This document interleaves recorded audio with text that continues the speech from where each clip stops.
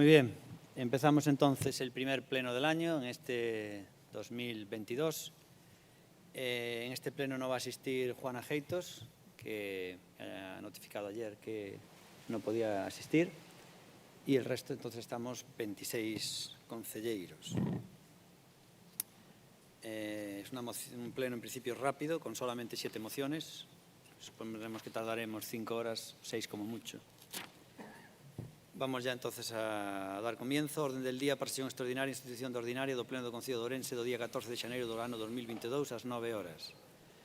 Primeiro, a aprobación das actas dos plenos ordinarios do 5 de novembro e do extraordinario do 10 de novembro do ano 2021 e tamén do extraordinario urxente do día 30 de novembro do ano 2021, co cual temos 3 actas para aprobar. Votos a favor?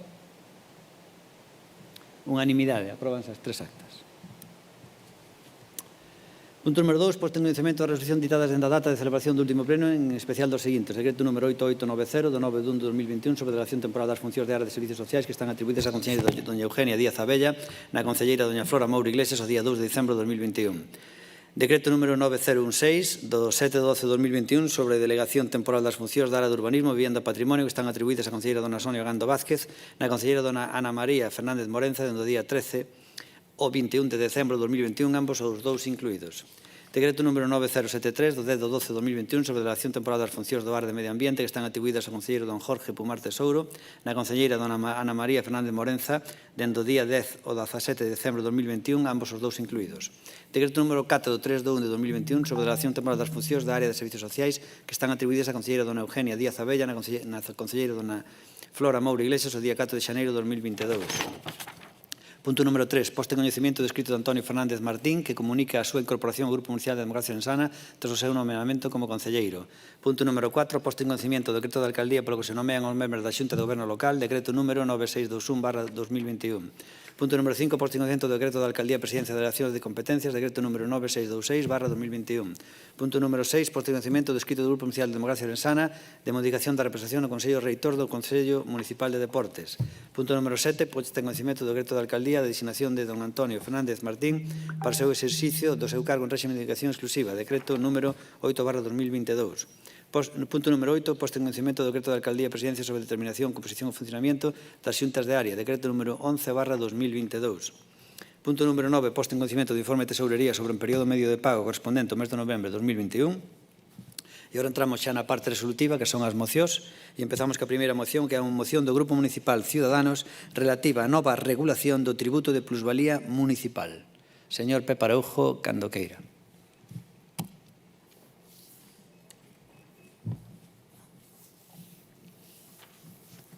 Gracias, señor alcalde. Bo día a todos, bo día a todas. Eu, antes de comenzar coa moción, quixera preguntarlle, xa que houve unha reorganización dentro da distribución dos concelleiros no patio de butacas, a que obedece esa nova organización? Non sei se ten vostede... Eso, en ruego sin preguntas, non? En ruego sin preguntas, mejor. É que me chamou moitísimo a atención, a verdade. Non sei... Concretamente, moveron aos concelleiros os non adscritos, non?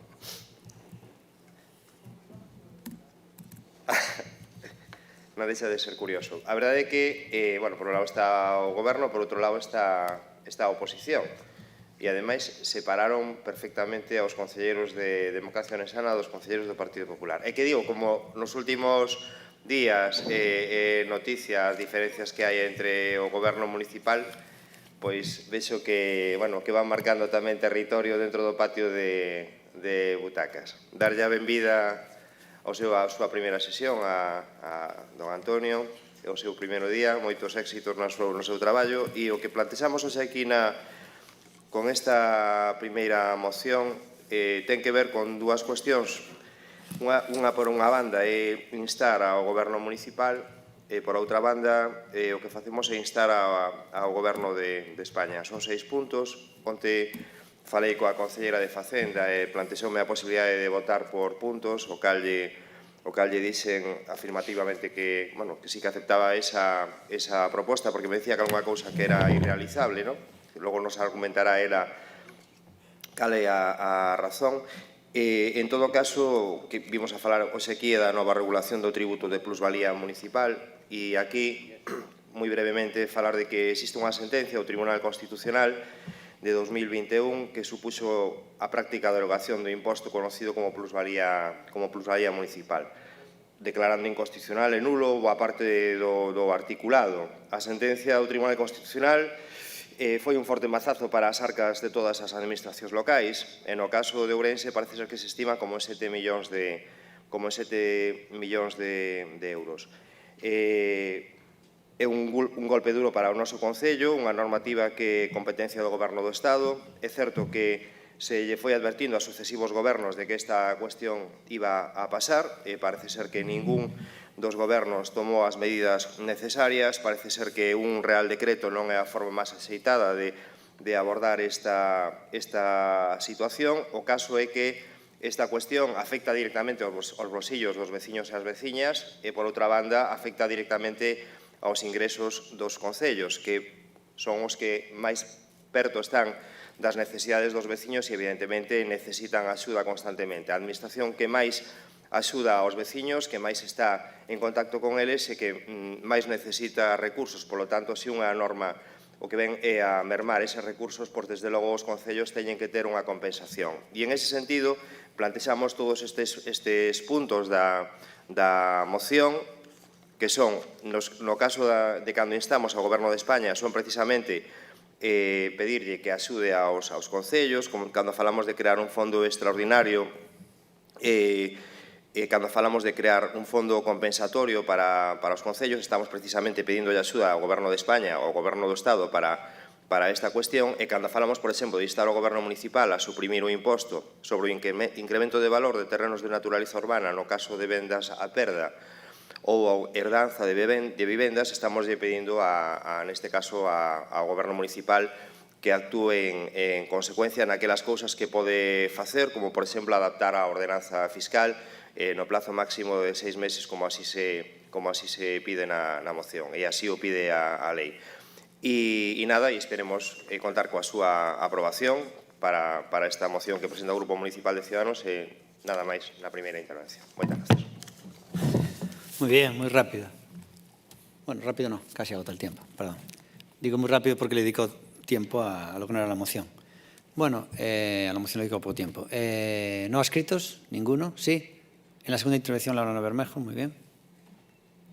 A continuación será Ruth Reza del BNG, que a buen seguro, esta moción es del Ciudadanos y ahora va a hablar Ruth Reza del BNG, que a buen seguro ahora nos hará ella una exposición, una segunda exposición, en la que es la que realmente expone cómo son las mociones y cómo se deben presentar. Son expertos de Internet.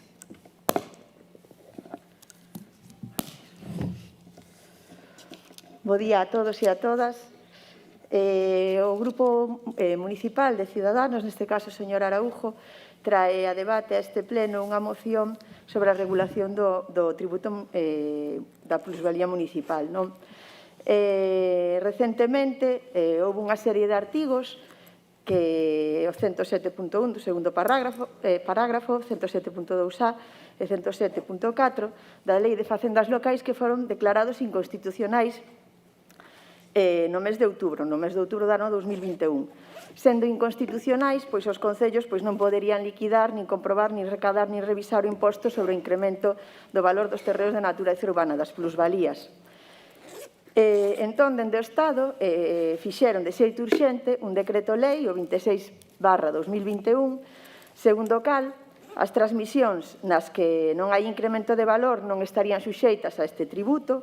Antes dábanse supostos nos que a cota a pagar superaba o beneficio da transmisión, e tamén modifica este decreto-lei o xeito de calcular a base impoñível de dous xeitos.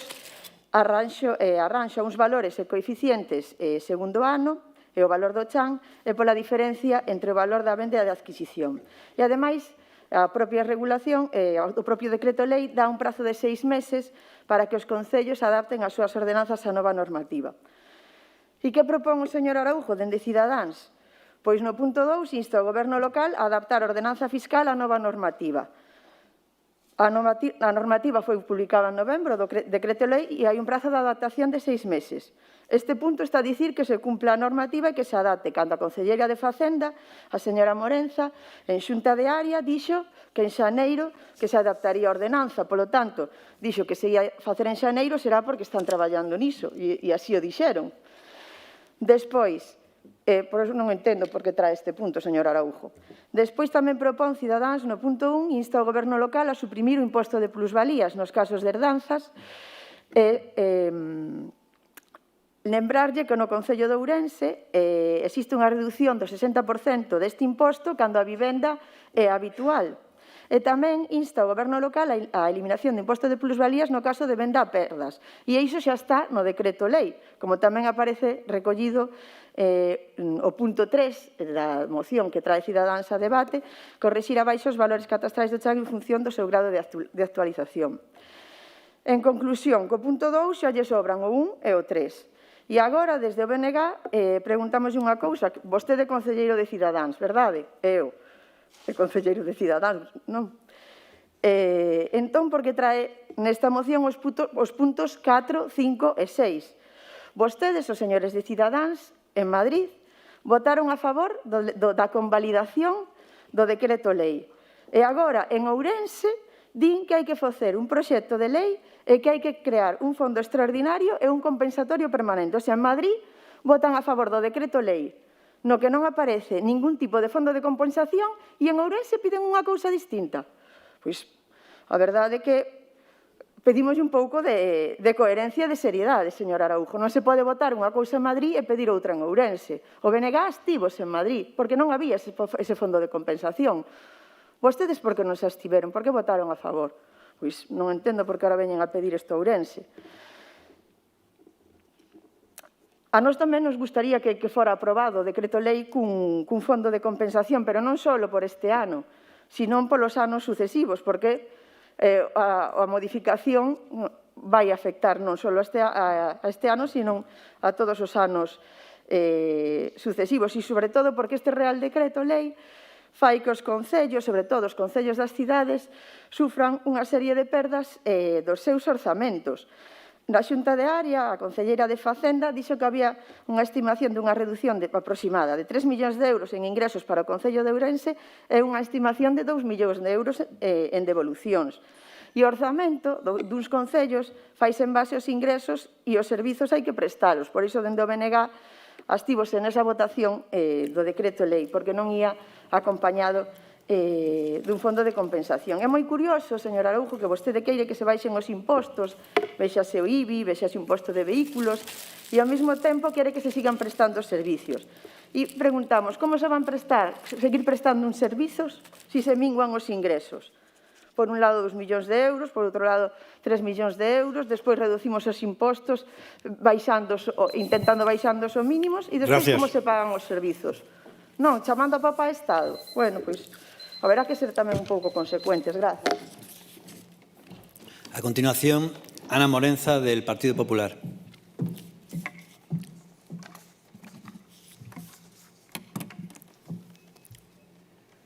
Buenos días a todos. Empezamos fuerte. Bienvenido, Antonio. La regulación de la plusvalía es un tema que trae por la calle de la amargura a los ayuntamientos desde hace muchos años. Y esto es así porque los que se han dedicado a regular este impuesto han sido los tribunales y no el Poder Legislativo. Desde el año 2017, tanto el Tribunal Constitucional como el Tribunal Supremo han marcado las directrices a seguir sobre cómo debe tributar este impuesto, dando sucesivos tirones de orejas a los distintos gobiernos por no adaptar las normativas a sus disposiciones.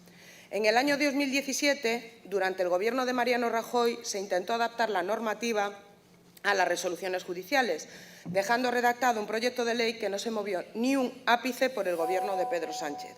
¿Hasta cuándo? Hasta que el Tribunal Constitucional se hartó y dictó la reciente sentencia en la que le daba un tirón de orejas al Gobierno y obligaba de una vez por todas a adaptar la normativa. Entonces sí, lo que no hicieron en 3 años, lo hicieron en 3 semanas. ¿Esto qué ha provocado? Pues que los perjudicados sean tanto los ciudadanos como los ayuntamientos. Primero, por la inseguridad jurídica provocada. Segundo, porque para los ayuntamientos el impuesto de plusvalía supone una de las fuentes de ingresos más importantes, con la que hacer frente a buena parte de los ingresos o de los gastos de este ayuntamiento.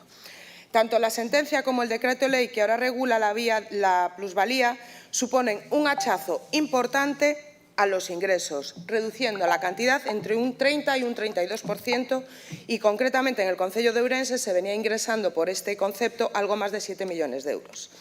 Pero es que no solo se trata de la reducción de ingresos, es que, como no podía ser de otra forma, hay que proceder a la devolución de aquellas cantidades que se han cobrado indebidamente según establece la sentencia. Y en el caso del concello de Ourense hablamos de algo más de 2.200.000 euros. Y todo esto sin que el Estado, que es el único responsable de este despropósito, ponga un duro para ayudar a los ayuntamientos, para hacer frente tanto a la pérdida de ingresos como a las devoluciones. No ponen ni un solo duro.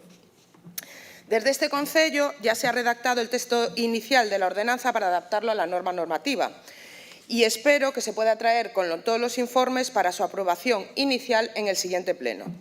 Con respecto a las propuestas presentadas por Ciudadanos, voy a ir una por una.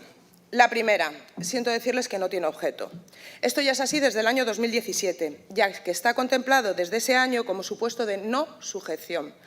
Por supuesto, está incluido en la redacción de la nueva ordenanza, no solo en el caso de la pérdida de valor, sino también en aquellos casos en los que no existe incremento.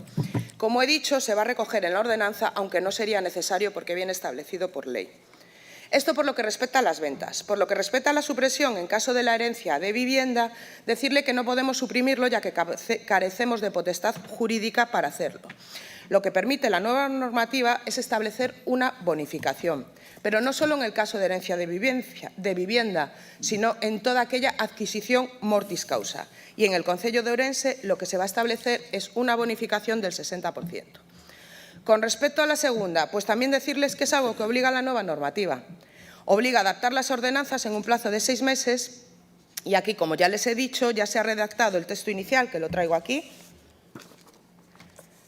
que pasará el trámite de informes para traer en el siguiente pleno, si es posible que estén todos esos informes, la aprobación inicial. Ya les digo que el texto va a ser amplio para que la redacción quede clara para todos los ciudadanos.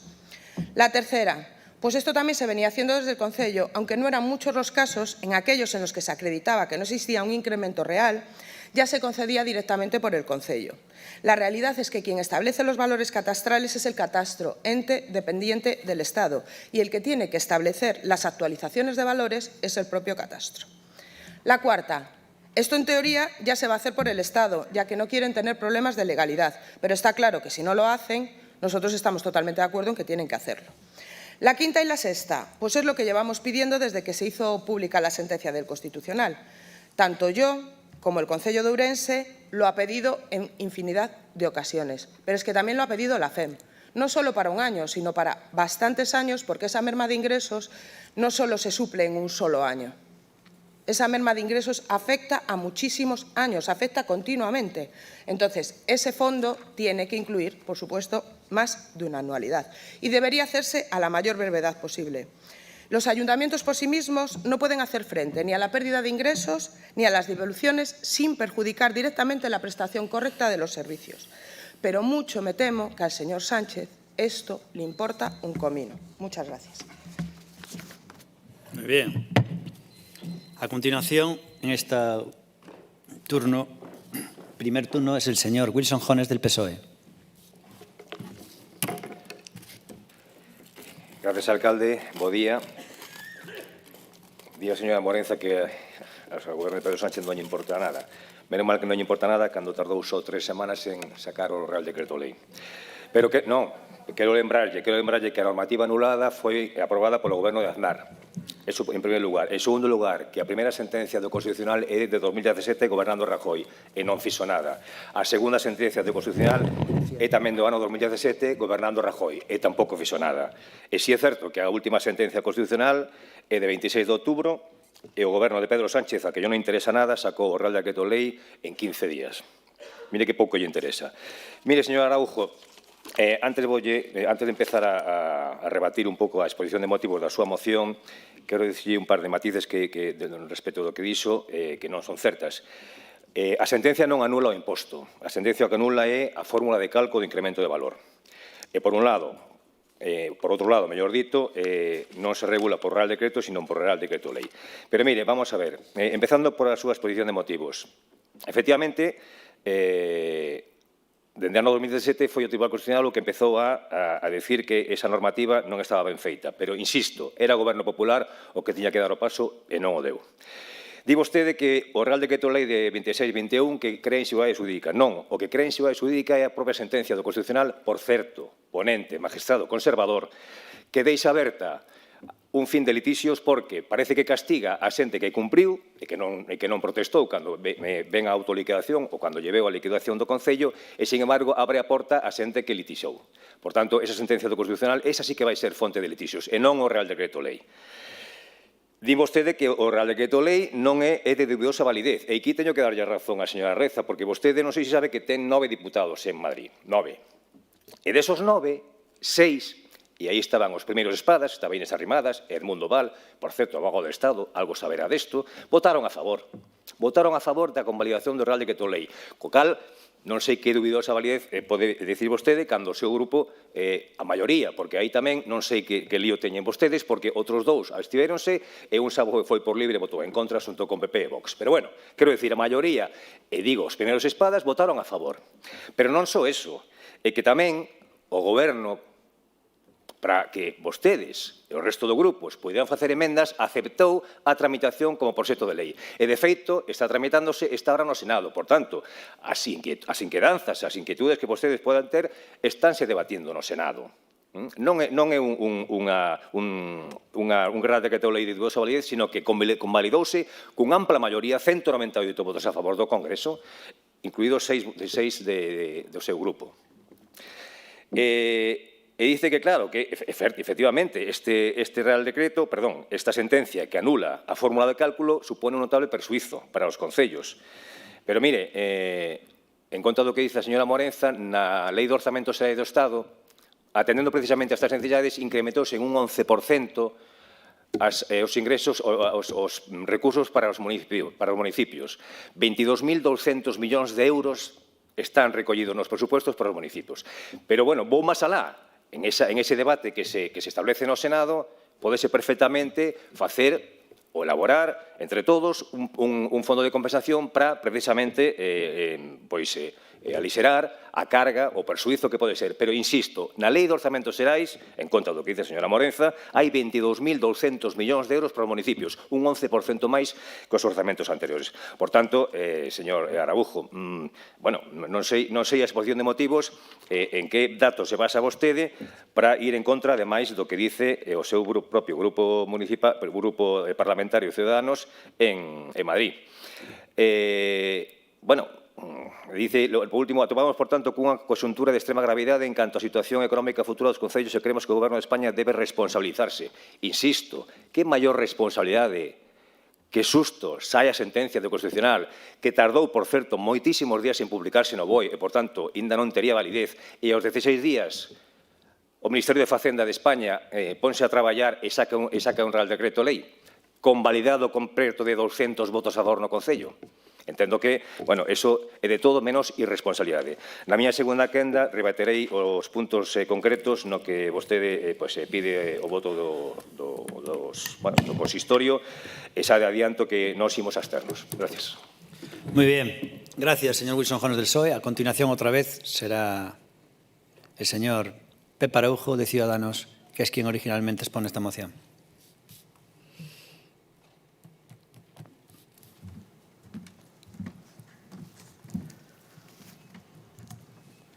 Bueno, eu diríalle a doña Ruth Reza do BNG que non actúe en nome do Goberno Municipal, ou por lo menos non actúe en nome do Partido Popular, e non faga boas as cousas que se nos van dicindo nas xuntas de área, porque dando vostede por boa unha cuestión, porque xa non lo dixeron que o iban a facer nunha xunta de área, pois o mellor ahora mesmo teríamos xa presupostos no Concello, porque xa nos dixeron en varias xuntas de área que estábamos traballando nos presupostos e, sin embargo, non existen presupostos, estamos no comenzo do ano e esta semana vivimos o episodio de quen ten a culpa de que non existan presupostos. Bueno, mellor dito, vivimos varios capítulos ou varias versións, dependendo de si fala a Democracia Orensana ou fala o Partido Popular. A Democracia Orensana, concretamente o alcalde, botoulle a culpa outro día a concelleira de Facenda, e a concelleira de Facenda, o día seguinte, nos medios de comunicación, arremeteu contra o alcalde. O caso é que non temos presupostos, e deberíamos ter presupostos.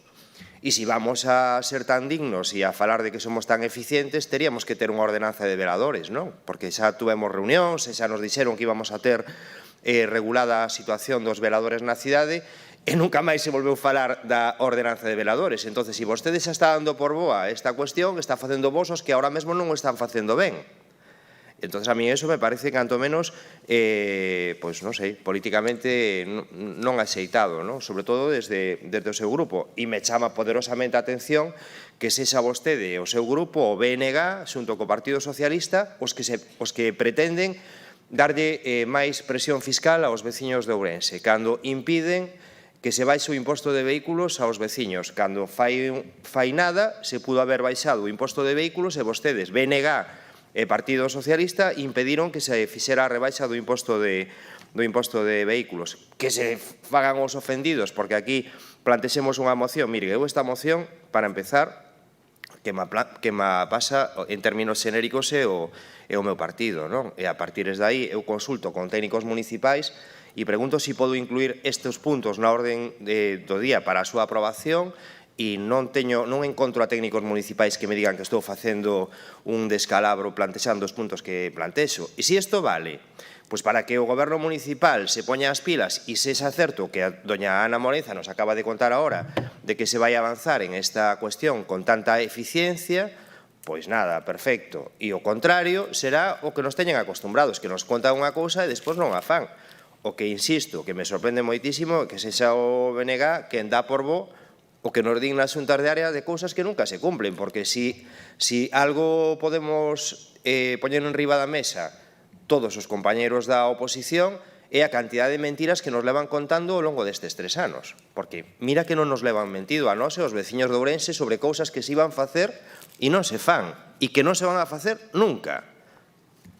Así que, bueno, non sei por que ese empeño do BNG en facer por boa esa cosa para darme caña a min, non entendo. En todo caso, se isto vale para agilizar o tema e regularizalo, e desde logo desde o Concello de Ourense, que o imposto de plusvalías sexa menos gravoso para os veciños de Ourense, pois eu asumo as culpas de todo o mal que está feita esta moción. Gracias. A continuación, Laura Bermejo, 1 minuto solamente.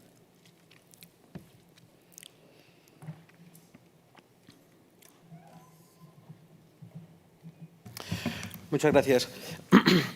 Cuando se habla del impuesto de plusvalías, yo creo que muchas veces la gente pues, no sabe lo que es. Y realmente es un impuesto que lo que estaba haciendo era incrementar el valor de los terrenos de naturaleza urbana en el momento que se transmitían. Es decir, nos estaba grabando un beneficio que hipotéticamente se tendría que dar. Digo hipotéticamente porque muchas veces no se daba. ¿Este impuesto quién lo pagaba? Bueno, pues cuando se vendía un inmueble o se dona un inmueble, en caso de las donaciones, quien paga era la persona que lo adquiere. Es decir, a ti te entregan un inmueble y tú tienes que pagar un impuesto a mayores porque te regalan algo. Entonces, el Tribunal Constitucional lo ha declarado nulo, ese impuesto, y ahora nos encontramos en una situación un poco atípica, porque ahora mismo la normativa estatal deja en el limbo normativo no solo las plusvalías, sino también el vacío legal por la sentencia que las declara nulas.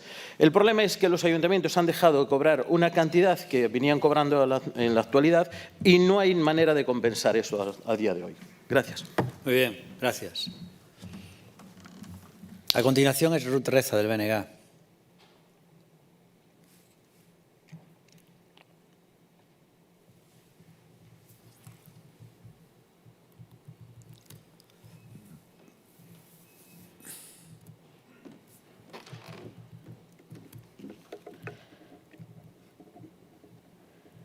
Hola, bo día de novo a todas e a todas.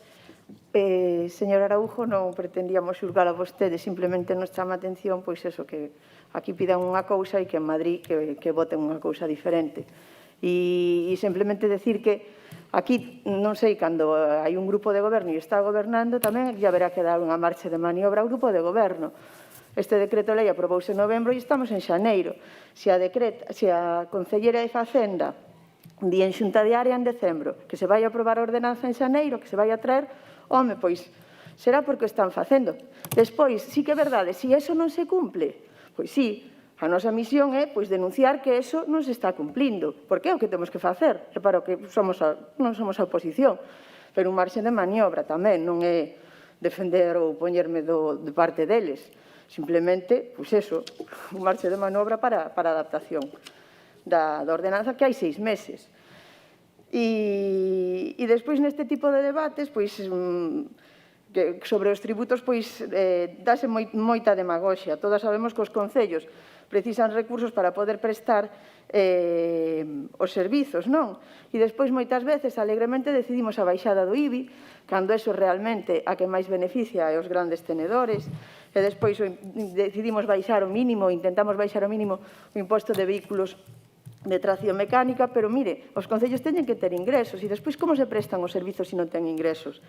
E indo máis alá, non pode ser que os concellos queden espidos ou queden na corda bamba cunha sentencia, en canto a financiamento, refírome, cunha sentencia dun tribunal, non? Pois deberíamos ir un pouco máis alá e realmente o que necesitamos é o que leva pedindo o Bloque Nacionalista Galego dende o seu nacemento, non? Precisamos un sistema de financiamento local moito máis xusto, un modelo que, ademais do criterio poboacional, teña en conta outros factores, como a dispersión, o número de entidades de poboación, a xestión territorial, o envellecemento poboacional, porque o actual sistema que temos de financiamento local está basado no criterio de poboación, que prima os concellos de máis de 500.000 habitantes, o que está a provocar unha injustiza con todos os concellos das cidades galegas, unha gran injustiza, porque mentres as 7 grandes cidades galegas contan con máis habitantes que Zaragoza, Sevilla ou Valencia, recibimos menos cartos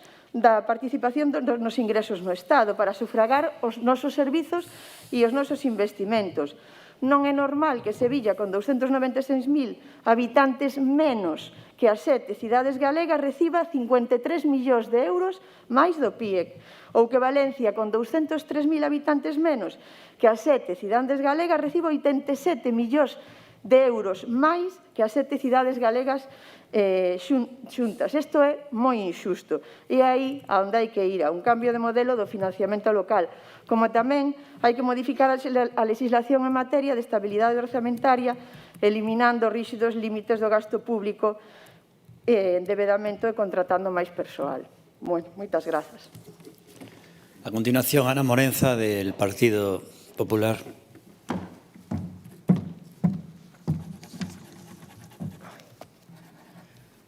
Buenos días de nuevo. Wilson, Rajoy dejó redactado en el 2017 un proyecto ley. Creo que entró como presidente Pedro Sánchez al poco tiempo. Esto es correcto, ¿verdad? Durante 3 años, Pedro Sánchez no ha movido ni un papel con respecto a este tema. ¿Eso es correcto? ¿Verdad que sí? Tuvo que salir una nueva sentencia del Constitucional para que Pedro Sánchez hiciera lo que tenía que hacer. ¿Esto es correcto? ¿Verdad? Usted se vanagloria de que Pedro Sánchez en 3 semanas sacó el decreto ley, después de rascarla durante 3 años. Pero ¿sabe lo más gracioso de todo? Que ese decreto ley está basado prácticamente, íntegramente, en lo que dejó redactado Mariano Rajoy. Pero a Pedro Sánchez le importa muchísimo, está claro, le importa un montón. ¿Nos da 1 euro? Ni el primero. No, señor, no. No, señor, no. Y si no, mire lo que está reclamando la FEM, que no le voy a recordar quién es el presidente, y a ver si piensa que de ese fondo que han hecho es algo relativo a las plusvalías. No, es el fondo de todos los años. No han ampliado absolutamente nada por el tema de plusvalías. Absolutamente nada. No han creado un fondo específico para las plusvalías. Y en el Concello de Ourense hablamos de 7 millones de euros, que era lo que se cobraba, con una bajada de casi un 32%. Pero no le voy a hablar de ayuntamientos como Madrid o como Barcelona, lo que le puede suponer esa bajada de ingresos. pero ustedes se vanaglorian de que lo hizo en 3 semanas. Lo que había dejado hecho Mariano Rajoy 3 años antes, ¿eh? Lo que había dejado hecho Mariano Rajoy 3 años antes.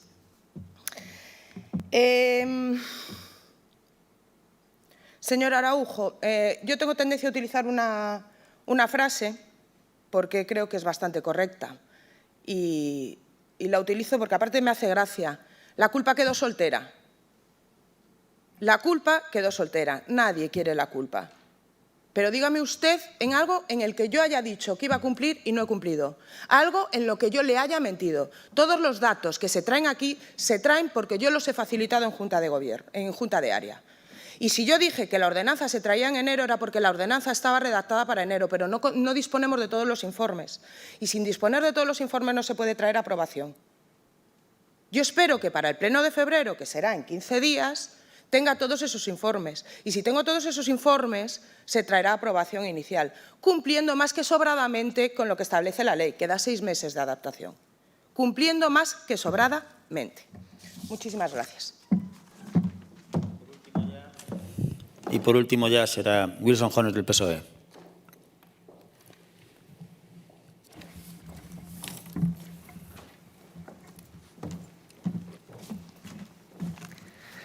Señora Morense, vostede, bueno, menos mal, me tranquiliza bastante.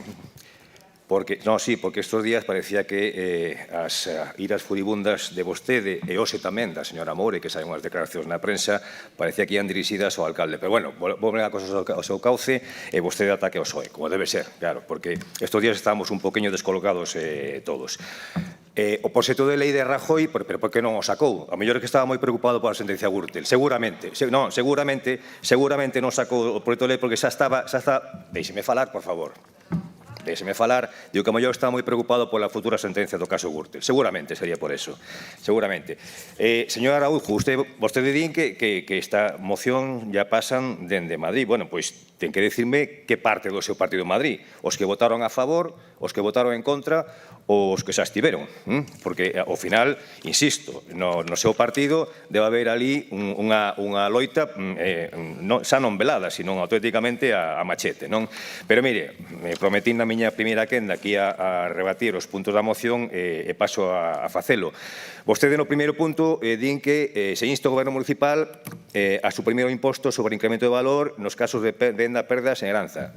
Bueno, non sei quen dixo isto, eso xa está regulado na lei, xa estaba regulado polos tribunais, de feito, hai moitísimas sentencias e a señora Morenza sabe perfectamente que o Concello tivo que devolver moitísimas cantidades de diñeiro a resultas de que os cidadáns pudieron comprobar realmente con escrituras, por exemplo, que non se producía tal incremento, por tanto, ese punto sobra. O segundo, o que os concellos ten a obriga, insisto, nós tamén, non só o Bloque, tamén o Grupo Socialista preguntou insistentemente nas distintas xuntas de área, a señora Morenza pode afirmarlo, como iba a regulación desa nova regulación. Bueno, vamos a dar ao marxen da dúbida. Eu non teño que facerlle a cama ao Goberno Municipal, saben como ataca, non?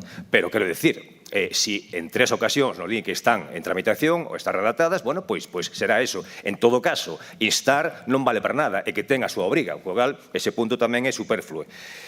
O terceiro punto, o de instar a corrección ao 15% da baixa, eso, bueno, pois eso a ver si cando os grupos de oposición poidamos ter, digamos, voz na elaboración dos orzamentos, como lle exixe o alcalde a señora Morenza, a Morenza din que o alcalde ainda non lle pasou certas cousas, bueno, en fin, a loita de sempre, bueno, pois haberá que falar tamén desto, non? Porque, insisto, sí, como decía a señora Morenza, hai 7 millóns de euros que vanse perder para o Concello a resultas da sentenza, non a resultas da nova regulación, que eso quede claro.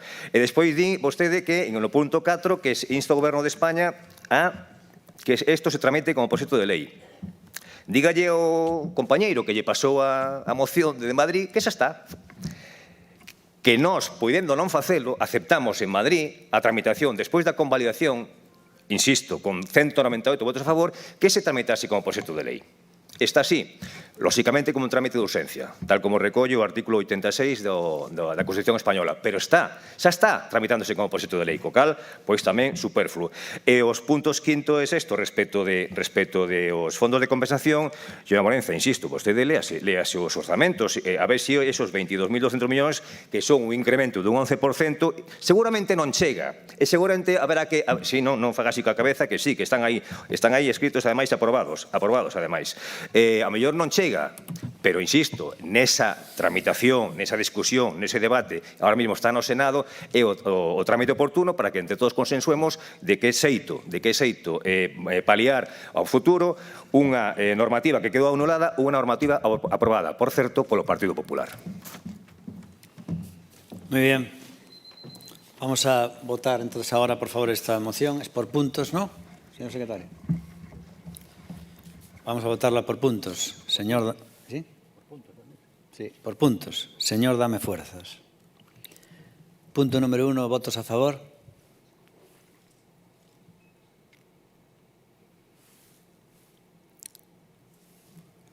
Votos en contra. Abstención.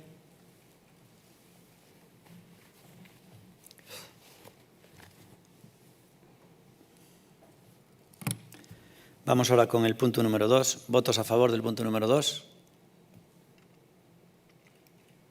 Partido Popular, Ciudadanos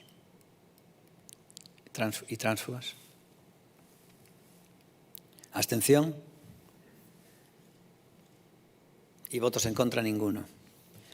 Punto número 3, votos a favor. Ciudadanos y Labrano Bermejo. Votos en contra.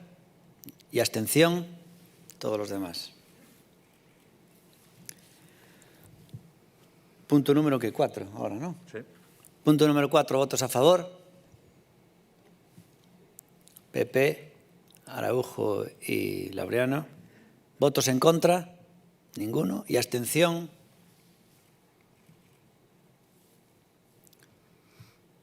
DO, PSOE, BNG y 3 tránsfugas. Y luego, punto número 5, sería, punto número 5, votos a favor.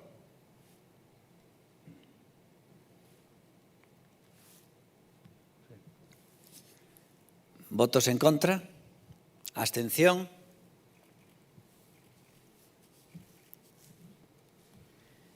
Y punto número 6, votos a favor.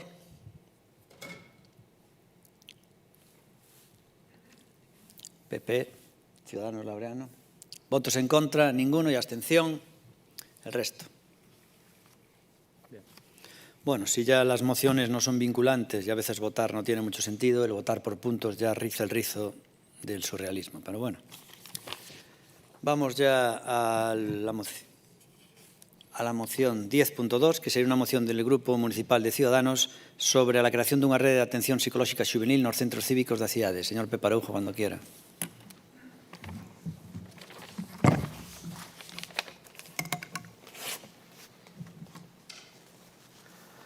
Gracias, señor alcalde.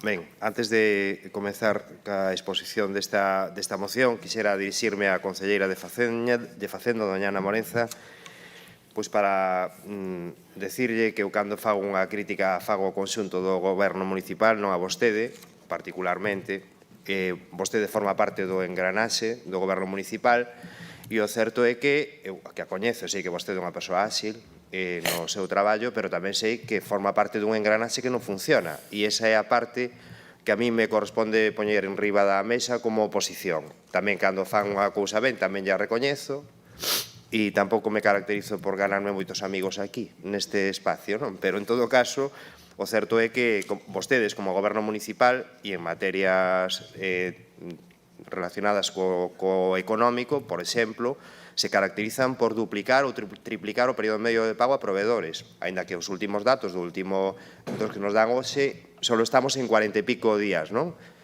Pero, bueno, porque estamos a final de ano e o proceso de mecanización é diferente, pero o resto do ano duplican. E ahora mesmo estamos sin presuposto e non o vamos a ter. Despois saberemos como nos comportamos os da oposición cando vostede plantexe o proxecto. Pero, de momento, o que sí sabemos é que desde que os departamentos ou vostede pide un informe, se tarda por lo menos 7 meses en dalo. non? Porque, como vostede decía, por exemplo, o alcalde non lle pasou o necesario en materia de personal. Forma vostede parte do goberno no que está o alcalde. O alcalde e vostede teñen sin facer o presuposto. Isto é así de sencillo. E a partir de aí, permítame que lles traslade unha cuestión que xa no mes de xuño tivemos a oportunidade de facer desde o Grupo Municipal de Ciudadanos que tiña que ver coa saúde mental, non? Naquel momento pedíamos un plan municipal de saúde mental e naquel momento o Pleno do Concello, por 17 votos a favor do Grupo Municipal do Partido Socialista, do Grupo Municipal de Ciudadanos e do Grupo Municipal do Bloque Nacionalista Galego, despois dos concelleiros non adscritos, pois que votaron a favor e o Partido Popular se abstivo en aquel momento desta cuestión, non? Falamos do mes de xuño. Eu, hoxe, o que traigo aquí é unha cuestión relacionada cos mozos e as mozas da nosa cidade, porque eu penso que o futuro está nas súas mans e o que debemos é cuidalos, non? E igual que ahora mesmo nos debemos preocupar por outras cuestións, pois precisamente nos debemos preocupar por esta parte da sociedade que tan mal o ten pasado nos últimos meses debido á pandemia, non? Hai que poñer en riba da mesa que os problemas de saúde mental, xa non lo advirte a Organización Mundial da Saúde, que para o ano 2030 van a ser os problemas principales causas de discapacidade no mundo. Vivimos nunha sociedade diferente, a sociedade evoluciona, e nos atopamos con mozos, mozas, adolescentes que ahora mesmo están vivindo situacións que para eles son fundamentales para o seu desenvolvemento como persoas e que están tendo serios problemas. Poñemos en riba da mesa constantemente o incremento que hai de suicidios en España, como no resto do mundo, pero que é algo peligroso, non? Desde o punto de vista da saúde mental, cada vez coñecemos máis casos de persoas que están metidos en puzos sin saída. E en ese sentido, os nenos e as nenas, pois ahora mesmo, aos que se lles impediu socializar durante estes últimos meses e que tiveron só como contacto directo ás súas familias, no mellor dos casos, e despois outra cuestión, outra ferramenta que utilizamos todos, que son as redes sociais, que ao final o que che plantexan é unha vida ficticia, unha vida artificial, unha vida na que están constantemente exixíndoselles que teñen que ser perfectos, que non poden ter defectos. Eu onte, por exemplo, viví unha escena que me chamou moitísima a atención en un gimnasio, por exemplo, vendo como persoas moi xovenciñas practicaban deporte, pero practicaban que se notaba que o estaban facendo como para a cuestión da apariencia, non? Porque despois, ademais, estes días foi noticia, por exemplo, que xa hai unha alternativa dentro das redes sociales para que podan facer fotos rápido, para que vayan sin filtros e para que vayan para volver un pouco á realidade, porque o que nos atopamos ahora mesmo é que están vivindo nun mundo que non se corresponde para nada coa realidade. Están tendo un montón de problemas de adaptación nas súas contornas e o Concello de Ourense ten a obriga, igual que o resto das administracións, de velar por a saúde dos nosos mozos e as nosas mozas. Temos ahora mesmo, gracias a esa magnífica política en materia de xuventude que ten feito o alcalde, que basicamente foi cerrar a Consellería de Xuventude, pois olvidámonos completamente dese espacio para facer política. E contamos cos centros cívicos que na segunda parte les trasladarei a idea que tiña. Moitas gracias. Bien, no adscritos a la segunda intervención. Ruth Reza, del BNG.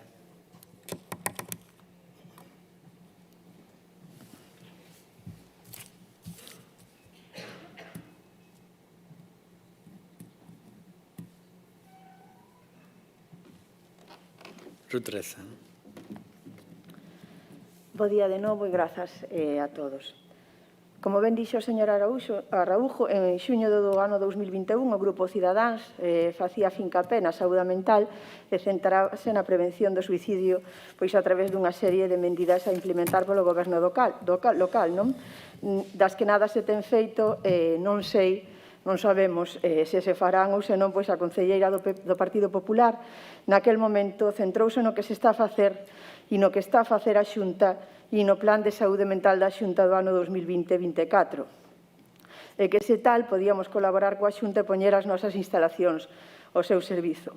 É certo que en Ourense se creou unha unidade específica de prevención do suicidio entre adolescentes, e está ben, pero o Plan da Xunta, o Plan de Saúde Mental da Xunta, Non é para presumir tanto, señora Díaz Abella, pois os recursos anunciados do plan no plan do ano 2020-2024 só se cubrirían a metade do persoal que se precisaba hai 25 anos, en 1997. Despois da crise de 2008, despois dos recortes e despois da pandemia, só vai cubrir a metade do persoal que se precisaba hai 25 anos.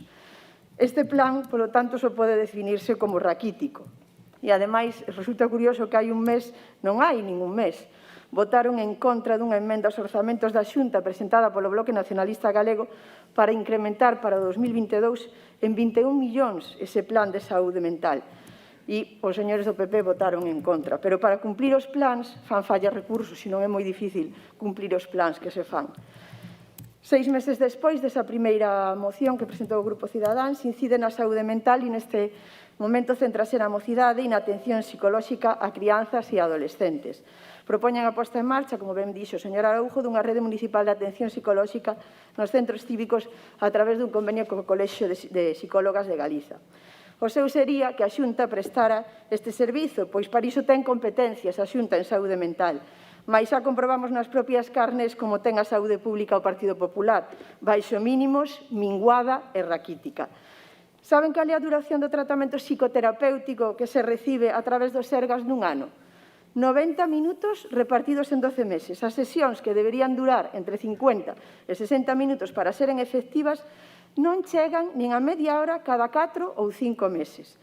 As profesionais da pública atenden nunha xornada de 7 horas o mesmo número de pacientes que nunha privada ao longo dunha semana.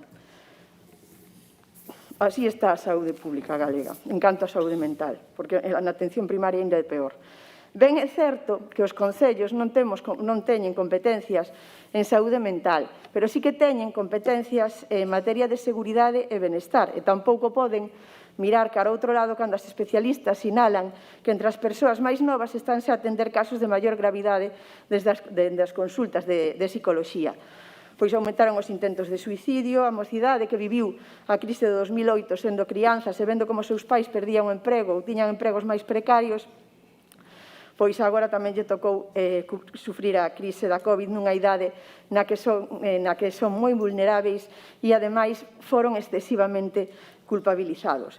De ter que asumir o Concello estas competencias que non lle sen propias, debería contratarse máis persoal especialista. Pero tal e como vai o ritmo de implantación do plan de choque, menos mal que é un plan de choque, digo plan de choque dos servizos sociais, aínda non se incorporou nin psicóloga, nin educadoras sociais, nin auxiliares administrativos, non sei eu, señor Araújo, si poderán. De feito, xa presentan unha emenda, xa obvian totalmente isto. Se nos permiten votar por puntos, pois neste primeiro punto absteríamonos e no seguinte votaríamos a favor, senón, pois votaríamos a favor da moción. No punto 2 insta o Goberno local o desenvolvemento de obradoiros para que desenvolvan a mocidade competencias socioemocionais de prevención da saúde mental. Totalmente de acordo, que lle vou contar se o BNG leva todo o mandato demandando obradoiros para a mocidade, porque se esfumaron, desapareceron. E non só os obradoiros, é lamentable que o espacio Lusquiño siga pechado desde a pandemia, que o regulamento pendente de modificar tamén desde a pandemia é sen actividades para a mocidade. A señora concelleira de Xuventude preguntámoslle para que ten un orzamento para a mocidade se despois non gasta nin un euro máis alá do convenio con Amencer. 285.348 euros orzamentados para a Xuventude somente investiron na mocidade 20.045 euros no ano 2020. E para iso foron actividades desenvolvidas por entidades xuvenís e non polo Concello.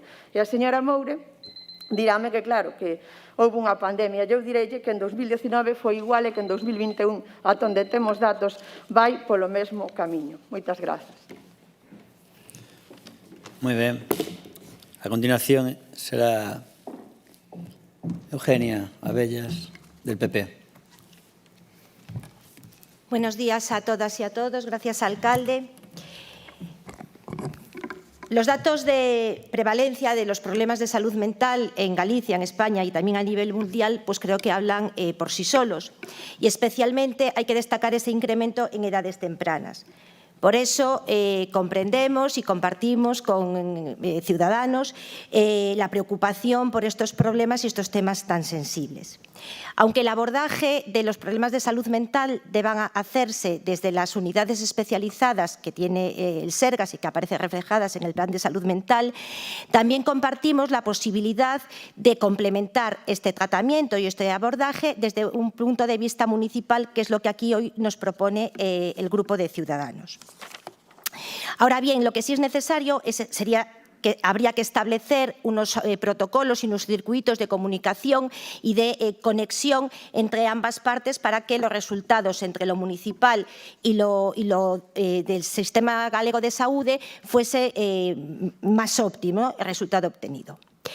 Esta moción la entiendo como algo en positivo. Hay un problema del que somos todos conscientes y ustedes nos plantean una solución que podemos estar de acuerdo, y yo presento unas enmiendas porque desde el Partido Popular creemos que algo tan diferente a lo que se ha venido haciendo, algo novedoso, debe plantearse, estudiarse y debatirse en el Consello Municipal de Saúde que tengo que convocar. ¿Por qué digo esto? Porque allí estamos los representantes políticos, los representantes de los centros de salud, los representantes de los colegios profesionales, representantes vecinales y también de las entidades sociales del tercer sector. Y allí es donde debemos debatir qué estrategia podíamos seguir a nivel municipal para complementar el abordaje de estos problemas más allá de la que se hace por el Sistema Galego de Saúde. Por eso mi enmienda de sustitución. Por otra parte, en la provincia y en la ciudad existen numerosos colectivos de entidades sociales del tercer sector que tienen mucha experiencia en el abordaje de este tipo de problemas, que llevan años trabajando y desarrollando programas específicos para gente joven, para problemas emocionales de la juventud y también para otros colectivos. Por eso creemos que a nivel municipal debemos aprovechar estas sinergias de las entidades del tercer sector, que además tienen profesionales psiquiátricos, psicólogos y profesionales de la salud mental. Tienen equipos consolidados, equipos con muy buenos resultados. Incluso algunos de ellos ya tienen conveniados con otras instituciones, como la Diputación Provincial, algún tipo concreto de estos programas, sobre todo en apoyo emocional a la juventud. Por eso, para ampliar la red de apoyo a las familias en este tipo de programas, creemos que es interesante contar con estas entidades. Y de ahí el segundo punto de la enmienda de sustitución: firmar convenios con entidades que desarrollen programas de intervención comunitaria para personas con salud mental y emocional. Espero que el proponente de la moción nos acepte la enmienda, porque siempre es desde un punto de vista constructivo y además hablado con los técnicos de la concejalía.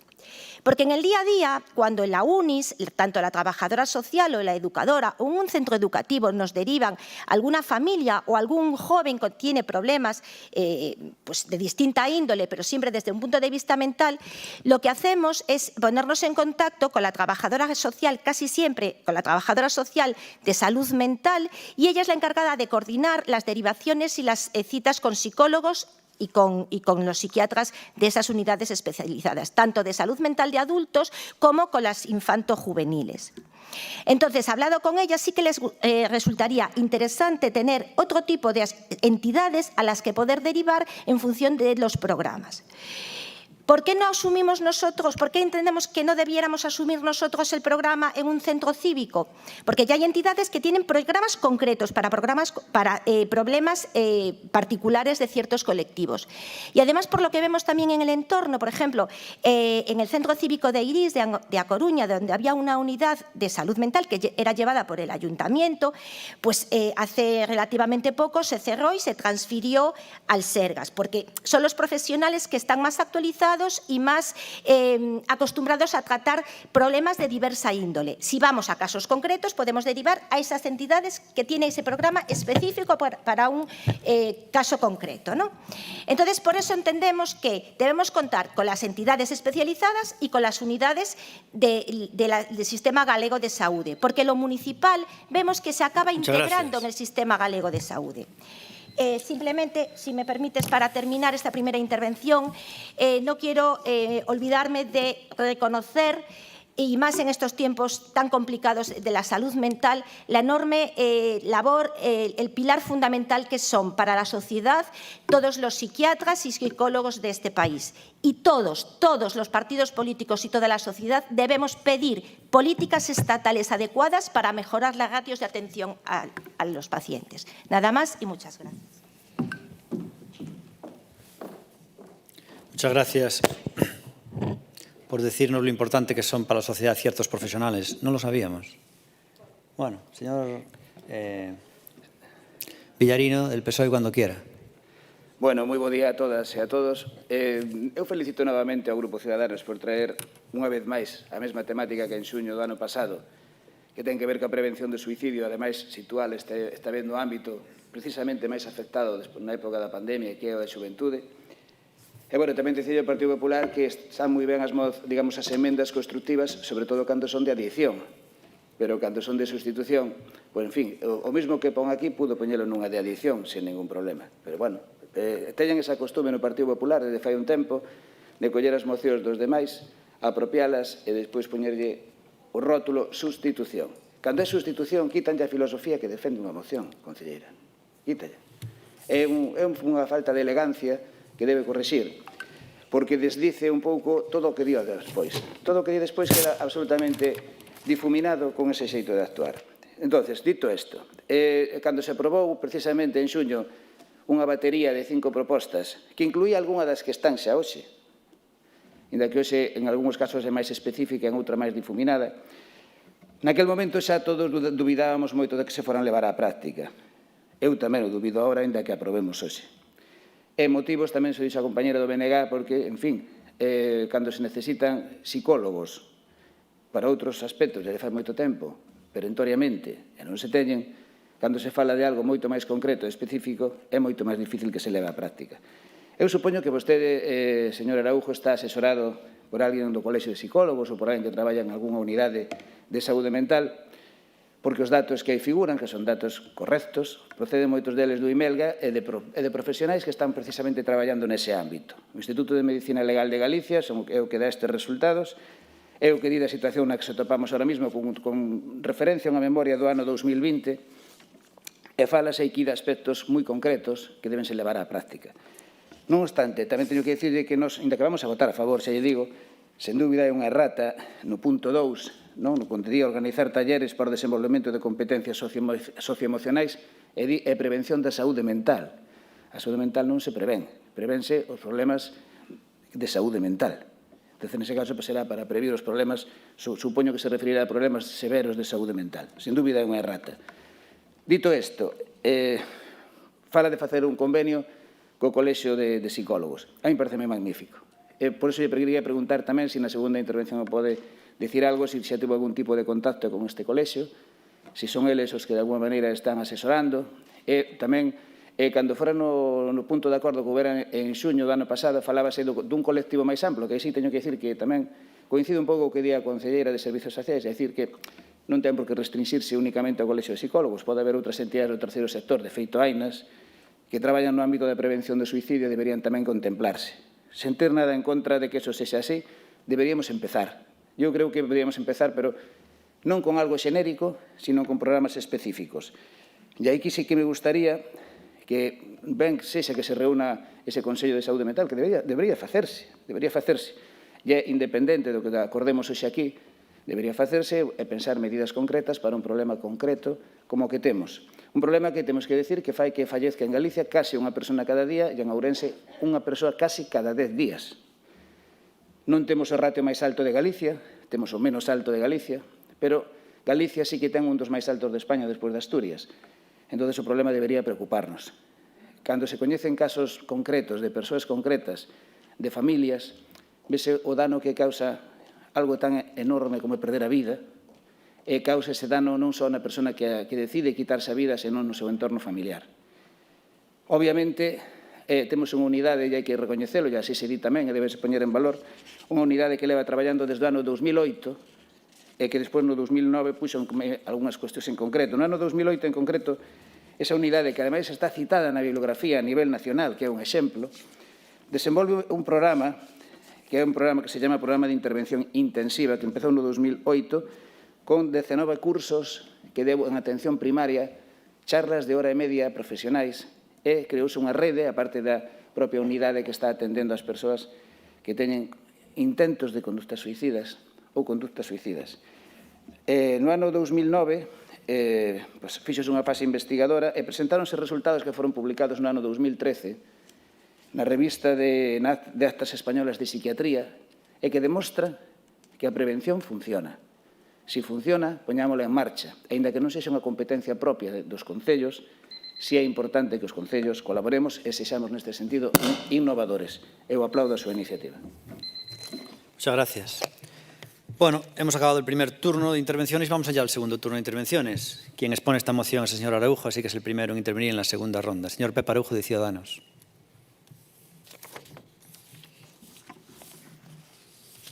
Gracias, señor alcalde. Gracias, señor Villarino. Eu, o que traía hoxe como proposta para a súa aprobación era instar ao Goberno local a realizar un convenio co Colexio de Psicólogos de Galicia para poñer en marcha unha rede municipal de atención psicolóxica nos diversos centros cívicos da cidade para prestar atención directa a nenos e nenas adolescentes. E, por outra banda, pedía instar ao Goberno local a organizar a través da Concellería de Xuventude talleres para o desenvolvemento de competencias socioemocionais e prevención da saúde mental. Todos coincidimos en que existe o problema e parece que todos temos a intención de poñerlle solución. Eu, como saben, son partidario do funcionamento dos consellos municipais. De feito, non recordo ahora mesmo, no penúltimo pleno, propuxen a creación do Consello Municipal en relación co tema do turismo, non? Xa se ten falado desa cuestión. Pero, ahora mesmo, doña Eugenia vaime permitir que coincida un pouco no argumento que plantexa o portavoz do Partido Socialista no sentido de que cando vostedes plantexan unha emenda de sustitución, realmente están despreciando a proposta do grupo propoñente. Eso é unha cuestión que o que fai é eliminar todas as propostas do grupo propoñente e propoñer vostedes outra. Eu coincido con vostede na necesidade de aproveitar a estes colectivos do terceiro sector que hainos na cidade que teñen demostrado que funcionan de maravilla, non? E poñelos a traballar en esta cuestión. Si plantexamos dos centros cívicos, o mellor teñen outro espacio mellor, pode ser, outro espacio, pero os centros cívicos é porque están estratégicamente colocados na cidade e desde logo son un lugar municipal, xa non teníamos que estar creando novos espacios e donde xa hai unha población que a diario os frecuenta, xa hai unha forma de funcionar e podría ser o lugar ideal. Eu entendo así. Eu son partidario de que vostede convoque o Consello e de que en él se trate esta e outras cuestións, pero, por outra banda, tamén lles pido algo de acción, concretamente neste tema, no problema da saúde mental, porque, como xa vimos do mes de xuño e hasta de agora, non se fixo absolutamente nada do que naquele momento se falou e, ademais, vostedes non votaron a favor da proposta, aínda que parece que están de acordo, e hoxe traemos esta outra cuestión e parece que están de acordo, pero danlle unha volta que parece ser que ao final vai ser que acaben os mozos e as mozas nos centros públicos do sistema sanitario, e xa nos contaron exactamente como funcionan no tema da saúde mental, no sentido de que, desde logo, non se lles dá a cobertura ideal para precisamente atender estas cuestións, pois eu que lles pido un pouco de acción. Acción. E acción sería poñer en marcha este tipo de talleres ou algo similar que sea efectivo desde a Concellería de Xuventude, por unha banda, e por outra banda, pois que vostede nos demostre que realmente quere abordar este problema. Entonces, eu hoxe non lles vou aceptar esa emenda de sustitución. O que lles pediría é que abordaran este problema e que sexan vostedes os que voten a favor de esta proposta, que me parece que non é tan descabellada como para que non a podan votar. Moitas grazas. Muy bien. A continuación, señor Laureano Bermejo.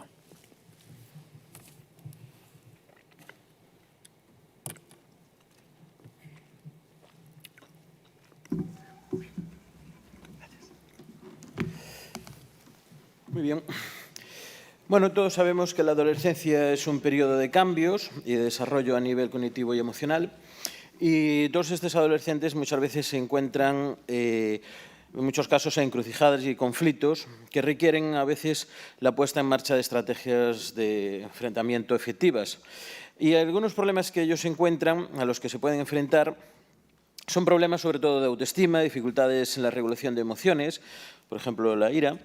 Y ante esta situación y sobre todo agravada por la crisis sanitaria, pues han llevado a muchos adolescentes a aislarse a nivel social y a volcarse en una adicción en el terreno tecnológico. Y sobre todo en una etapa crítica del desarrollo que tienen. La psicoterapia puede ser especialmente beneficiosa para la adolescencia, puede ayudar a los adolescentes a potenciar sus capacidades y ser conscientes de sus propias realidades. Hay que ayudar a somatizar y a convertirlos en adultos con personalidad y con una personalidad propia. Entonces, yo creo que toda esta moción pues, es muy importante. Gracias. Hola, muy bien, gracias. A continuación, por favor, Ruth Reza, del BNG. Hola, bo día de novo. O señor Araújo na moción que trae hoxe a debate no segundo punto propón que dende a Consellería de Xuventude pois se poñan en marcha unha serie de obradoiros pois que axudan ao desenvolvemento das competencias pois socioemocionais non dos mozos e das mozas. Recursos económicos na Consellería de Xuventude hainas, hainas porque non se gastan, basicamente, porque a mocidade deste Concello non cheirou, os gastos non se investiron na mocidade, ni nos cheirou, e supoñemos, ou non sabemos, que os 165.000 euros que se deixaron de gastar en mocidade no ano 2020, pois o mellor xa están no chapapote de algunha rúa, porque no 2021 tampouco se fixo nada para a mocidade. Desde que volveu a coller as responsabilidades en xuventude, a señora Moure di que vai facer, pero non fai. Pode haber maior desidia e maior falta de interés pola mocidade deste Concello que a deste goberno municipal. Non se fai absolutamente nada. E como estará Lusquiños tanto tempo pechado? Con todo o que aforraron estes anos en mocidade, se de verdade lles importa a mocidade, neste 2022 poden ofertar o que non fixeron nestes anos e tería encaixe perfecto os obradoiros que lles propoñen dende Cidadáns. E a ver se así, dende o goberno municipal, se pense un pouco máis na mocidade, no seu benestar físico e emocional, máis alá de darlle mangueirazos. A señora Mouden no 2021 perdeuse a subvención das asociacións veciñais e prometeulles que no 2022 sacaba 2 convocatorias, a do 2021 e a do 2022. Pode facer o mesmo coa mocidade. E no 2022 programar o que non se programou en 2019, 2020 e 2021. Porque a verdade é que ten a Consellería de Xuventude totalmente desmantelada, como tamén ten a de participación veciñal, e xa non lle digo como están as termas, porque xa o sabemos todo. Despois, vendo a emenda de sustitución do Partido Popular, non dábamos creto, de verdade. Preguntámoslle, vostede segue sendo concelleira de... Eu até dubidei, segue sendo concelleira de Servizos Sociais e de Sanidade. Verdade, señora Díaz Abella, e eu, porque nós dixemos, bueno, a ver, eu dixen, pero a ver se houve algún decreto repentino neste baile de competencias e de repente non ten competencias en sanidade, pois nin en Servizos Sociais. Así dubidei. E quen convoca o Consello Municipal de Saúde? Vostede, señora Díaz Abella. É que convoca vostede, pois non entendemos como o Partido Popular nesta emenda insta a concelleira do Partido Popular a convocar o Consello Municipal de Saúde, pero que pode convocalo agora xa, durante este pleno. Se non o convocou é porque non quixo. Xa durante o pleno convoque, non ten por que vir a pleno eso. Non, é que non entendemos de nada. Non teñen por que traelo. E, ademais, é algo que levamos pedindo moito tempo, sobre todo o Partido Socialista, leva pedindo. E o punto 2 é un punto que xa está aprobado. No pleno do 5 de marzo do ano 2021, a proposta do Bloque Nacionalista Galego. E vostedes votaron a favor, que volven a traer un punto que xa está aprobado. É que, de verdade, que non entendemos nada. Non entendemos se presentan esta emenda por presentar algo ou por desvirtuar, porque é unha emenda de sustitución e desvirtúa totalmente a emenda que trae o grupo de Ciudadanos. Porque eliminan totalmente nesa emenda a Consellería da Xuventude, do propio acordo. Que para que non falemos da Consellería de Xuventude do desmantelada que está? Estamos falando da mocidade, tamén tenemos que falar deso. Nada máis, moitas grazas. Muy bien. A continuación del Partido Popular, Eugenia Abellas. Gracias de nuevo. En primer lugar, señor alcalde, y con respeto absoluto, si no dice la última palabra, pues no se queda tranquilo. Claro que todos conocemos la importancia de los psicólogos y psiquiatras de este país, pero creo que no está de más reconocerlo y además en un sitio público. Y lo que yo quería decir, que a lo mejor usted no me ha entendido, es que como son tan importantes, todos tenemos que reivindicar que se disminuyan las ratios que atienden. Porque una demanda de estos colectivos, en concreto de los psicólogos, es que quieren más plazas PIR para que a poder atender menos gente porque hay más profesionales. Eso es lo que yo quería decir y como políticos debemos reivindicarlo. No creo que sea para hacer algo de recochineo, porque desde luego no era mi intención, era poner en valor su papel y las demandas que ellos están teniendo, que son a nivel estatal más plazas PIR y más plazas para psiquiatría dentro de los que se ofertan en el MIR. En segundo lugar, yo presentaré las enmiendas que el reglamento me permita presentar y dentro del reglamento están las enmiendas de sustitución. En este caso, no fue la intención desvirtuar la moción de Ciudadanos, que dije desde un principio que hay un problema y que aceptamos como una solución. Lo que decimos, y he hablado además con las personas que a día de hoy en la concejalía que sigo llevando a día de hoy, que es Servicios Sociales y Sanidad, entienden que es un camino y una vía. Los consejos municipales de salud es el que queda por convocar de mi área. Pues claro que lo voy a convocar, pero no lo pongo aquí instando a nadie. Digo, lo vamos a hacer y ahí vamos a abordar esto de lo que estamos hablando aquí. Los convenios con entidades sociales hay diversos, porque hay muchas entidades sociales. De lo que yo hablo aquí son las específicas que están trabajando, porque hay específicas aquí que hacen programas concretos para la salud emocional de los jóvenes y adolescentes. No hablo de cualquiera, hablo de esas entidades concretas. Entonces, creo que menos, pues no sé, se cree muy graciosa con eso, pero no entiende o no quiere entender cuál es el espíritu, que sí le expliqué el espíritu de esta enmienda de sustitución. En cuanto al presupuesto de la Xunta de Galicia del Plan de Salud, pues son 83 millones. Creo que los señores socialistas poco podrán decir, porque del plan nacional de salud mental para toda España son 100 millones. Aquí en Galicia, para Galicia, tenemos 83 millones. Se van a crear en este año 22 43 plazas nuevas que se suman a las 120 que se han creado entre el año 20 y 22, de psiquiatras, de psicólogos, de personal de enfermería especializado, terapeutas ocupacionales, y se van a ir aumentando para reforzar la atención mental ambulatoria, para crear nuevas áreas infantojuveniles como la de Vigo, aquí en Orense ya tenemos, y se va a ir reforzando toda la atención y la salud mental de la población gallega. Entonces, se está trabajando, hay inversión en personal, hay inversión en reformas de las instalaciones que hay, como va a ser la próxima en Conxo, en Santiago. Hay inversión y aumento en los capítulos de subvenciones con entidades del tercer sector, tanto de discapacidad y los problemas de salud mental como trastornos severos, como otro tipo de asociaciones que trabajan de esto de lo que estamos hablando, del apoyo emocional. La apuesta en presupuesto, en infraestructuras y en todo tipo de recursos desde la Xunta de Galicia es incuestionable, señora Reza.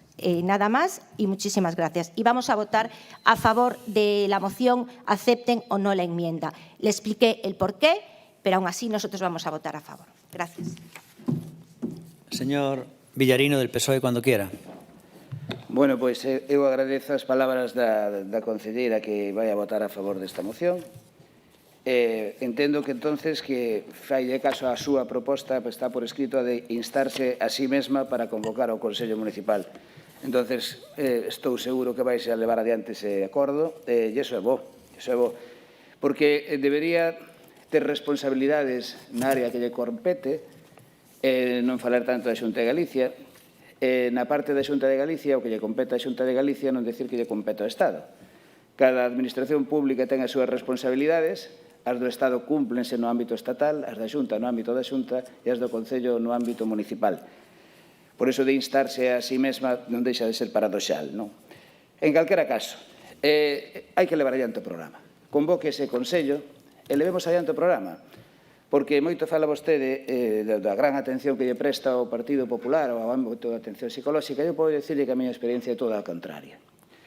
E podo dicir porque na miña etapa previa como alcalde levei adiante un programa de apoio psicoemocional con recursos municipais, que nunca tuve ningún recurso da Xunta de Galicia, e demostramos a efectividade dese programa, que ademais é un programa que se difundiu, e eu mesmo persoalmente leveillo a responsable, a señora Abella, que tamén se apellida así, da Xunta de Galicia no seu momento, amosándolle os resultados e, ademais, propoñéndolle leválo a cabo en distintos lugares, a modo piloto da Xunta en Galicia, e facelo de modo gratuito, a cambio de despois tamén intentar, unha vez levar a cabo ese programa piloto, se ese programa piloto funcionase, poderlo levar adiante noutros concellos. Leveillo o programa, leveillo os resultados, un programa que fixemos con moita dedicación e con psicólogos e psicólogas comprometidos que non cobraron nada. E cando demostramos os resultados, sabe cal foi a resposta da súa compañeira de apellido? Ninguna. Ata o día de hoxe, cero. E nós o que demostramos é que nun 60% dos casos, non estamos falando de saúde infanto-juvenil, senón que era con persoas adultas, o 60% dos casos das persoas atendidas disminuían o consumo de ansiolíticos e antidepresivos, disminuía o número de visitas que tiñan tamén os centros de saúde e manifestaban os médicos a súa satisfacción con un programa que tamén a nivel cidadán tiña un grupo de apoio para emerxencias en casos de suicidio. E podo dicir que funcionou, e podo dicir que a desatención foi total.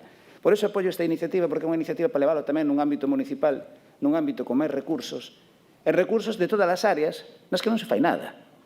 Participación veciñal, 169.000 euros en cursos que non se gastou nada, pois podíase dedicar, por exemplo, para algo así. E podíase facer xa, e deberíase facer. Se se fai o Colexio de Psicólogos, magnífico. Se se unen outros entidades do terceiro sector, tamén. Xa que vamos a aprobar isto, eu o que lle pido é que se leve ao Consello Municipal de Saúde e se tomen as decisións para leválo á práctica. Fagamos algo. Xa que levamos todo ese tempo sin facer nada, sin ningún estudo de base de nada, pois, polo menos, neste caso, tendo ademais unha unidade de prevención do suicidio exemplar, funcionando ademais en Ourense, a colaboración entre o Colexio de Psicólogos, esa unidade e o Concello, pode levar, de verdad, pode levar a esta cidade a ter un lugar relevante en algo tan importante como é protexer a vida. Eso só depende de vostede, se a deixa. Máis nada. Muy bien. Vamos a votar entonces esta moción. Primeramente votamos la enmienda de sustitución. Nosotros, Democracia Sana, nos vamos a abstener. Partido Popular, obviamente, va a votar a favor porque sí hace la enmienda de sustitución. Y vamos a ver los demás partidos. Entonces, primeramente en esta enmienda de sustitución, ¿votos a favor? Los 7 del Partido Popular. ¿Abstención?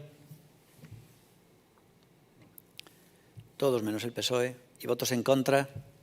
Los 8 votos en contra del PSOE. Y ahora vamos a votar a favor de la moción. ¿Votos a favor? Es unanimidad de los presentes. Pasamos a la moción 10.3, que es una moción del Partido Socialista para a defensa, protección e recuperación do río Barbaña e do seu entorno. Vai ler esta moción Borja, del Partido Socialista.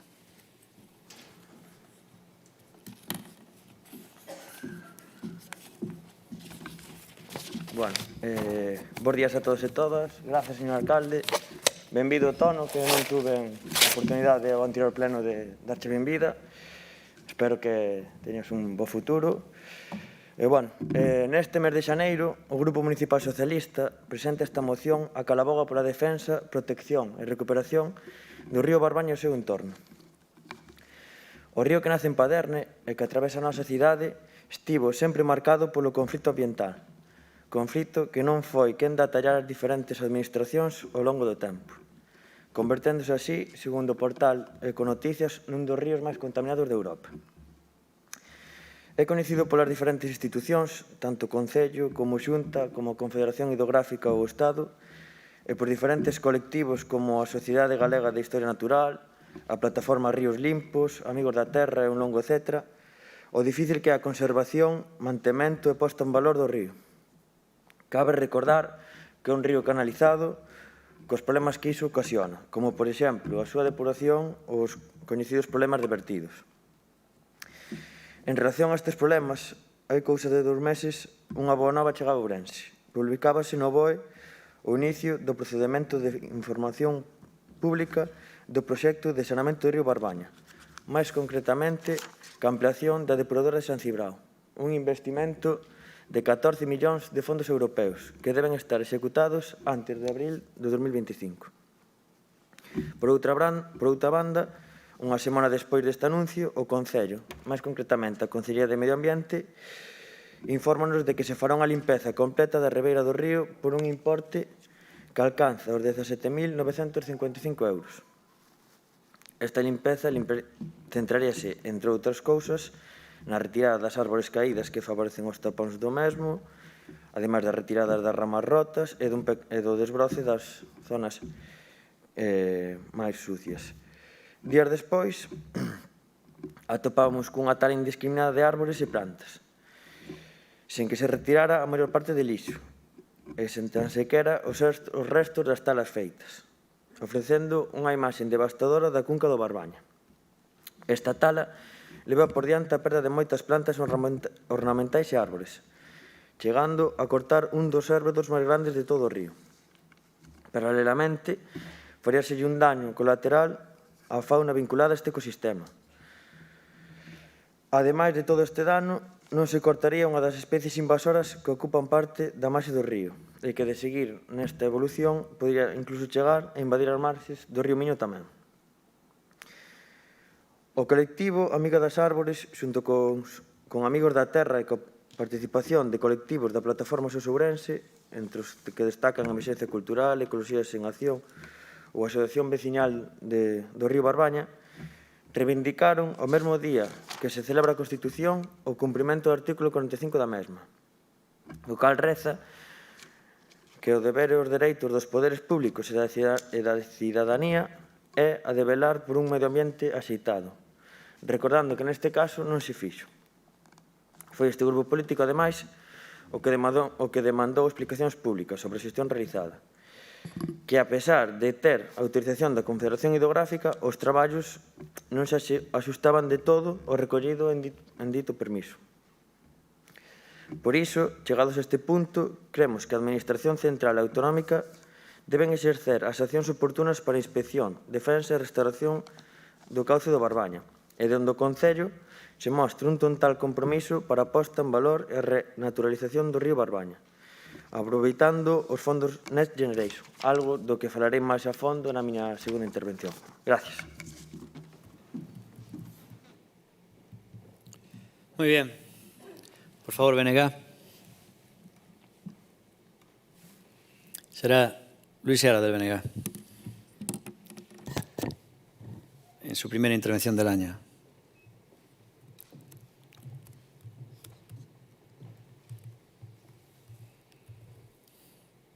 Bo día a todas e a todos e feliz ano a aqueles aos que non tiven oportunidade de felicitarle.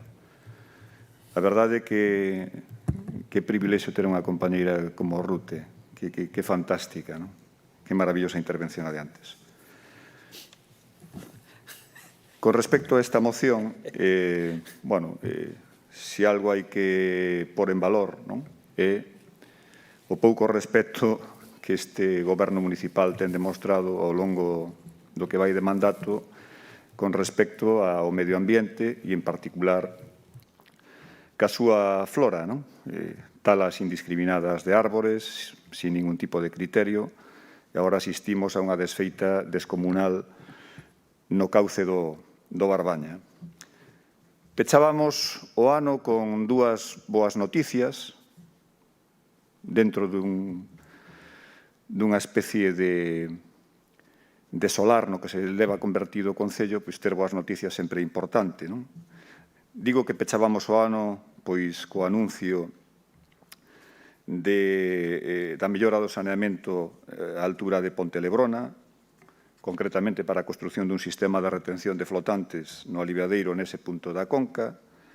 Tamén acaba de enumerar o propoñente da moción, outra boa noticia, non sen tempo, por certo, que é o proxecto de saneamento coa ampliación da depuradora de San Cibrao e as correspondentes expropiacións, quer dicir que algo parece que se está movendo, mas non debemos esquecer tampouco as marxes do río, porque xa temos dito en innumerables ocasións que compre elaborar un plan director que permita definir as actuacións e o mantemento para leválos a cabo. E compre definir un calendario permanente de limpeza e desbroces, pero con criterios técnicos, que teñan en conta a flora existente e que eviten o acontecido recentemente coa actuación da Consellería de Medio Ambiente, que levou a cabo un desbroce intensivo e que ocasionou unha desforestación indiscriminada de vegetación de ribeira no tramo fluvial, no que se talaron varias especies e trituraron miles de arboriñas e plantas ornamentais.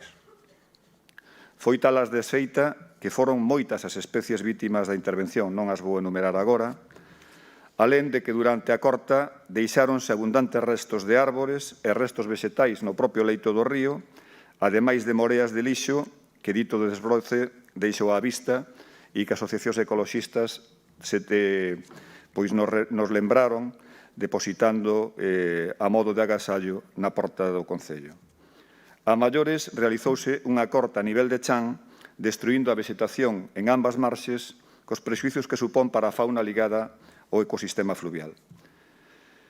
E faise isto porque se descoñece como é a vegetación ribeirega. A vegetación ribeirega, a vegetación de ribeira, é importantísima xa que ofrece diversos servizos ambientais.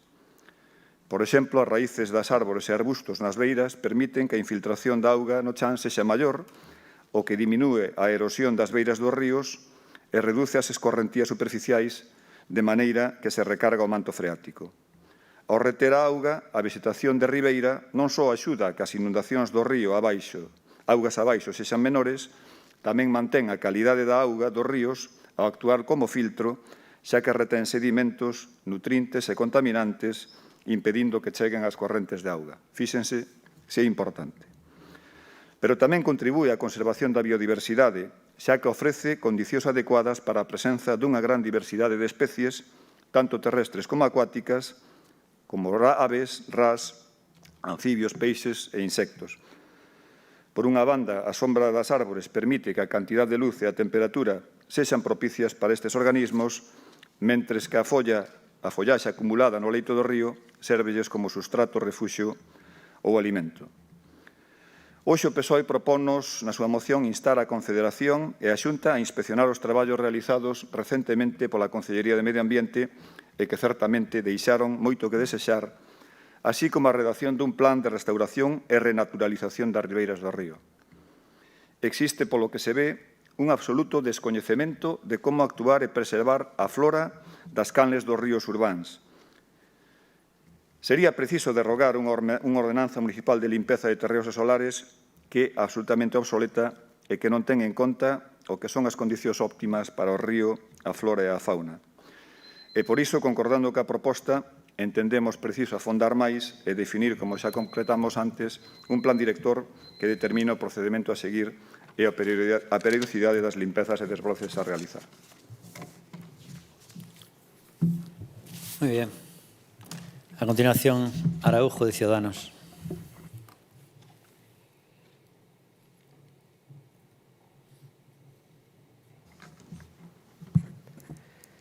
Gracias, señor alcalde.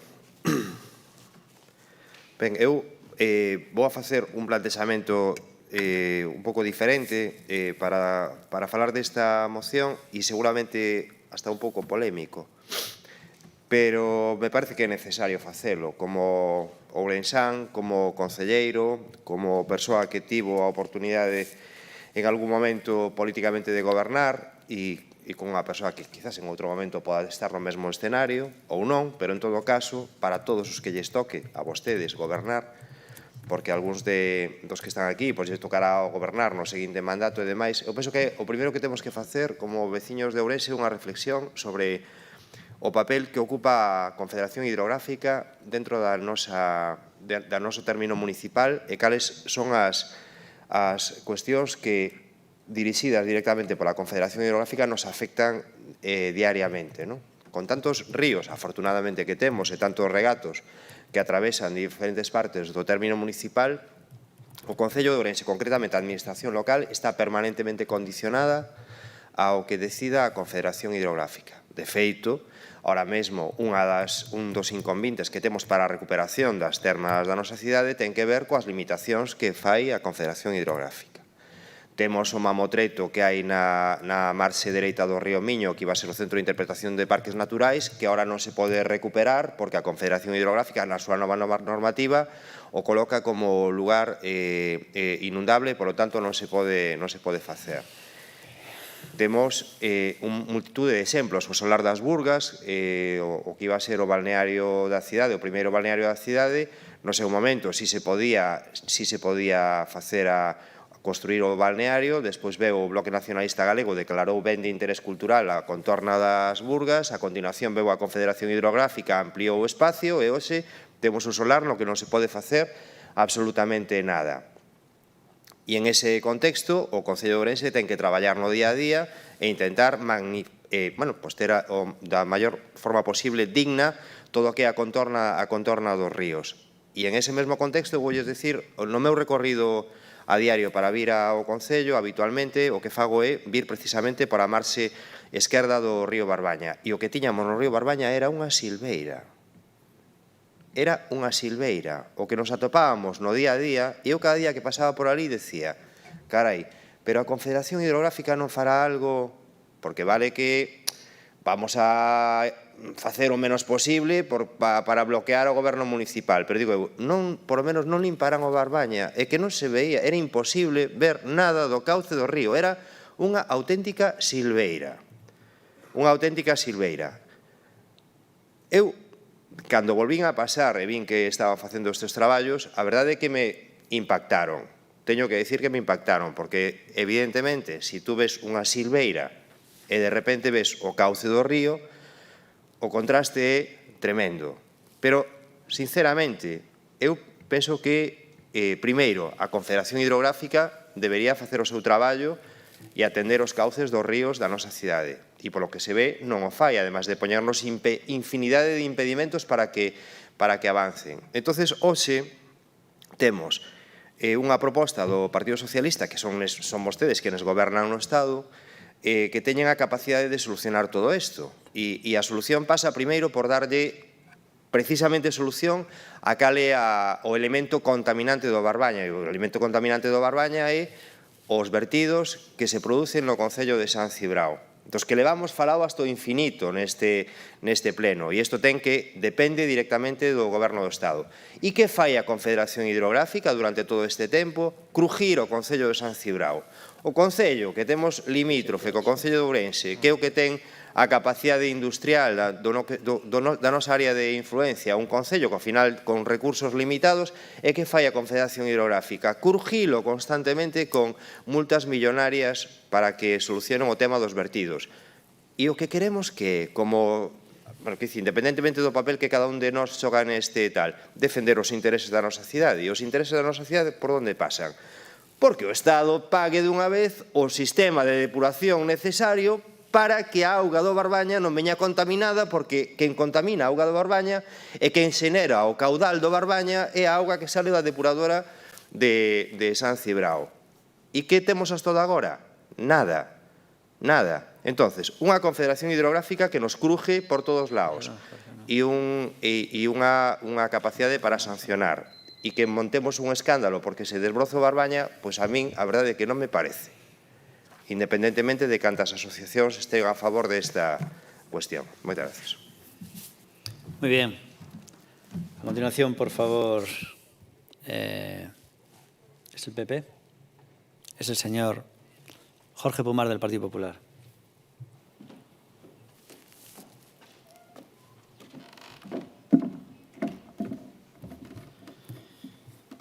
Buenos días a todas y a todos. Bienvenido, Antonio, a Corporación del Ayuntamiento de Ourense.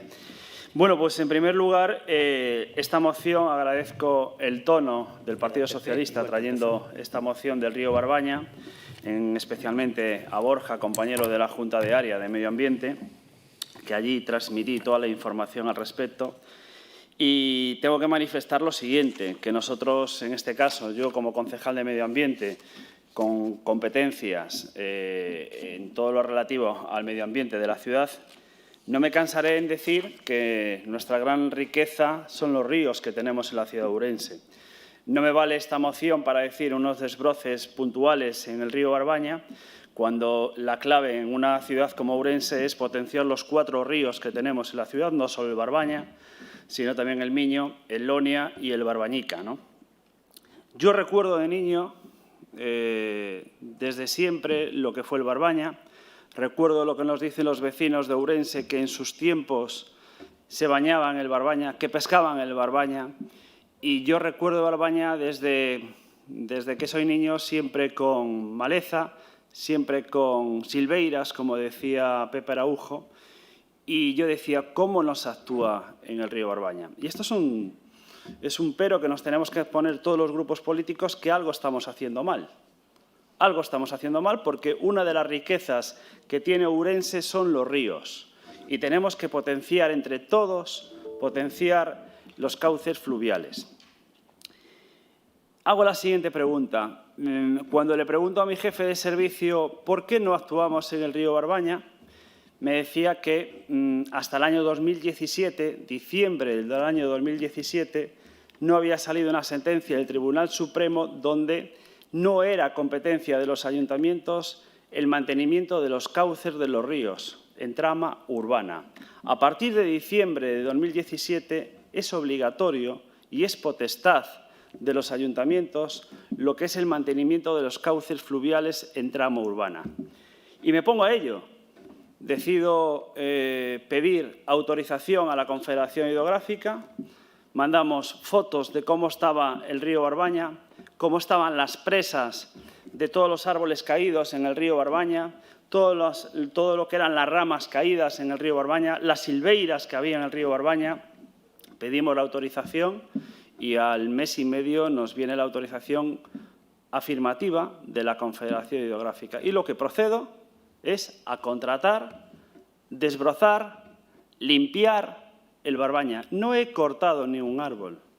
No se ha hecho ninguna tala indiscriminada de un árbol. No, no. Lo único que se hizo fue limpiar todo el cauce, todas las ramas caídas en el río Barbaña para que esas presas, pues, que se pudieran ver, como bien dijo Pepe Araujo cuando viene en bicicleta por ese paseo, se pueda ver la persona que pasee, la persona que venga en bicicleta, que pueda ver el cauce. Y seguiré trabajando en ello. No tenga la menor duda. Seguiremos trabajando en ello porque entiendo que los 4 ríos de la ciudad de Ourense es uno de los mejores patrimonios naturales que tenemos. Y es lo que nos diferencia como ciudad respecto a otras ciudades de España. Y más le digo, mire, el Partido Socialista viene aquí en la moción y dice una frase que es como si ellos son los bueniños. Y dice, no, nosotros ya tenemos 14 millones de euros que vamos a invertir en la depuradora de San Cibrao. Borja, esos 14 millones de euros son los mismos que había en el año 2019, son los mismos que había en el año 2020, son los mismos que hay en el año 2021. ¿Saben ustedes que llevan años y años de retraso en la adjudicación de esa depuradora?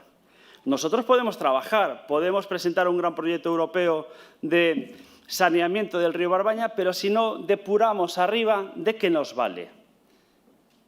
¿Sabe que a día de hoy aún está en información de impacto ambiental lo que es la depuradora de San Cibrao? Es decir, que decían ustedes que en el año 2023 iba a estar la depuradora. Ojalá que en el año 2023 esté adjudicada la obra. Y eso ya sería una gran noticia para Ourense. Independientemente de eso, nosotros, desde la Concejalía de Medio Ambiente, ya estamos trabajando y próximamente tendrán noticias de proyectos muy importantes de regeneración de no solo el río Barbaña, sino de todos los ríos de la ciudad de Ourense. Muchas gracias. Muy bien, señor Pumar. Bueno, pues vamos ya con la segunda ronda de intervenciones y quien presenta esta moción es el PSOE, con lo cual tendrá que ser Borja del PSOE quien inicie el segundo turno.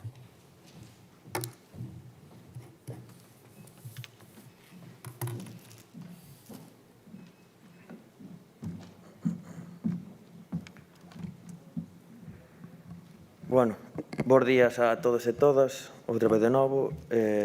Pepe, creo que de ver unha silveira a limpala e a deforestar todo, creo que hai unha gran diferencia. Eu tamén estou de acordo con que se limpe o río, tamén non estou de acordo cas silveiras, pero creo que deso ao que pasou pareceme que hai unha diferencia ben grande. Nos vemos aquí neste plenario con esta moción para falar en positivo. Vimos que había un problema e vemos que existe unha solución.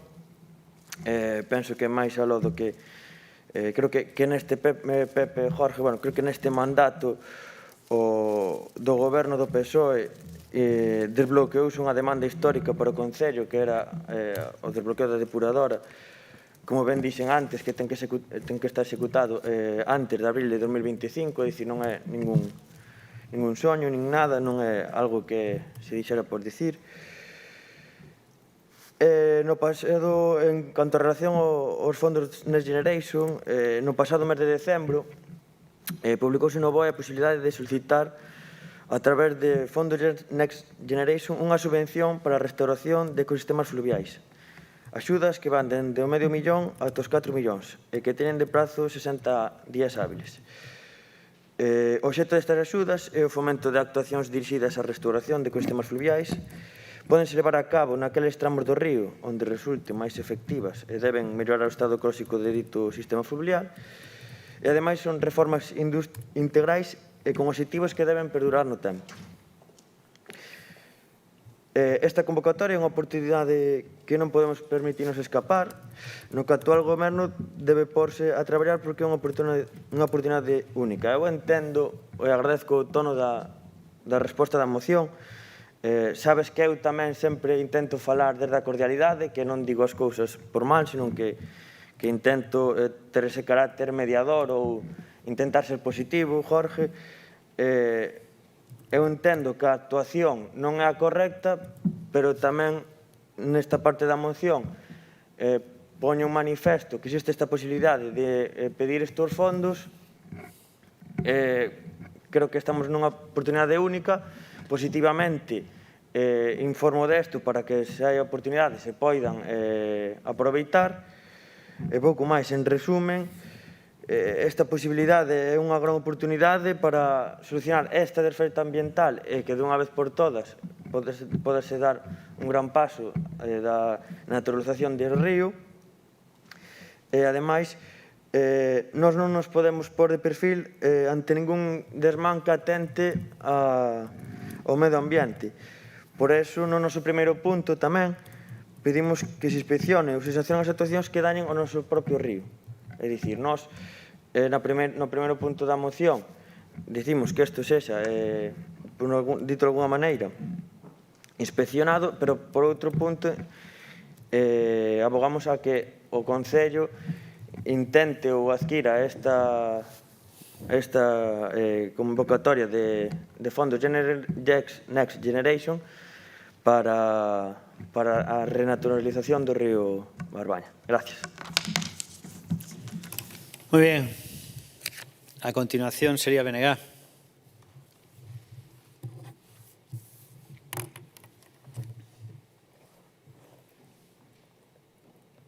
Vamos rápido, señor secretario.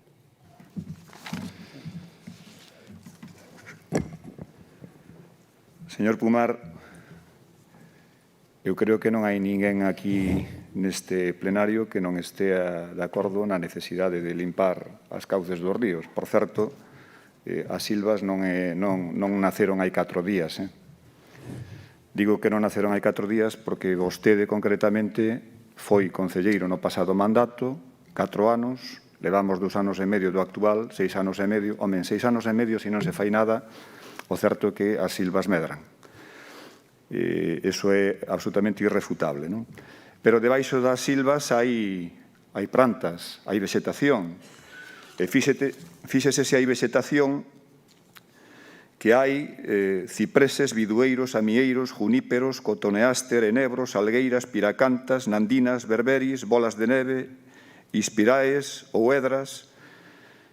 Por certo, talaron o érbedo máis grande de todo o río, a carón da ponte do Barbaña, pero casualmente deixaron as especies invasoras que seguirán invadindo as cauces do río. O sea, por lo tanto, efectivamente había silvas, claro que había silvas.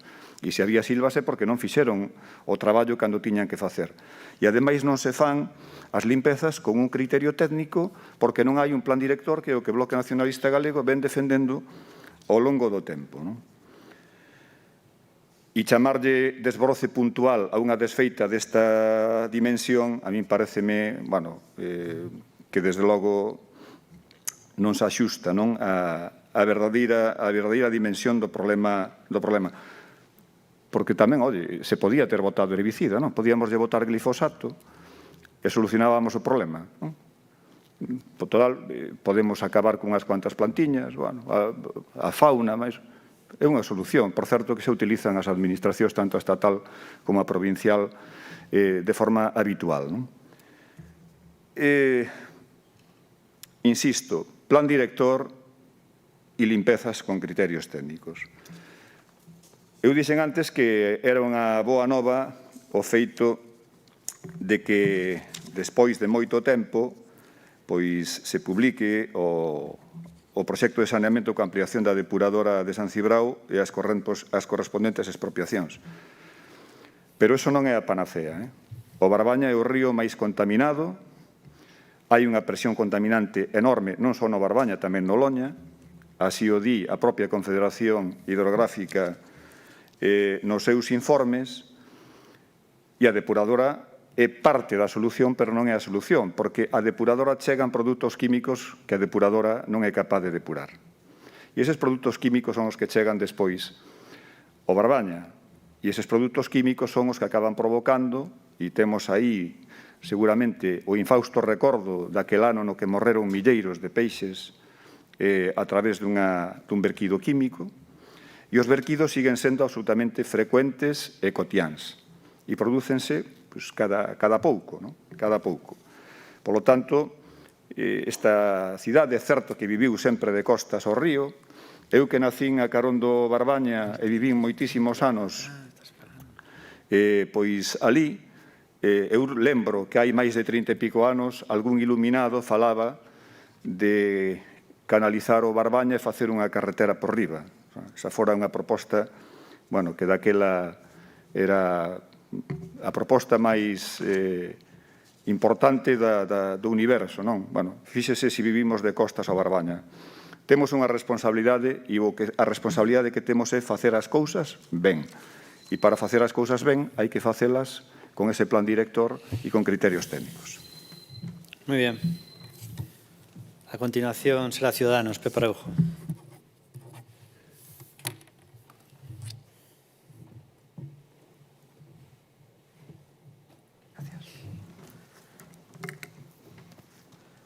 Ben, eu pediríalle ao propoñente da moción se permite a votación por puntos, porque me encantaría votar a favor do segundo punto e non votaría a favor do primeiro porque o único que estamos buscando a forma de sancionar unha vez máis, e deso xa sabemos bastante en relación con esta cuestión no que ten que ver coa Confederación Hidrográfica. Eu que lle pediría varias cousas. Unha delas sería pedirlle ao Estado que cumpla con Ourense en esta materia e que dunha vez por todas teñamos a inversión necesaria para facer a depuración da auga do Barbaña.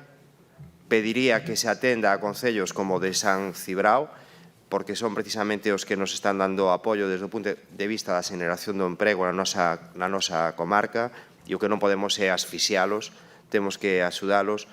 E tamén pediría un frente común para defendernos das normas tan restrictivas que marca a Confederación Hidrográfica Miño-Sil. E non nos olvidemos, ou por lo menos temos que poñelo en valor aquí e temos que decilo, que a Confederación Hidrográfica Miño-Sil é un organismo que depende do Estado e que ten unha dirección política.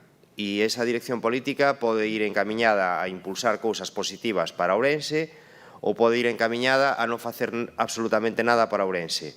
E as cousas que ahora mesmo está a tramitar a Confederación Hidrográfica relacionadas con Ourense son pasos que se diron no anterior mandato, como lles podo recordar, por exemplo, que temos aquí tratado varias veces, pois o saneamento de Velle ou que ten que ver co proxecto de recuperación da marxe dereita desde Outariz hasta o Pazo de Ramirás. Pero é que eu, por o demais, non vexo en ningún lugar, non vexo que este facendo absolutamente nada a Confederación Hidrográfica, e de verdade que a necesitamos, e a necesitamos do lado de Ourense, non en contra de Ourense. Así que eu pediríalle á Consellería de Medio Ambiente, neste caso, que para as próximas actuacións o mellor teñen que facer unha cousa máis moderada, pero desde logo sí que considero que nesta ocasión o que había era unha silveira, e cando dixen unha silveira que era todo estaba completamente taponado, e neste momento eu penso que se necesitaba un desbroce. E, home, eu entendo que se poda utilizar isto como elemento para atacar ao goberno municipal, pero en todo caso, a verdade é que pasear estes días por a marxe dereita do Barbaña ou por a marxe esquerda ou pasear cando era unha silveira, hai unha diferencia considerable. O marxe destas cuestións, o Barbaña é complicado para traballar nel porque é un río que está canalizado, que ten moitísimas limitacións. Evidentemente, no futuro xalá se fagan maravillas no cauce do Barbaña, pero de entrada o que temos que solucionar é a depuración das augas de San Cibrao. Ese é o gran elemento que vai cambiar o rumbo do río Barbaña. O demais, bueno, pois serán loitas políticas de menor nivel. Moitas gracias. Por último, Pumar, del Partido Popular.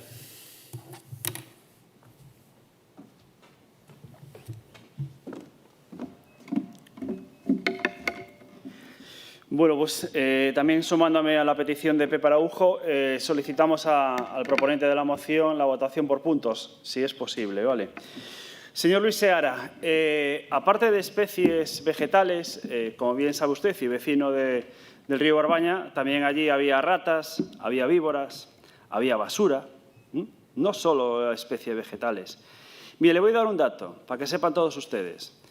En esta limpieza que hicimos y seguiremos haciendo, que falta mucho por hacer, se retiraron 200 kilos de basura, de latas, botellas, que eso no pesa casi nada. Imagínese usted el volumen de basura que había en el río Barbaña, 200 kilos. Y seguiremos actuando, porque una vez que se desbroza, una vez que se limpia, es donde se ve toda la suciedad. Recuerde que el río Barbaña, aparte de ser un sitio de ocio de nuestros vecinos, de nuestros ciudadanos, de paseo, también es un sitio comercial. Como bien saben, en el Parque Barbaña se celebran 3 días al mes la feria. Y eso es cuando se limpia, cuando se desbroza, es cuando se ve esa suciedad. Miren, le voy a decir una cosa, y no lo digo yo, lo dice, como siempre están hablando de asociaciones ecologistas, no podemos empezar la casa por el tejado. Como bien dije anteriormente, primero hay que depurar, hay que presentar un proyecto y adjudicar esa depuradora de San Cibrao para luego canalizar y revalorizar lo que es el río Barbaña. Ecologistas en Acción, que fueron los que propusieron en Madrid el proyecto Madrid-Río, dicen: estamos elaborando un proyecto de renaturalización del río Barbaña, pero é preciso que a Confederación Hidrográfica dé por finalizado correctamente o saneamento da edar de San Cibrao, xa que as augas do río están sometidas a vertidos contaminantes. Non será posible executar o proxecto de renaturalización que financia a Fundación Biodiversidade. Non o digo eu. Está dicindo Ecologistas en Acción. Independientemente de esto,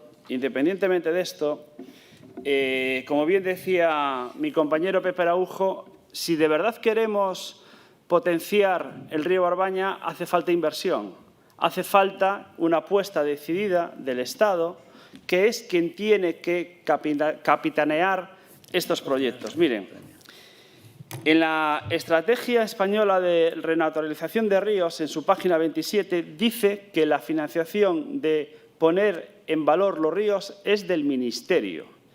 Y qué sorpresa que de los 50 proyectos que lidera el Ministerio de poner en valor los ríos, ninguno de Galicia.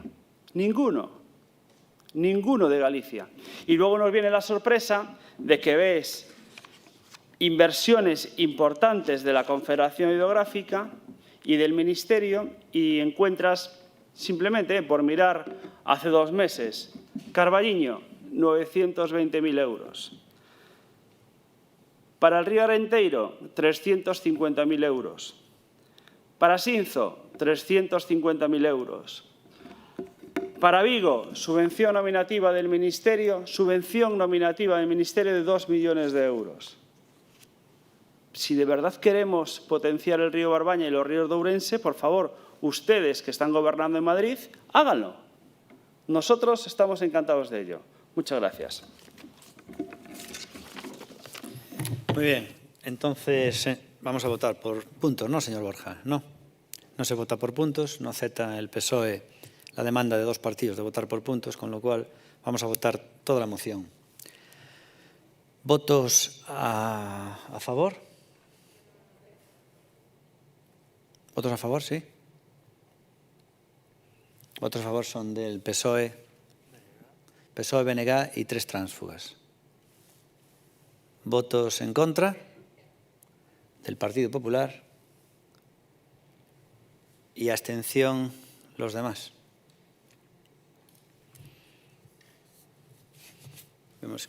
Muy bien.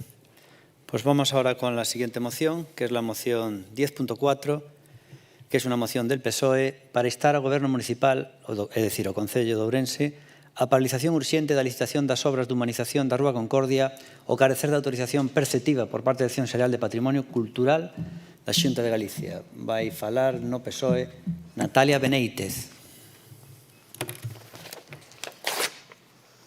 Bueno, bos días tamén a todos. Dende o Partido Socialista traemos hoxe esta moción, unha moción que para nós eu creo que é importante, pero creo que dende o inicio do mandato foi un tema recorrente, sobre todo para o actual rexidor da cidade.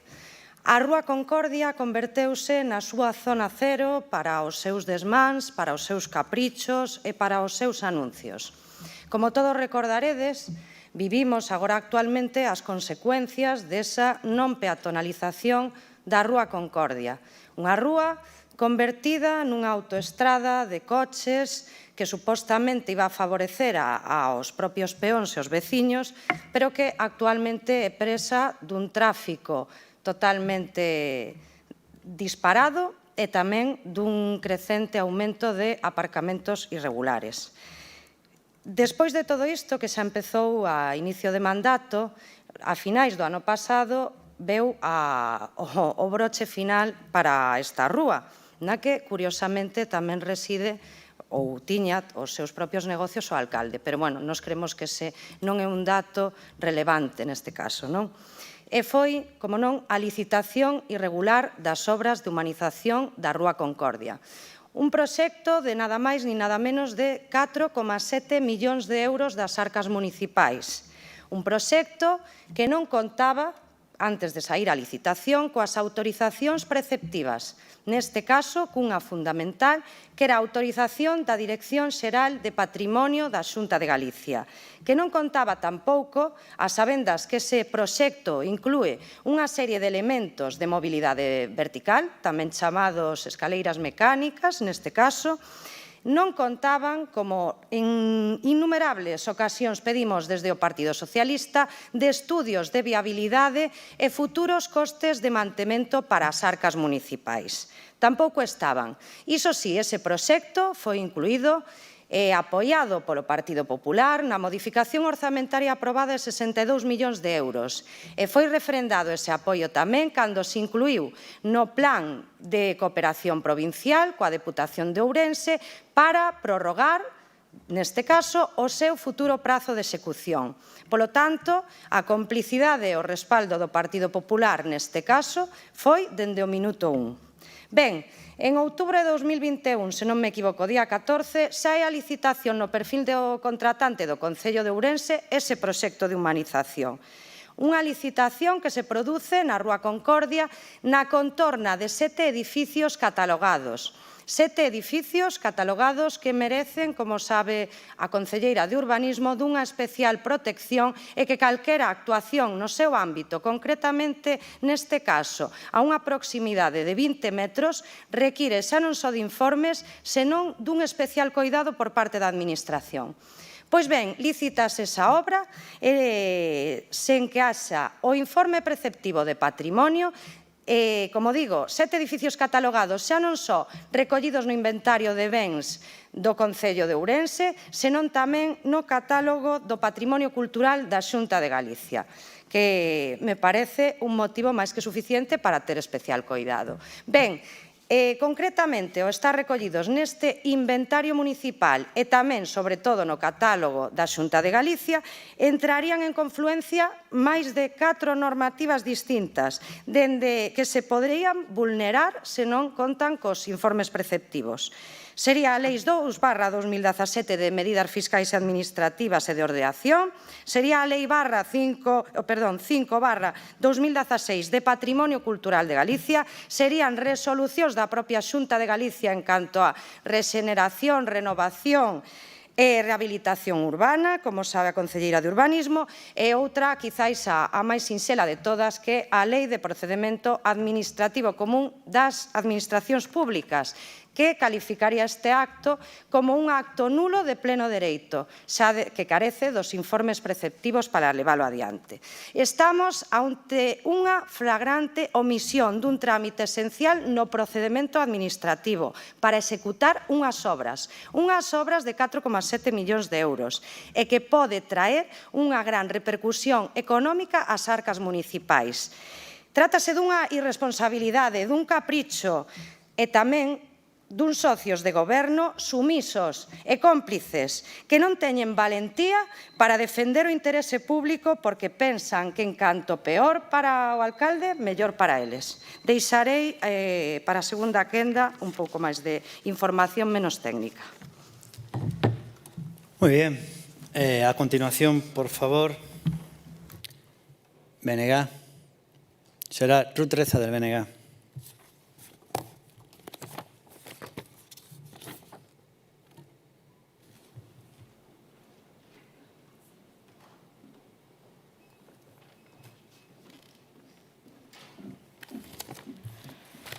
Bo día a todos e a todas de novo. Pois, cantas barbaridades non se fixeron derrubando auténticas xoias arquitectónicas e construindo no seu lugar a de Efesios. Era un mal chamado progreso. E a culpa non era de quen o facía, non, sino que a culpa é máis ben de quen deixaba facer.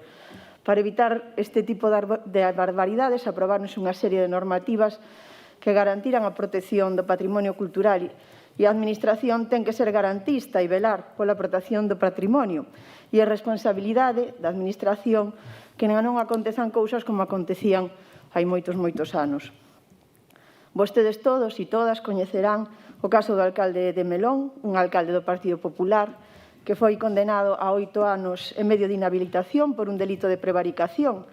Iniciou a construción dun pabillón de desporto a 75 metros do mosteiro de Melón, un mosteiro que Vic, e fixo sin permiso da Dirección Xeral de Patrimonio da Xunta. O alcalde do Partido Popular aprobou as obras do pabillón de desporto, aínda sabendo que faltaba o informe vinculante da Comisión de Patrimonio Histórico e de que non tiña autorización. O que vostede, señor Jácome, quere facer na Rúa Concordia, licitando un proxecto de humanización sen os informes preceptivos, é similar. Nas obras de humanización da Rúa Concordia, que se licitaron sen os informes preceptivos, vanse instalar 7 elementos mecánicos, 7 rampas mecánicas, como dixo a señora Beneítez. A beira Rúa Norte de Concordia, onde se van instalar estas 7 plataformas, ten 6 edificios catalogados e incluídos no catálogo do Patrimonio Cultural de Galiza. E, ademais, é a beirarrúa que se sitúa fronte ao límite do Peri e do Vic do conxunto histórico-artístico da cidade.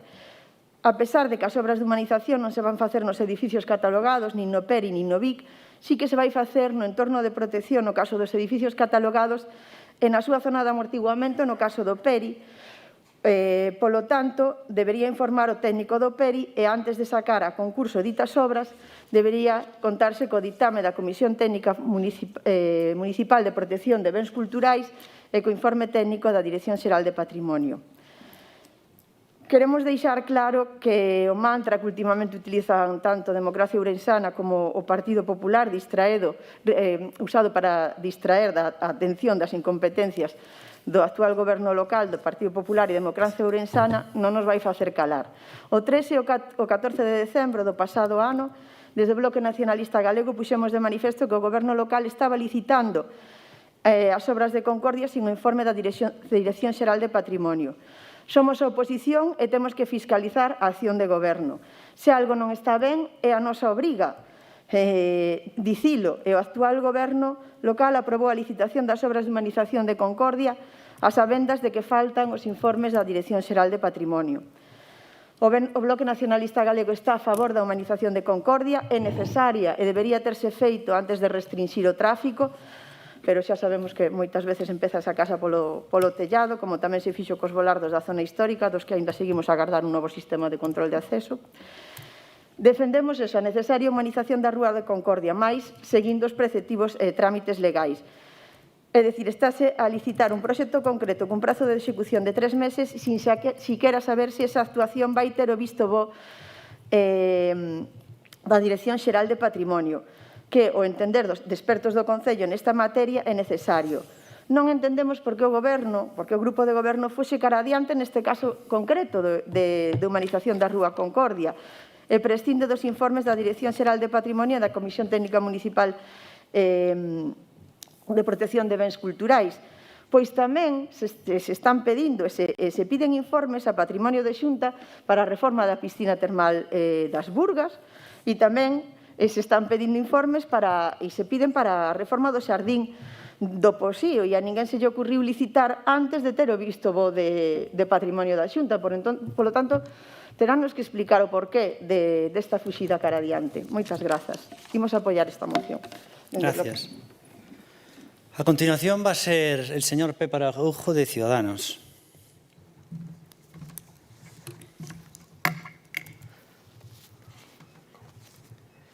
Rúa Concordia. A verdade é que o nome non ten nada que ver co que pasa na Rúa Concordia. Este é o epicentro dos éxitos e os fracasos do señor alcalde. A Rúa Concordia. El non busca a concordia nunca.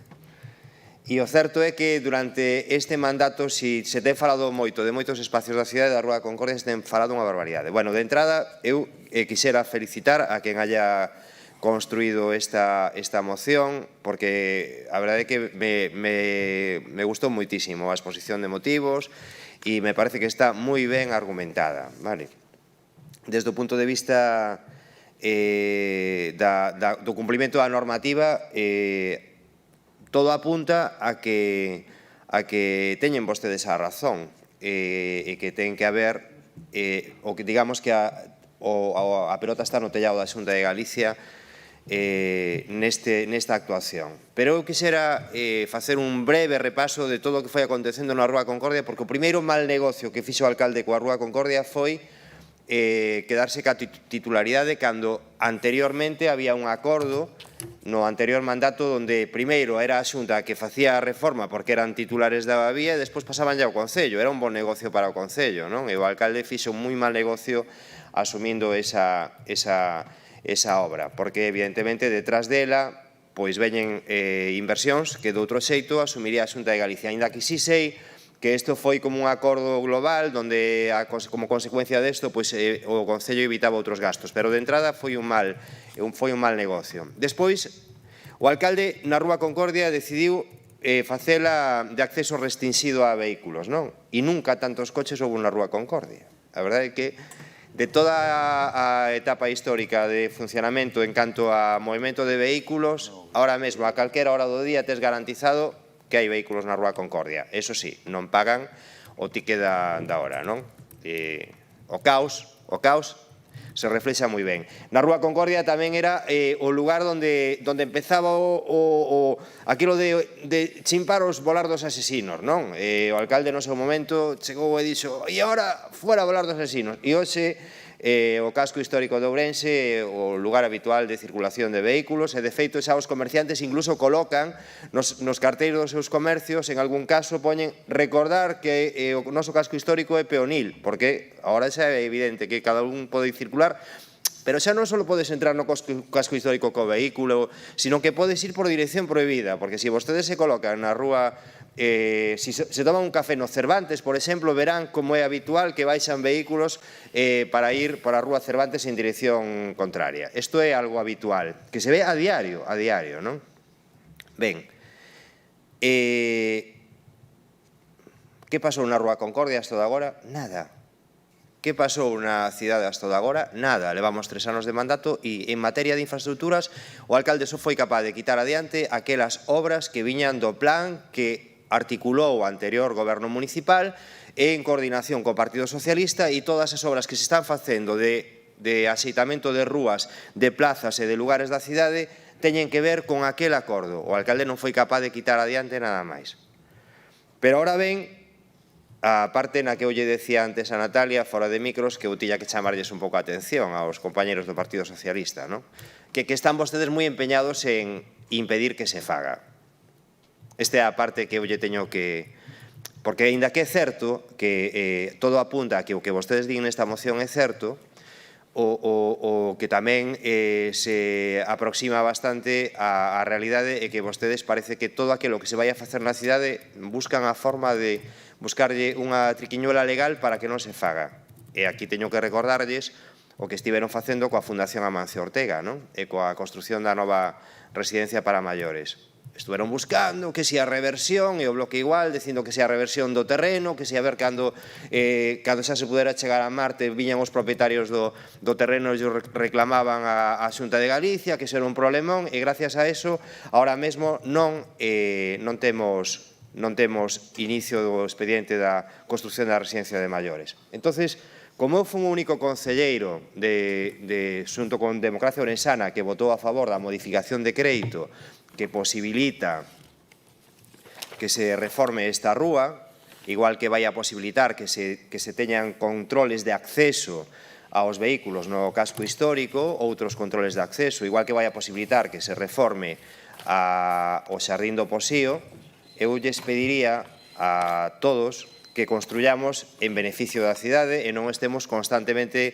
poñendo impedimentos, que a Rúa Concordia é a gran obra do alcalde, el ademais ali ten o seu patrimonio e supoño que o querrá defender, insiste moitísimo na Rúa Concordia, pero de verdade que se faga algo na cidade, porque o contrario é que non se fai absolutamente nada e é unha desgracia, unha auténtica desgracia. Moitas gracias. Muchas gracias. Pepe, interviene en esta ocasión, entonces intervengo yo por Democracia Orensana, Grupo de Gobierno y como alcalde.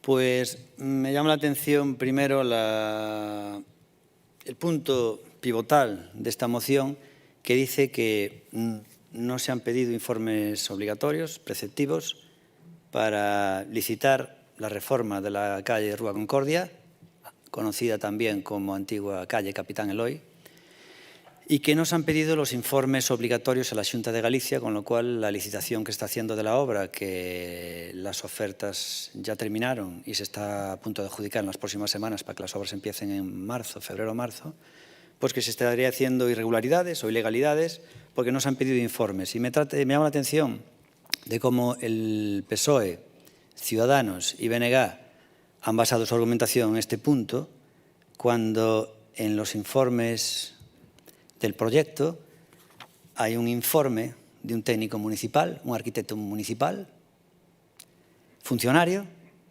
en lo que dice todo aquello que es necesario y lo que no es necesario. Va a intervención, el interventor objeta sobre si a la hora de adjudicar se valora mucho la parte subjetiva o objetiva, que es el tema de cómo se aborda una obra, prácticamente todas las administraciones adjudican una parte objetiva y otra subjetiva, una puramente a precio, subasta, otra ya pues otras cuestiones técnicas.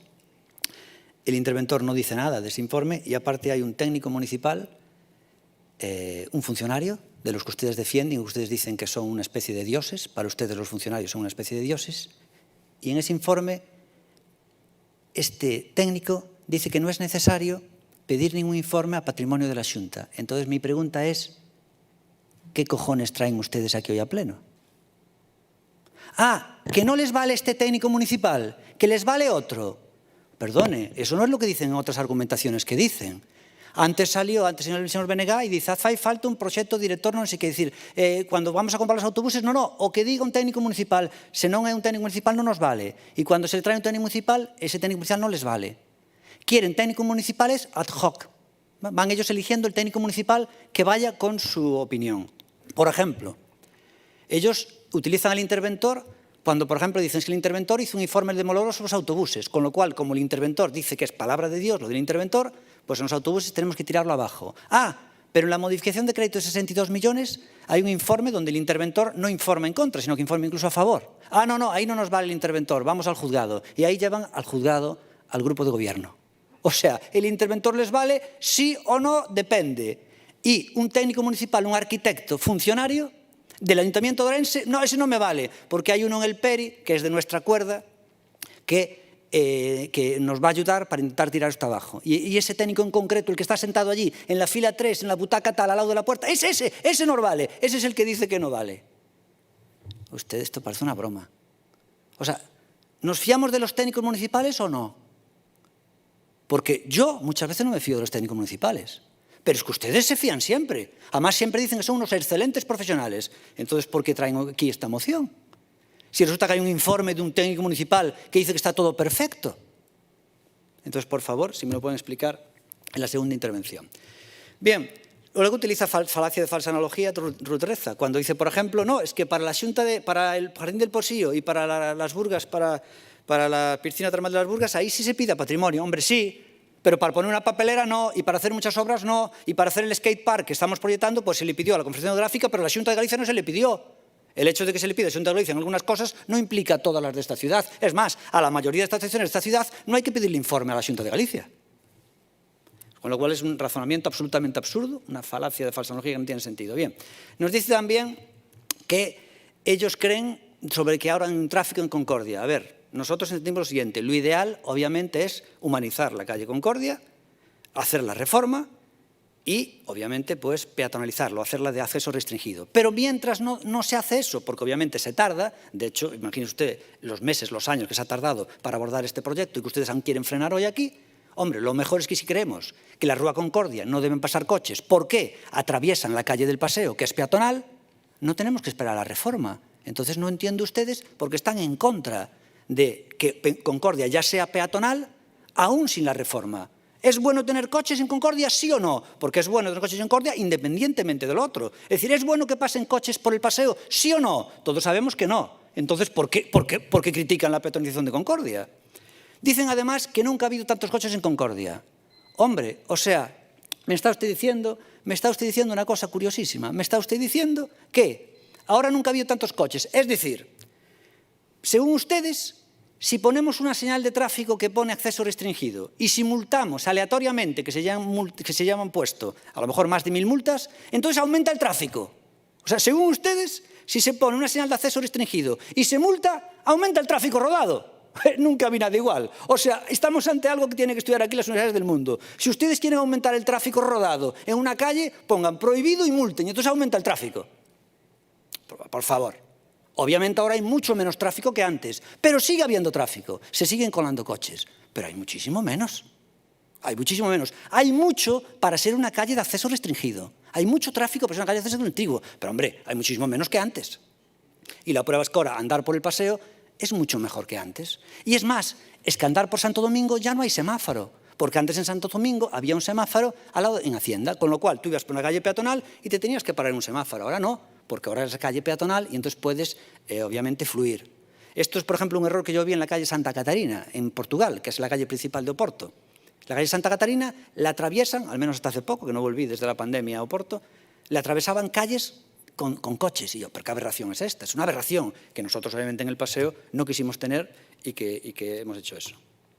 Bien, también me hace gracia porque el señor Araújo alabó esta moción y luego dice, todo apunta a lo que dicen ellos, es cierto, y luego criticó por querer frenar. Oiga, usted está en todos los palos. Primero, enhorabuena por quien hizo esta moción, que es una maravilla. Luego, todo apunta a lo que dice esta moción, es cierto, o sea, no eres seguro, pero yo la alabo. Y luego dice, oiga, muy mal por presentar esta moción porque van a frenar Concordia. Usted quiere estar en todos los sitios, es un fenómeno. Usted me recuerda una vez a un político del PP que le preguntaron, ¿de qué equipo de fútbol es? Y dice, hombre, yo soy del Deportivo, pero también soy del Celta y, por supuesto, del Compostela. Un fenómeno el tipo. Yo soy del Madrid y del Barcelona, lo que haga falta, ¿no? Bueno, pues creo que pone en el informe, no sé si dijo ahora en la intervención Natalia, que también hay un problema con el mantenimiento, porque ese mantenimiento, ¿quién lo va a pagar? No se ha leído usted la licitación. Durante 4 años lo tiene que pagar el adjudicatario, el mantenimiento. Ni siquiera ha salido bien la licitación. Y luego hay también un técnico curioso que nos habla aquí del tema, que Araújo criticó que habíamos hecho muy mal negocio. Araújo realmente es bastante mentiroso en ese sentido, ¿no? Miente mucho. Y criticó en su intervención diciendo que hemos hecho mal negocio porque hemos cogido la titularidad de Concordia, que antes era de Xunta de Galicia, la hemos cogido y entonces tenemos que apandar con la reforma. Bien es cierto que luego se hizo ahí unos acuerdos para que no sé qué. ¿Cómo que bien es cierto? Es que los acuerdos que se hizo es para que la Xunta pagara la reforma de Concordia. ¿Pero qué está hablando? ¿Cómo miente? ¿Cómo dice verdades a medias? Efectivamente, la Xunta de Galicia, cuando entrega una calle, normalmente te la entrega en perfecto estado. Entonces, ¿qué ocurre? Se ha catalogado, se ha baremado cuánto es la humanización de Concordia, o sin las rampas mecánicas, porque cuando te entregan una calle, obviamente no te ponen esos extras, pero sí lo que es la humanización, que puede estar en torno a 1,5 millones, 2 millones de euros, y se ha llegado a un acuerdo con la Xunta de Galicia para que lo paguen ellos. ¿Y cómo se pagó? Pues obviamente lo hicimos con un cambio con el tema de Marcelo Macías, que creo que es que no abonamos nada por Marcelo Macías, que teníamos que pagar un porcentaje, porque en Concordia pagábamos nosotros todos y en Marcelo Macías no. Entonces creo que se hizo un acuerdo así, igual que cuando es la construcción del hospital de la Xunta de Galicia que va a hacer, el Concello de Ourense pone 5 millones de euros y a cambio la Xunta de Galicia paga siempre el IBI, que en otras ciudades no paga el IBI. Entonces, no sé usted qué dice, cómo mienta la población así. Bien, esto es lo primero que tengo que decir, que me llama la atención, que digan que hay que pedir informe cuando hay un técnico principal que en el expediente dice que está todo perfecto y que no hay que pedir ningún informe a patrimonio. Entonces no entiendo muy bien su moción. Por favor, si me lo explica en la segunda intervención, perfecto. Natalia Benítez, del PSOE, cuando quiera.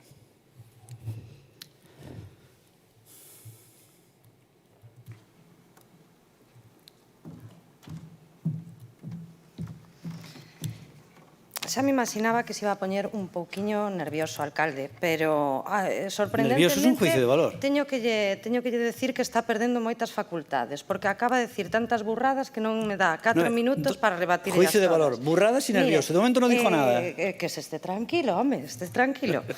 Vamos a ver, o único cuestionamento que lle podo facer, e non o fixen eu, fixo o señor interventor municipal, a ver que lle parece, sobre a súa labor e a súa xestión pública e tamén sobre como fai os procedementos. E isto que lle sirva de resposta para o que dice dos técnicos municipais e dos informes ad hoc. Nun informe da intervención municipal recente maniféstase que se está furtando de maneira sistemática por parte da alcaldía e do goberno municipal as competencias do pleno para a tramitación de expedientes orzamentarios, utilizando para tal efecto informes ad hoc de responsables técnicos e con respaldo por parte dos políticos, de maneira totalmente irresponsable. Espero que lle valga de resposta. Non o digo eu, dino os seus propios técnicos municipais, neste caso un funcionario público. E, por suposto, que nos respaldámoslo totalmente. Vostede sí que furta as competencias. Vostede sí que sabe que se omite un trámite esencial para adxudicar esta obra. E, sobre todo, máis alá da súa demagoxia barata e que nos diga se obstrucionamos ou non, nos defendemos sempre a legalidade. E en base á legalidade. O único que lle podemos decir é quen vai asumir as consecuencias económicas que vai ter esta licitación irregular. Vainas a asumir vostede? Vainas a asumir vostede? Non. Vainas a asumir os veciños e veciñas de Ourense se non se paraliza esta licitación. Porque diga o que diga vostede, diga o que diga vostede, este informe é obrigatorio e preceptivo, e vostede sacou a licitación pola brava. E sí que me gustaría saber neste pleno que opina o Partido Popular. Que opina? O igual que o dixo do expediente da contratación desos autobuses, que opina da Rúa Concordia? Parecelle ben que se saque un expediente sen informe preceptivo de patrimonio, señor Ogando, responsable de urbanismo? Compañeiros do Partido Popular, por que están calados? Para que se inmole o alcalde, ímolo pagar todos. E cando haxa que parar, se non se para na licitación, comenzaránse a executar unhas obras inviables e terá que actuar de oficio a Xunta de Galicia. E vostedes sábeno como a min. É un atentado contra o patrimonio da cidade. E nós reiteramos e pedimos o apoio desta corporación porque estamos a tempo a que se inste a Dirección Xeral de Patrimonio a que emita unha resolución e, mentres tanto, exixa, xa que non o fai alcalde, a paralización destas obras. E pedímolo por responsabilidade, porque non queremos que se hipoteque a cidade, como nesto noutras moitas cousas.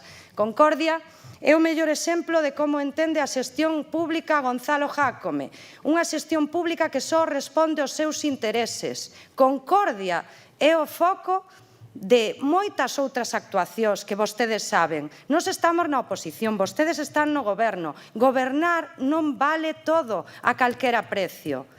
Hai cousas que van a repercutir nos cidadáns. Nos ímolo advertir e imos vir aquí cando isto suceda, se non se para antes, para volver a decilo. E tamén, se tiveramos no caso remoto de que dar a razón por algo, asumiríamos o erro. O que non vamos a facer é fuxir cara adiante, como fai o alcalde. Un alcalde que só lle interesa o seu, que está enganando a todos e que canto mellor lle vaya a él, peor nos vai a todos. Ata que non o entendan, seguiremos así. Remato, pido o seu apoio, pido ao Partido Popular que sexan valentes e o alcalde que, bueno, iballe pedir que fixera as cousas ben, pero está claro que eso é imposible. Gracias. Bueno, la verdad que Natalia creo que ha mentido porque yo no conozco ningún informe del interventor donde diga y ponga por escrito, se lo ha dicho usted, de que aquí se le están dando temas ad hoc. Entonces, si por favor nos lo puede entregar a la corporación y lo enseñamos en el próximo pleno, enséñanos por favor el papel donde el interventor está diciendo eso que dijo usted ahí, porque nosotros no tenemos ese papel. Otra cosa es que se lo oyera usted o se lo dijera eso. Pero ha mentido de una forma tremenda. Y la forma de mentir es muy fácil, enseña las pruebas. Esto me recuerda cuando al BNG el señor Seara dijo, yo nunca me reuní con Baltar. Y si usted lo demuestra, dimito. Y le presentamos las pruebas, los WhatsApps en las que se reunió con José Manuel Baltar para ponérsele de rodillas y que le diera un sueldo en la Diputación y no dimitió. Entonces, le vuelvo a decir lo mismo. Presente las pruebas de lo que acaba de decir, por favor, Natalia. Por favor, preséntalas. Bien, repito, esto parece una broma, porque el único que tiene aquí pruebas es en este momento el grupo de gobierno. Resulta que hay un informe de un arquitecto municipal diciendo y poniendo por escrito que se cumple todo y que no es necesario pedir ningún informe a patrimonio de la Xunta. Y lo avala el asesor jurídico principal del Ayuntamiento de Ourense, con lo cual son dos técnicos municipales, no uno. Y sale aquí una señora del PSOE y otro del BNG y Ciudadanos diciendo, oiga, que aquí hay que pedir informes porque me lo dijo fulanito, Pues, ¿a quién van a creer? Ustedes no dicen que hay que creer a los técnicos municipales. Bueno, ha resultado un informe jurídico de un arquitecto y otro de un jurídico. No sé, entonces, ya digo, esta moción parece una broma, pero bueno, por favor, vamos a seguir con el turno. BNG, no interviene el BNG en esta segunda intervención, imagino por qué, pues ya no tendrán argumentos, obviamente, y ahora queda el señor Araujo. A ver el Araujo qué dice. ¿Hay que pedir informe o no? ¿Le hacemos caso a los dos informes que hay o no? Díganos usted, señor Araujo, a ver, ¿qué hacemos? ¿Con quién está ahora? É verdade que isto ponlle nervioso, Sí. Outro juicio de valor. Pero papeles ninguno. Dentro do minifundio político que practica o alcalde de Ourense,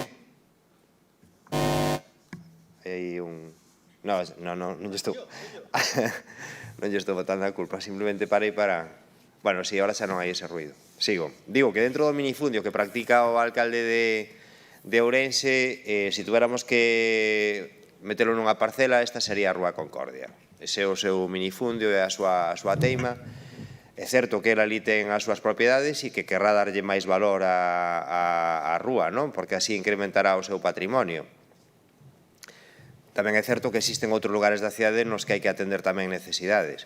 Eu non vou estar en contra dos elementos de mobilidade que se plantexan, porque é certo que tamén existen outras cidades, e se existen outras cidades, por que non pode existir en Ourense? Eu nunca yo critiquei e non lle vou a criticar. O que sí lle critico ao alcalde é que existía un plan de mobilidade na cidade que abarcaba todo o término municipal, que estaba consensuado con todos os grupos políticos, estaba consensuado coa sociedade, que costou un diñeiro ao Concello de Ourense, que o metera nun caixón e que só se centrara en peatonalizar sin peatonalizar, restringir o tráfico sin restringir o tráfico, arreglar sin arreglar a Rúa Concordia, e que se olvidara do resto da cidade, porque a cidade, desde o punto de vista da mobilidade, é moitísimo máis caos ahora mesmo que o foi no pasado. O casco histórico ahora mesmo é un caos absoluto, e todo isto se debe a ese minifundio que plantexa o alcalde como minifundio político, pensando solo na rúa que está pegada á súa casa. A min isto me parece en todo caso que hai que poñelo en valor ou facerlo ver á sociedade, porque realmente el sí ten unha ventaxa con respecto a todos nós. El ten unha televisión e ademais é unha persoa que, a min dime que minto, pero que este é Mr. Trolas, que decir, este home está constantemente mentindo, pero o fai a través dunha televisión e repite, e repite, e repite, e repite, e aínda hai quen lle compra o discurso. E ese discurso se vai a reflexar nas próximas eleccións municipales, veremos como, pero de algún xeito se vai a... Porque eu nunca vin alguén con tanto descaro político como ten este home. Cuidado, Cuidado, non se despisten, vostedes sobre todo, non se despisten porque lles adianta por a dereita e por a esquerda, aínda que saia doña Ana Morenza en algúns momentos defendendo a postura do Partido Popular ou os outros concelleiros ou a portavoz, cuidado que este home adiantalles por a esquerda e por a dereita e os deixa quedar en moi mal lugar. E concretamente, desde o punto de vista da legalidade do avance deste expediente no que é a obra de Rúa Concordia, eu concordo con doña Natalia en que aquí sona mal e que a pelota está no tellado da Xunta de Galicia, que espero se pronuncie en breve sobre esta cuestión. Moitas gracias. Muchas gracias. Bueno, pues ahora voy a dar una información interesante sobre esta moción. Realmente el Pleno estaba tremendamente aburrido y aquí han traído una moción que realmente es fascinante en el sentido de que se ve las tripas de lo que es la corporación y es realmente una moción interesante, pues se ven realmente las tripas y denota muchísimos temas que son realmente importantes, ¿no? Me recuerdo cuando en la calle, cuando el partido que compró aquí la Casa Goretti, que fue el PSOE, que fue una estafa, que nos estafaron al PSOE, y luego trae una moción aquí a Pleno echándonos la bronca a los demás, cuando habían estafado al PSOE, ¿no? Es un patrimonio ahí que de momento perdimos por culpa del PSOE. Y nos venía echando la culpa a los demás. Oiga, solucionen eso. Pero si fuisteis vosotros. Bueno, pues esto igual. Bueno, pero fíjense ustedes, las mociones no son vinculantes. Con lo cual venimos aquí a debatir para exponer sobre la mesa y luego las personas, pues actualmente tienen más que nada pues una labor de comunicación y una labor electoral, porque influirá, se supone, que el día de elecciones. Y es una labor de comunicativa, las mociones no son vinculantes, ¿no? Con lo cual me resulta absurdo cuando realmente a veces hay que votar por puntos, porque algo no es vinculante, en fin, no tiene mucho sentido el ir ahí escudriñando y todo eso, ¿no? Normalmente las mociones se hacen para sacar adelante temas que se entienden que son importantes para la ciudad, ¿no? Y no suelen ser mociones muy extensas porque son mociones para debatir. Bueno, pues aquí el PSOE para esta moción movió Roma con Santiago, habló con técnicos de la casa, técnicos no de la casa, trayendo aquí un trabajo como si fuera casi un expediente, casi como si fuera una licitación. En vez de una moción, parece el expediente de una licitación, una página, 2, 3, 4, 5 y 6. Creo que nunca el PSOE trajo 6 páginas en una moción. Y esta moción que trae el PSOE aquí, toda detallada y con todo el trabajo que llevaron, no es para hacer algo por la ciudad, es para frenar. O sea, fíjense, la moción más laboriosa en la historia del PSOE, en la oposición, desde que yo soy concejal, es para frenar algo, no para construir. Es algo impresionante. Toda la argumentación que tienen ellos, aparte de reírse, que ahora se está riendo Natalia, la ignorancia hace eso, provoca eso, las risas, es, yo le acabo de dar una información sobre 2 informes claros que hay en el expediente y ellos, y diciéndole que digan dónde el interventor dijo eso, que yo digo que no dijo, y lo que ellos contestan es de esta forma. O alcalde está nervioso, como lle preocupa eso? Solo lle interesa a calle que está na rúa pegada á súa casa.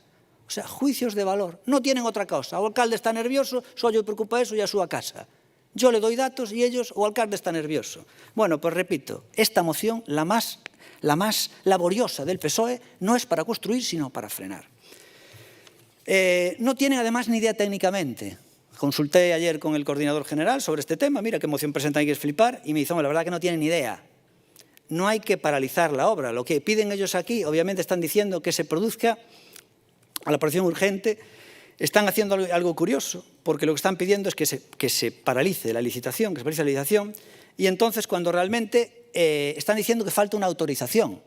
Una cosa rarísima, porque realmente falta una autorización, y dicen que las rampas mecánicas van a ser invasivas para lo que es el conjunto del edificio, cuando un coche, como estaba entre los calles, eran obviamente mucho más invasivos. La silueta de un coche es más invasiva que una rampa mecánica. En fin, pero esos son, al fin y al cabo, criterios subjetivos que quien tiene que decirlo son los técnicos. Quien tiene que decirlo son los técnicos, obviamente.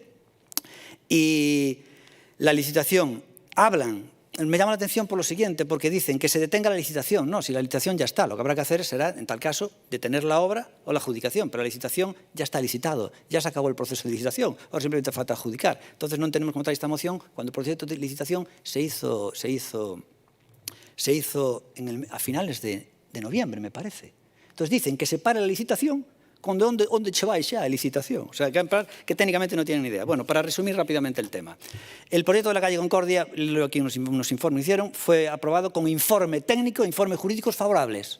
Con lo cual, esto de que dicen que faltan informes, lo dicen ellos. Pero oficialmente no falta ninguno. ¿Qué hicieron? En su ánimo y deseo de frenar, denunciaron por detrás a la Xunta de Galicia. Y denunciaron por detrás. Fíjense ustedes para qué están. Es decir, en vez de para construir, están para frenar. Y entonces denunciaron ellos. Entonces la Xunta de Galicia, al denunciar, nos pidieron el tema y se le mandó el expediente y punto. Dicen que no se le comunicó nada a la Xunta de Galicia. Por supuesto se le comunicó. Se le comunicó antes de ellos diciendo que no vamos a pedir informes porque está todo, entendemos que no es necesario. Entonces el PSOE me hace lo siguiente, Desde el punto de vista jurídico sobre la necesidad del informe de patrimonio y de los edificios catalogados. Los informes municipales ya indican que dichos edificios se encuentran recogidos en fichas incluidas en el catálogo municipal aprobado en la Ley 8/1995 y que, por tanto, según recoge la Ley de Patrimonio Cultural de Galicia 5/2016, las competencias son de carácter municipal. Las competencias son de carácter municipal. Bueno, pues ahora le voy a dar un dato ya para acabar con este tema, porque es algo impresionante, que le va a resultar curioso, y es lo siguiente. Este mismo problema que tenemos nosotros ahora aquí es el que tuvo Abel Caballero en Vigo con las rampas de Gran Vía. Bueno, pues exactamente lo que están diciendo ahora es aquí el PSOE es lo mismo que pasó con las rampas de Gran Vía. ¿Y saben lo que está haciendo el PSOE? Se está alineando con la Xunta de Galicia y está teniendo una postura totalmente distinta a la que tiene el PSOE en Vigo. Es decir, el PSOE en Vigo, Abel Caballero, hizo lo mismo que hizo el gobierno municipal del Concello de Ourense. Es decir, es más, nosotros, Democracia Orensana, utilizamos una sentencia que hubo que le dio la razón a Abel Caballero, al PSOE. ¿Y qué hace el PSOE? Reniega del PSOE de Vigo, el PSOE de Ourense reniega del PSOE de Vigo, se alinea con la Xunta de Galicia, ¿vale? Y se pone con la Xunta de Galicia y dice, oiga, que esto está mal. Coño, pues está mal, están criticando a Abel Caballero en Vigo, porque Abel Caballero en Vigo hizo exactamente lo mismo. La Xunta de Galicia ahí sí que le quiso paralizar la obra, porque decía que tenía que pedir permiso a Patrimonio. Abel Caballero no pidió permiso a Patrimonio, hizo la obra, hubo un pleito y ganó el PSOE de Vigo Abel Caballero. Bueno, pues con todo esto, estos señores ahora denuncian, intentan frenarlo y se ponen en contra del PSOE de Vigo y se ponen con la Xunta de Galicia. Y además se ponen en contra de una sentencia que hubo. O sea, alucinar. Y esto es impresionante porque antes una moción que hubo, cada uno defendía a su partido en Madrid. Pero es curioso como ahora ya ni siquiera defienden al PSOE. Defienden lo que para ellos creen que le va bien. Si en Ourense no se hace nada, ellos tendrán opciones electorales en 2023. Con lo cual ahora mismo ya no son ni del PSOE. Normalmente cuando un partido como es el PSOE tiene que elegir entre la ciudad y el PSOE, elige el PSOE. Pero si tiene que elegir entre el PSOE y ellos, eligen ellos. Y ahora mismo están en contra del PSOE, de la postura del PSOE, en este caso que hizo en Vigo, son contrarios a ellas porque entienden que si no se hace la obra de Concordia, ellos van a tener más rédito electoral. O sea, increíble. Están pidiendo algo distinto a lo que hizo el PSOE en Vigo. Y ahora sí que se posicionan con Feijóo. Ahora sí que con Feijóo de la mano juntitos. Ahora ya me interesa. Porque si es para frenar Concordia, voy con Feijóo. Alucinante. Realmente alucinante. Se alinean, por supuesto, con Feijóo cuando le conviene y se alinean con los tránsfugas que luego critican cuando Baltar compra tránsfugas. Pero cuando a ellos les interesa, bien que se alinean con los tránsfugas. Es algo realmente increíble. Bueno, pues vamos ya a proceder a la votación. Y nada más que decir, que es algo realmente impresionante esta historia. Silencio, por favor. Y vamos ya a votar. ¿Votos a favor de esta moción? Voto de 8 votos del PSOE, 2 votos de Ciudadanos, 2 votos del BNG y 3 votos de 3 tránsfugas. El PSOE y los tránsfugas, voto siempre alineado. Y ahora, sí. Perdona, llamar tránsfugas es lo que dice la ley. Llama lo que quiera. No, es que tránsfuga lo dice la ley. No, es que tránsfuga es lo correcto. Tránsfuga es lo correcto. Tú puedes llamarme investigado lo que quieras, tránsfuga es lo correcto. O sea, me acabo de decir un tránsfuga, señores, esto que conste en acta que es fascinante. Acabo de decir un tránsfuga que le llamé tránsfuga, dice, por favor, trátame con respeto. Oye, perdona, porque igual me equivoqué. Perdona un segundo, que a lo mejor me equivoqué, a lo mejor tiene razón María. Pero vamos a acabar la votación. Vamos a acabar la votación, que es lo que importa ahora, ¿vale? Tenemos la votación contabilizada, votos a favor, ¿no? ¿Votos en contra? Tenemos 4 votos en contra de Democracia Orensana y abstención. Tenemos las 7 abstenciones del PP y abstención de tránsfuga también allí. Con lo cual queda contabilizado, ¿no? Muy bien. No, le decía que lo que pone la RAE sobre lo que es el transfugismo es que es cuando una persona de un partido se pasa a otro. Eso es transfugismo, ¿vale? Y máxime estando con acta. Bueno, pues vamos ya al siguiente punto, que sería la moción 10.5, que es moción relativa del BNG, moción relativa a solicitar da Xunta de Galicia a posta en funcionamento dun centro de saúde na zona histórica de Ourense. Defende, por favor, o señor Luís Seara esta moción. Perdona, me equivoqué. Perdona.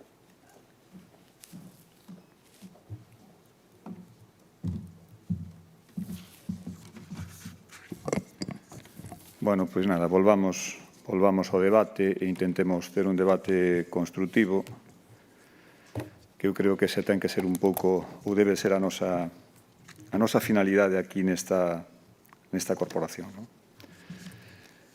Ao longo deste mandato e nese exemplo de oposición constructiva que ven a exercer o Bloque Nacionalista Galego, nos temos presentado múltiples iniciativas a respecto da situación do casco histórico.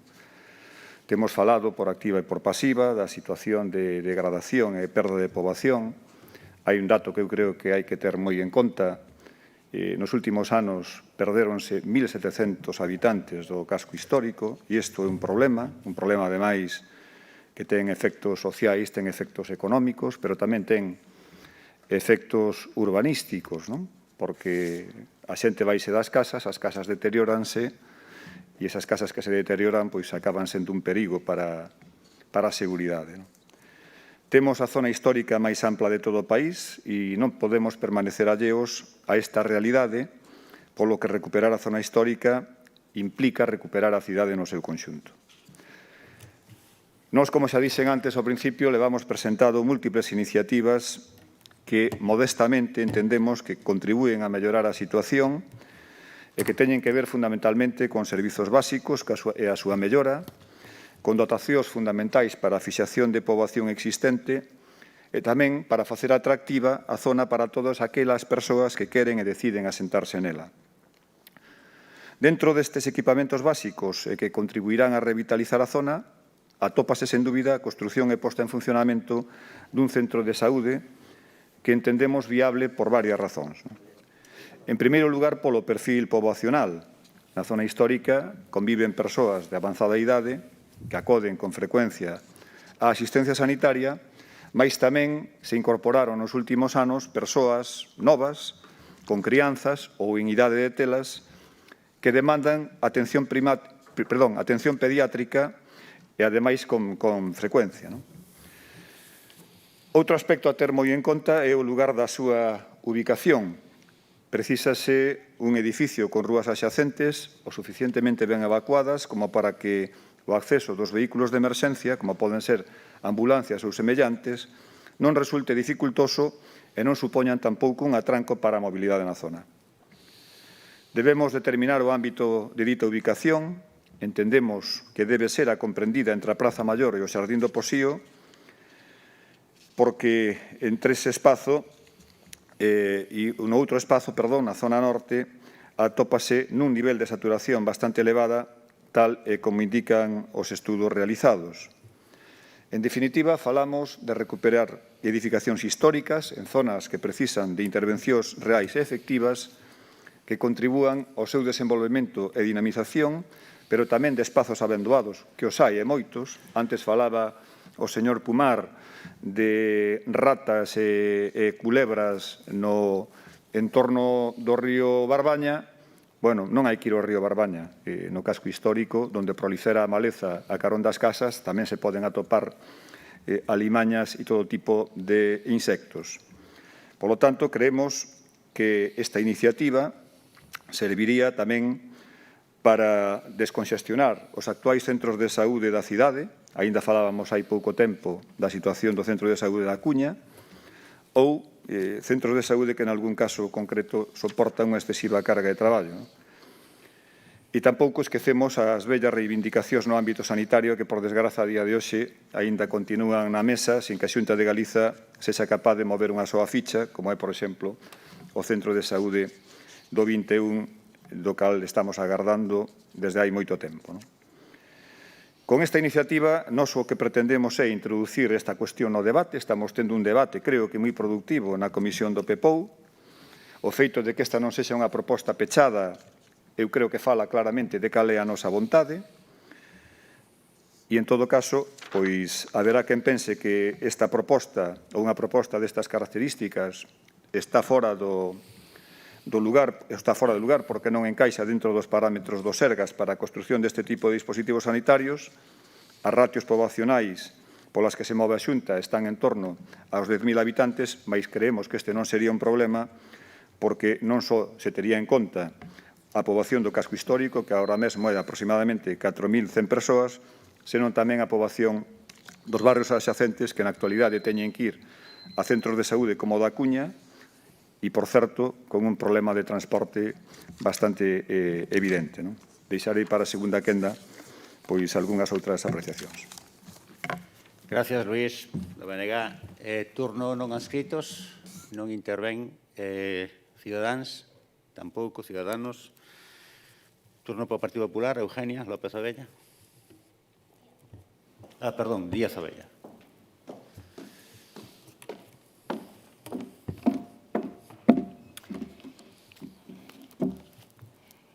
Gracias, Armando. Buenos días de nuevo.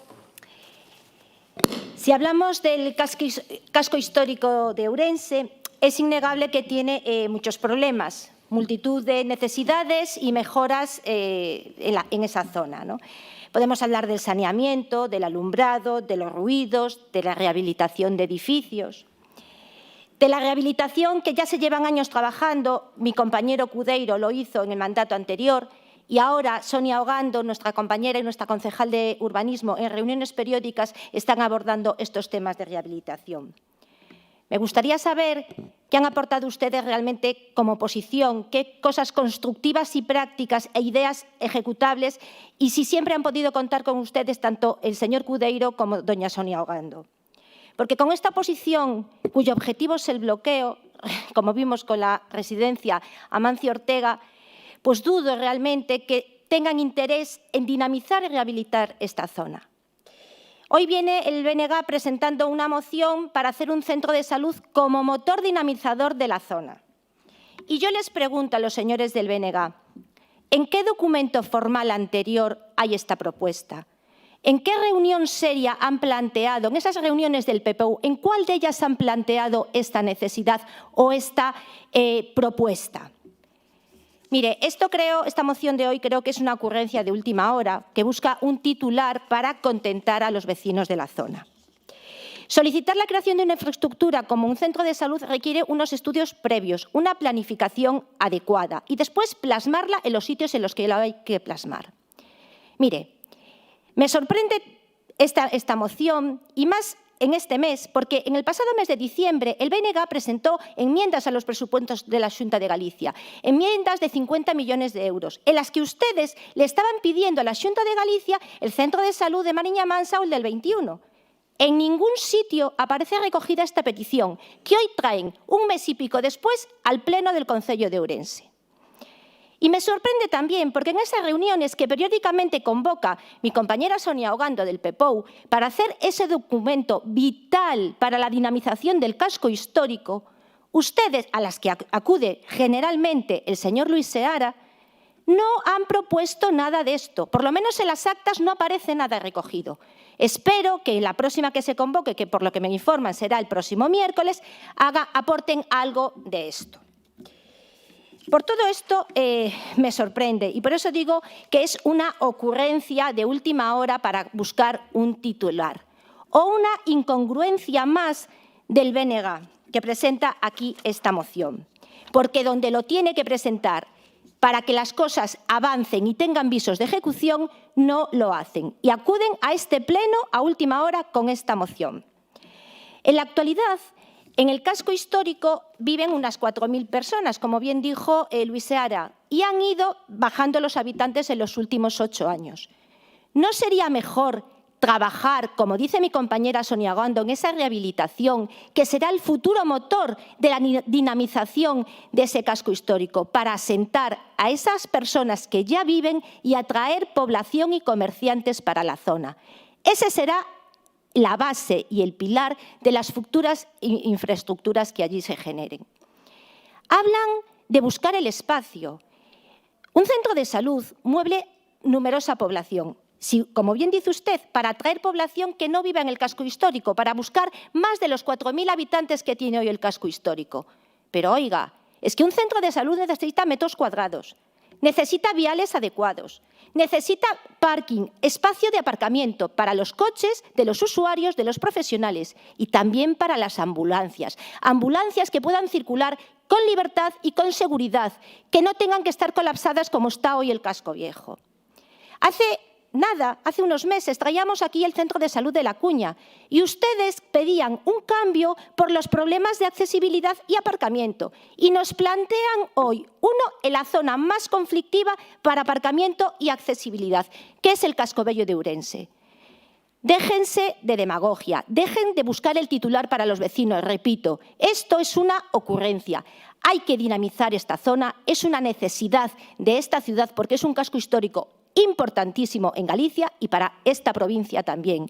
Pero hagámoslo de la manera correcta, apostando por solucionar las necesidades reales de esos vecinos. Repito, rehabilitación, saneamiento, alumbrado, tráfico y ruido. Continuaré en mi segunda intervención.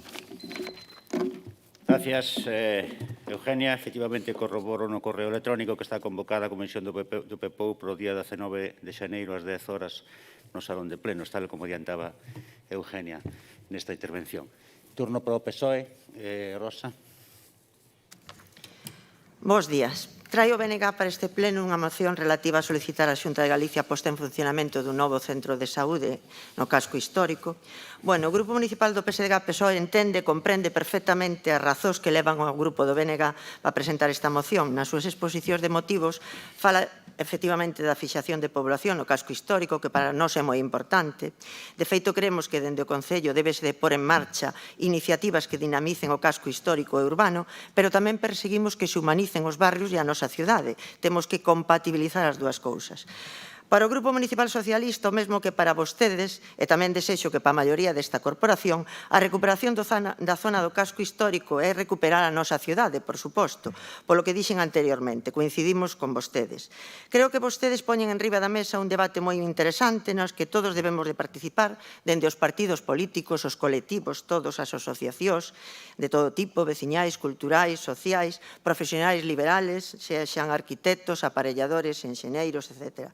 pero tamén os veciños da nosa cidade, da nosa urbe, moi especialmente os que viven no casco histórico, ou casco protegido. Vostede fai mención dun perfil poblacional de persoas moi maiores que necesitan usar frecuentemente o centro de saúde, co que tamén coincidimos xa que necesitan con máis asiduidade a utilización destas de ambulancias, sobre todo, pero tamén de eurotaxis ou taxis adaptados e, por suposto, de vehículos, co cual incrementaríamos os coches no casco histórico. E tamén falan dos novos moradores, que son xente de perfil moito máis nova, e tamén ten razón. Cando recibimos este texto de moción, eu personalmente falei con vostede, non sei se se acorda, pero tamén falei con distintos colectivos da cidade, colectivos veciñais, falei con aparelladores, falei con arquitectos, técnicos e tamén con presidentes de algún colectivo veciñal que estivo pedindo durante anos, xa na época de Veiga Pombo, pedía centros de saúde para algunha zona que está incluído no centro de saúde de Mariña Mansa. Bueno, pois ningún deles vía a construción dun centro de saúde no casco urbano, no casco histórico que ustedes plantexaban. Pero sí que se daban conta de que era un casco histórico que estaba moi pouco dinamizado e, lóxicamente, que se estaba esmorecendo pouco a pouco. E, lóxicamente, é necesario fixar a población. Vostedes e máis eu pensamos que casi a diario por algunha das rúas desta, vostede en concreto e eu, pasamos, fai 15 anos ou 20, era un casco dinámico, puxante, que había negocios en todos os locais dali. Hoxe está morto, esmorecido, abandonado. E, lóxicamente, algo hai que facer. A maiores temos que recordar que o centro de saúde da nosa cidade, co paso do tempo, quedaron moi reducidos, moi pequenos. Caso do centro de saúde de Mariña Mansa, no barrio da Cuña, inaugurado nos anos 80, en concreto no ano 87, por un alcalde socialista, Manuel Veiga Pombo, pasaron 35 anos e, lóxicamente, co paso do tempo aumentou moito a población que vamos ou que somos usuarios ou adscritos a ese centro de saúde. As rúas tamén incrementáronse moito. O corte está no Progreso, onde está a Ponte das Burgas, todo hasta a parte sur da cidade, toda a zona da Avenida Zamora, o Progreso, o Polvorín, o comenzo de Marcelo Macías hasta a Ponte, que leva o mesmo nome, Bonhome, Saínza, etc. Pero no casco histórico temos a Rúa Vilar hasta a mitade, máis ou menos, a Rúa do Baño, íntegra, 2 de Maio, Padre Feixó, etc. Moitas calles que están moi ateigadas, pois que pasar ambulancias ou taxis adaptados é bastante complicado. O que tamén se construíron novas, valga a redundancia, novas construcións na zona de Barrocás ou Rairo, que incrementou moito os usuarios adscritos ao Centro de Saúde de Mariña Mansa, tamén conocido co da Cuña. É lóxico que se quedara obsoleto con este paso do tempo. E tamén o personal sanitario, tanto médicos fundamentalmente e ATS, no ano que se constituiu ou que se construiu no ano 87, era a mitad da plantilla. Lóxicamente necesita ese outro espazo, por iso trouxemos nós unha moción no mes de setembro do ano 2021. Deixo para a miña segunda intervención algo máis, comentarlle que nos vamos a abster nesta moción. Moitas grazas. Gracias, Rosa. Turno para o propoñente da moción, Luís Seara.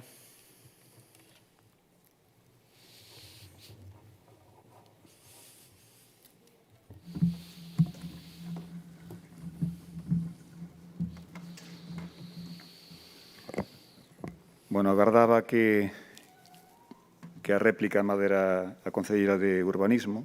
Sorpréndeme que o faga vostede. Me imagino que o ver centro de saúde eu creo que ten moito que ver, ou tanto que ver, ca situación do casco histórico como de un dispositivo sanitario máis no Concello. Pero, vostede fálanos de incumprimentos.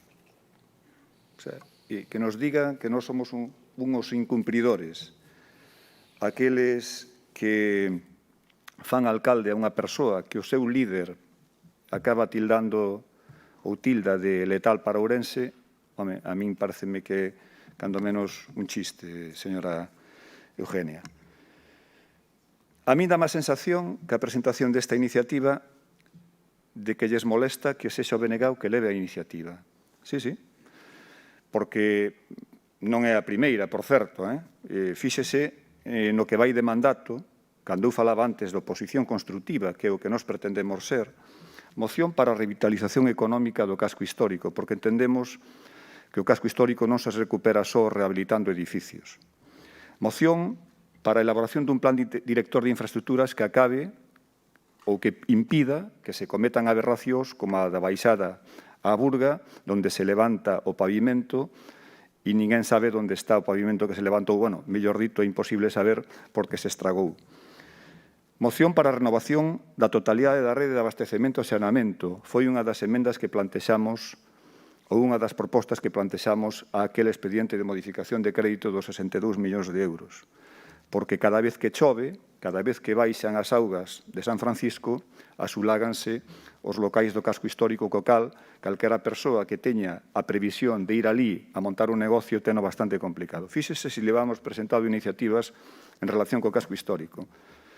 Eu non sei, dona Rosa, con que veciños se reuniu vostede. Eu podo dicir que nós fixemos varias asambleas xa no casco histórico e esta é unha demanda da veciñanza.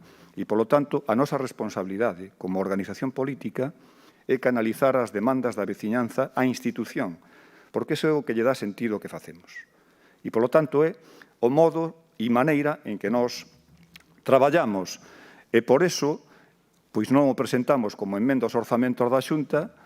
Por certo, nós tiñamos esta moción xa redactada desde hai moito tempo, incluso tiñamos definido cal era o espazo que debería de ser ou que ubicara ese centro de saúde, pero precisamente como estamos en debate do casco histórico, estamos debatindo na Comisión do PEPOU sobre os usos e como queremos que sexa o casco histórico do futuro, como queremos recuperar e revitalizar, por eso facemos unha proposta que é aberta, precisamente para que eso se inclúa no debate. Claro que incluiremos no debate na próxima reunión, non teña a máis mínima dúbida.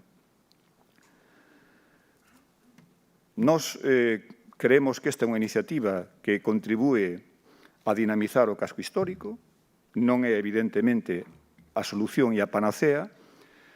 Creemos que esta iniciativa, ademais, vai a provocar un dinamismo económico no casco histórico do que tan necesitado está para evitar esa fuxida permanente e sostida no tempo de habitantes da parte norte.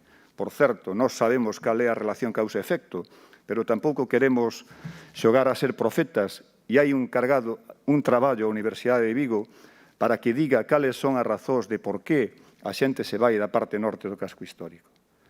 E creemos que esta é unha iniciativa en positivo, nada máis e nada menos que iso. Moitas grazas. Gracias, Luis Seara. Non adscritos, non intervén ningún. Ciudadanos, Pepe Arujo.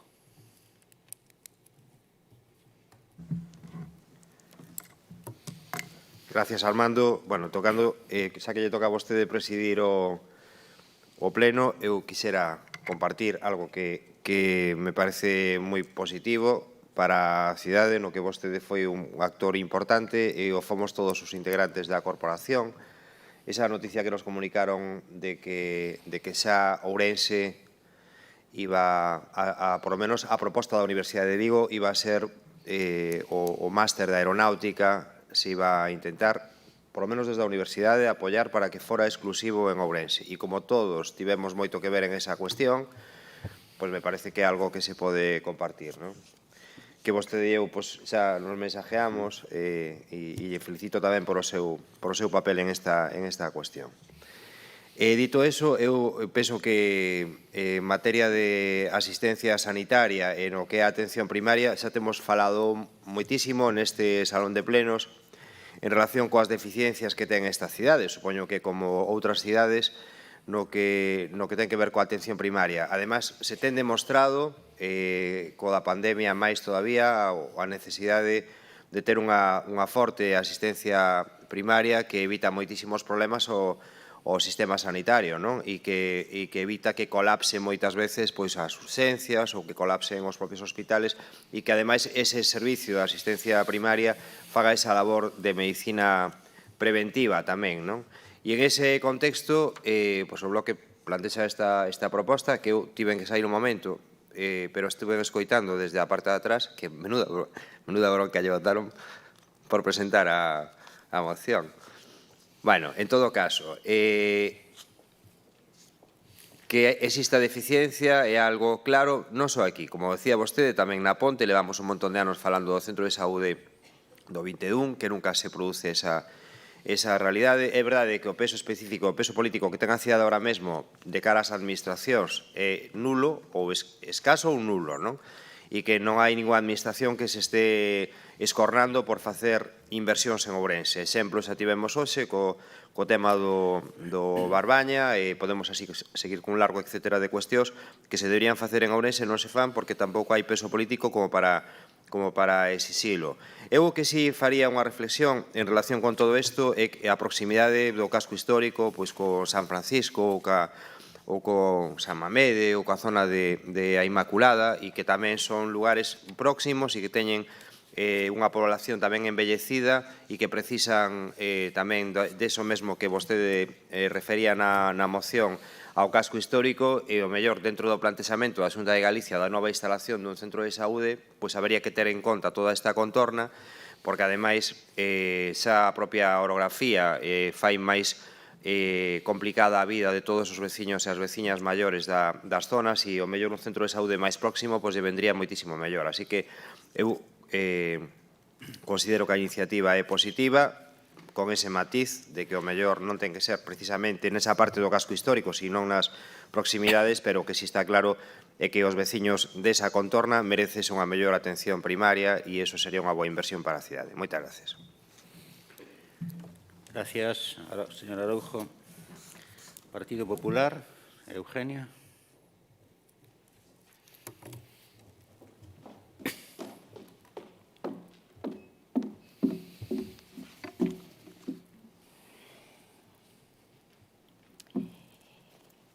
Luis, yo no llamé incumplidor. Yo lo único que dije es que, a ver, desde la oposición, qué aportaciones concretas se habían hecho. Aportaciones concretas más allá de las mociones, que las mociones podemos traer lo que se nos ocurra, como es este caso. Y preguntaba qué cosas concretas se ha aportado en el anterior mandato a Cudeiro y qué planes a mi compañera Sonia.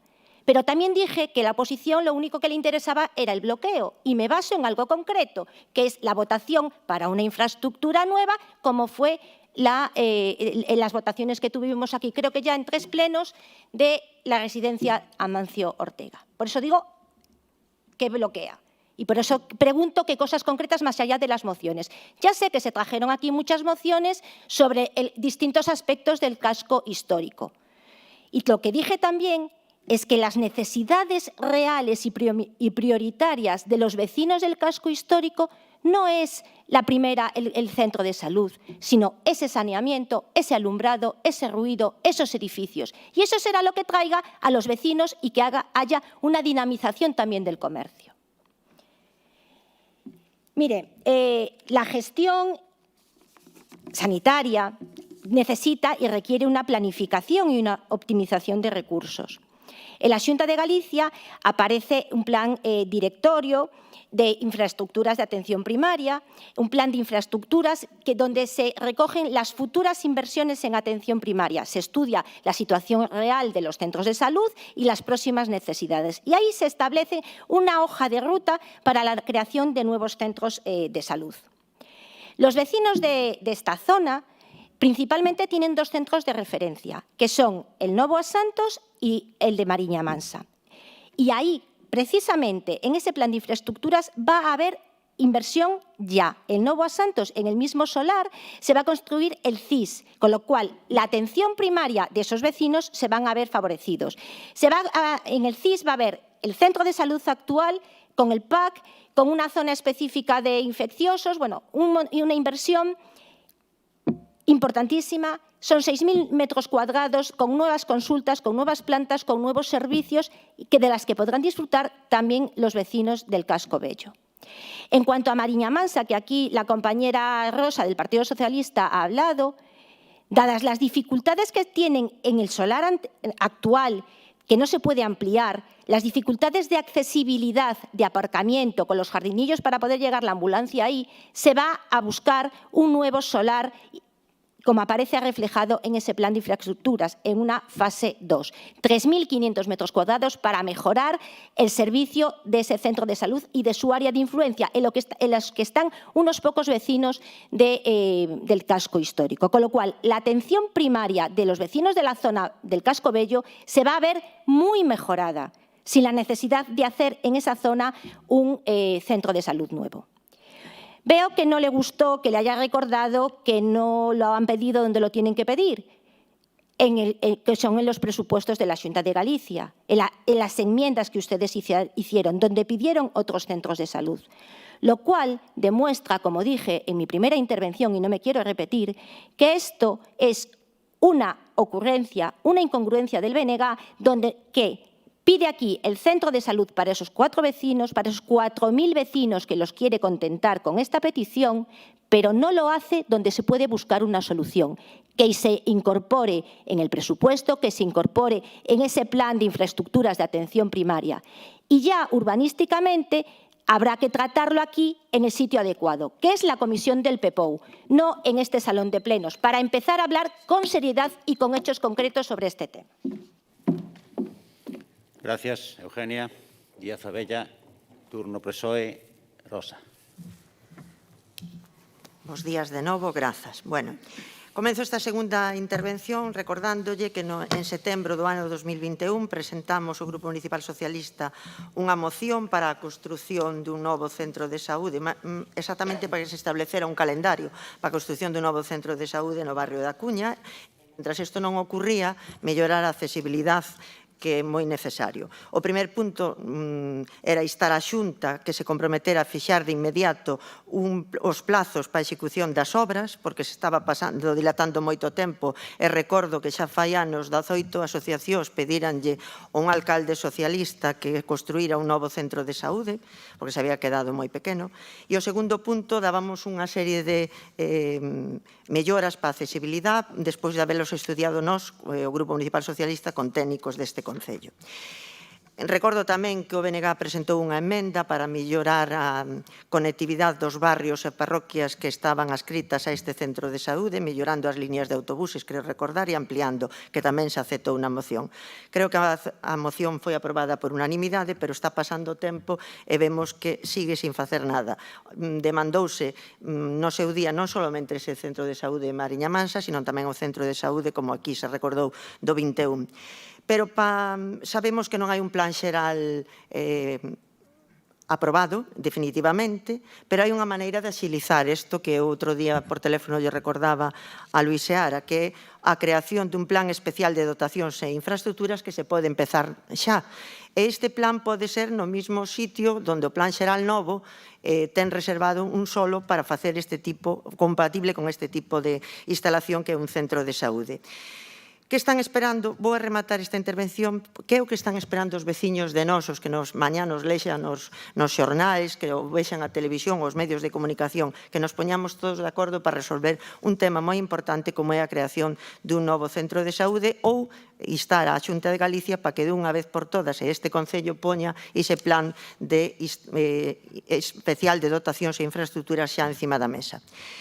Pero non me quero olvidar de que hai que dinamizar o casco histórico. Entonces, eu suxiro unha suxerencia que facemos desde o Grupo Municipal Socialista que se cree condicións e políticas adecuadas para dinamizar o casco histórico, que se fale cos axentes, que se cree algún tipo de comisión onde participen non solamente os grupos políticos, sino todos os axentes que lle importa esta cidade, e tamén que se faga un concurso de ideas. Moitas gracias. Aproben, por favor, vostedes o plan de mobilidade e axilicen a aprobación do PEPOU.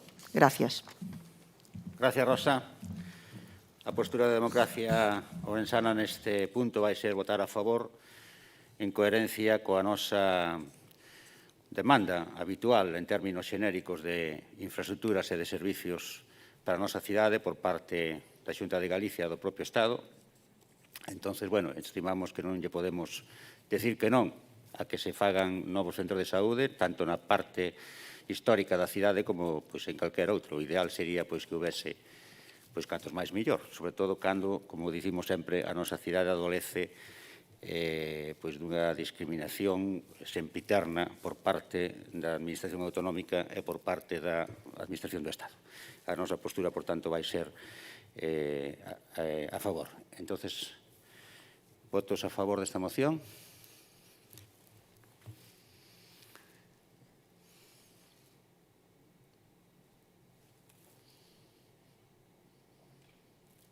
Tal vez.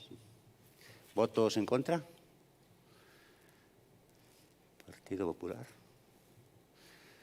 Abstencións? PSOE non adscritos. Laureano, que votou? Hai empate. Entonces procede unha segunda votación. No.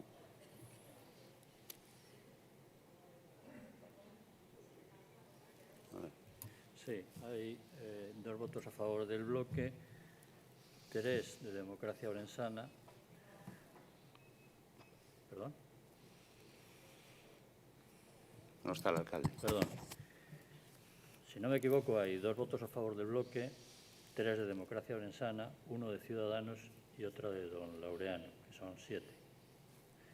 Y votos en contra hay 7 del Partido Popular.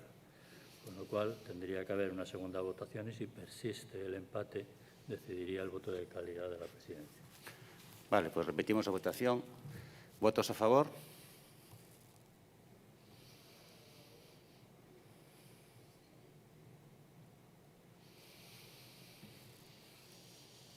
Sí. ¿Votos en contra?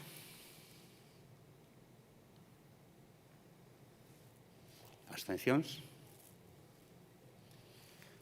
Queda aprobado, entonces, polo voto de calidade da presidencia, según nos recordou o señor secretario. Pois pasamos, entonces, ao punto 10, punto 6 da orde do día, moción do Grupo Municipal do Bloque Nacionalista Galego relativa á captación de fondos do Programa de Impulso á Rehabilitación de Edificios Públicos, PIREP, deseñado polo Ministerio de Transportes, Mobilidade e Axenda Urbana. Ten a palabra, vai a intervir o señor Luís Seara. Ten a palabra.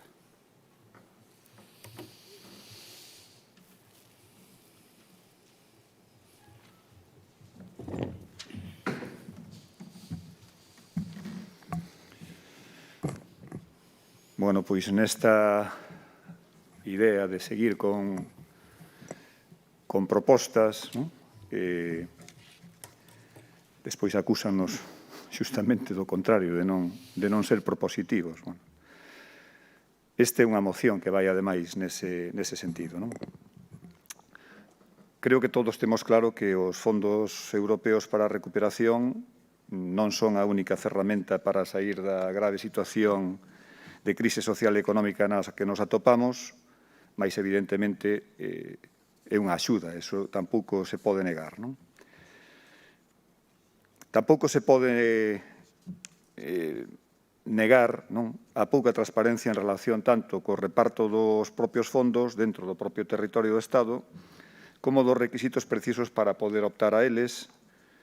E eu creo que isto é consecuencia dese afán desmesurado, dese afán centralizador do actual Executivo e tamén do nulo interés de Feijóo en pedir unha comisión bilateral Xunta-Estado para abordar as negociacións dos fondos tal e como lle pedía o Bloque Nacionalista Galego. Aínda así, comenzan a xurdir programas máis que interesantes para as administracións locais. Aquí temos debatido en anteriores plenos sobre algúns deles. Administracións locais que son, sen dúbida, as peor paradas no reparto realizado dentro do actual modelo de financiamento, pero as que, ademais, acumulan a maior presión e prestación de servizos, moitas veces, e moitos deles impropios, consecuencia de ser a administración máis próxima ao cidadán e a que primeiro acceden en caso de precisalo. Dentro de todos estes programas habilitados, e que, como decimos, creo que son de sumo interese para un concello como o noso, queremos facer especial fincapé no programa de impulso á rehabilitación de edificios públicos coñecido como PIREP. Falamos dun programa dotado cunha partida de 600 millóns de euros para as entidades locais, articúlase coa convocatoria de axudas mediante concorrencia competitiva e destinadas á rehabilitación ou construción de novos equipamentos públicos de diferente natureza, é dicir, usos administrativos, educativos, asistenciais, deportivos, sanitarios, culturais. Acabamos de falar na anterior moción da posibilidade de que edificios públicos puderan albergar algún destes tipos de edificios, de finalidade. A propia convocatoria do programa determina unha serie de categorías en función das diferentes actuacións que se pretenden levar a cabo e deste xeito podemos atopar axudas para a mellora de eficiencia enerxética dos edificios públicos e onde o financiamento pode chegar mesmo ao 100%. Mais tamén hai axudas para obras destinadas á mellora da eficiencia ambiental en materia de auga, no emprego de materias, para a xestión de residuos, protección da biodiversidade, mellora da accesibilidade coa eliminación de barreiras arquitectónicas e a mellora da accesibilidade cognitiva e sensorial. Entendemos, por tanto, que estamos diante dunha boa oportunidade para que o Concello de Ourense acometa de unha vez a tan necesaria reestruturación dos diferentes servizos municipais que andan espallados por todo o casco histórico e polo resto da cidade e boa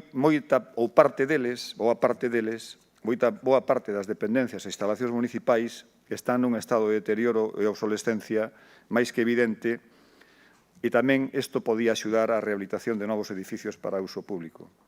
Debemos aproveitar esta oportunidade de poder realizar tarefas todas estas actuacións tan necesarias para o bo funcionamento da Administración, captando os fondos europeos que nos permitan acometer os proxectos precisos sen ter que sangrar as arcas municipais cos custos dos mesmos de maneira íntegra.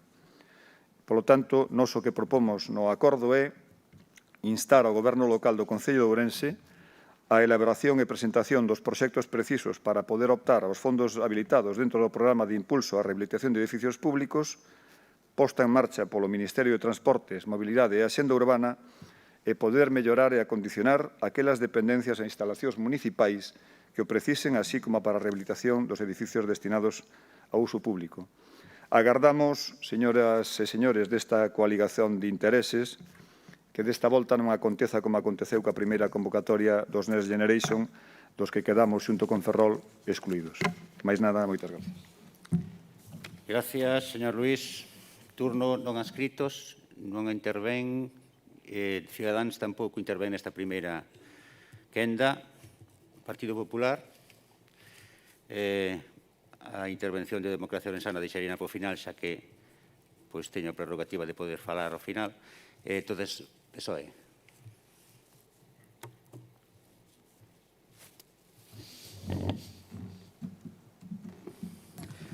Gracias, Armando. Bos días a todos e a todas. Bueno, evidentemente é unha moción que cando a lía, costábame bastante encontrar algún obxecto de polémica, non? Porque prácticamente todo o que di é perfectamente asumible por calquera dos grupos que estamos aquí, imagino.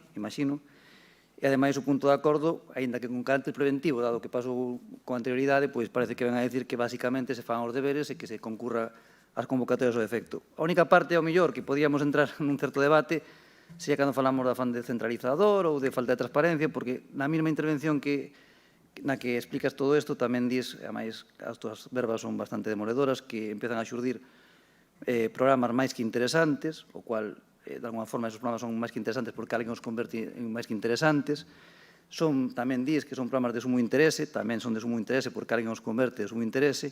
É unha gran oportunidade porque tamén alguén os converte nunha gran oportunidade, porque existen, porque se negocian e porque chegan aquí miles de millóns de euros en forma de posibilidades para Ourense e para outros moitos concellos do Estado español. Eu creo que estamos traballando, e a mí tócame con orgullo defender neste caso o grupo parlamentario que de alguna forma defende o Goberno de España. Estamos traballando nunha liña de axudas do plan de recuperación que mobilizará partidas históricas, que deixarán pegada de forma moi directa na vida de todos os veciños e veciñas de moitos pobos de España e, por suposto, incluído Ourense. Neste plan de recuperación, o impulso da rehabilitación e rexeración urbana, como se pode dicir que vaise facer como nunca antes se vaía feito, os datos son bastante claros. Entre o 2021 e o 2022, Galicia vai a ter casi 230 millóns de euros en fondos directos, dos que unha boa parte poden vir para o Concello de Ourense. E, desde logo, eu creo que a mellor forma de abordar unha crise económica é esta, unha recuperación xusta, unha recuperación pensando nas persoas e non como se fixo no pasado en moitas outras ocasións. Eu non vou abundar excesivamente porque, en principio, parece que non debería haber moita polémica nesta cuestión, máis alá do feito da xestión dos fondos que se están a tramitar aquí, si decir algúns datos que me parecen interesantes. Efectivamente, contextualizando todo isto, estes fondos veñen do componente 2 dos fondos da Unión Europea, onde hai tres partidas que incluyen a recuperación económica e social de entornos residenciales, que incluyen a construción de vivendas en alquiler social e que efectivamente incluyen este programa de impulso a rehabilitación de edificios públicos, PIREP, e que están dotados hasta o ano 2026 de 6.820 millóns de euros. Claro, moitas veces, cando falamos destas cantidades, perdémonos por completo e olvidámonos da trascendencia que significa todo isto. 6.820 millóns de euros é unha cantidade sin precedentes que van a permitir moitísimas actuacións no conxunto de España. Mais alá de que, efectivamente, todo isto ten unha serie de tramitación burocrática que ten a súa complexidade, pero que, ao final, van a repercutir neste ano xa en moitos veciños e veciñas de moitos concellos. Por lo tanto, a parte deste programa, 20.000 vivendas de protección social, de alquiler social que se van a poñer en marcha hasta o ano 2026 van a ser unha realidade e podemos decir con sumo orgullo que isto vai a permitir, porque ademais así se podemos activar un sector tan importante como é o sector da construcción que tamén o ten pasado moi mal, como moitos nesta crisis da pandemia da COVID-19. Tamén outra cousa que quero poñer en valor é que isto tampouco se pode decir alegremente que fora improvisado. É dicir, houve unha conferencia sectorial, despois do acordo do Consello de Ministros do mes de xullo, na que se aborda todo este tipo de cuestións. A temporalidade de como se van a tramitar estas subvencións, as cuantías, cando e como, e se explica perfectamente a todas as comunidades autónomas cal vai a ser a fórmula que se vai a aplicar. Isto xa falamos do maio do ano pasado, do ano 2021. Por lo tanto, eu creo que a liña que sigue o Goberno é a correcta, a oportunidade é histórica, e eu espero que o Concello de Ourense, efectivamente, sepa aproveitar. Non teño por que pensar que non se vai a facer, eu creo que a proposta é con carácter preventivo, algo así como que o Concello faga os deberes e que o Goberno Municipal non falle unha vez máis, e, por lo tanto, vamos a confiar que esta vez sea así, e, por suposto, o Grupo Socialista ofrécese para colaborar en cantas cousas se sean necesarias para que estes fondos cheguen a cada veciño e veciña de Ourense. Gracias, Javier Rey. Segunda quenda, Luís.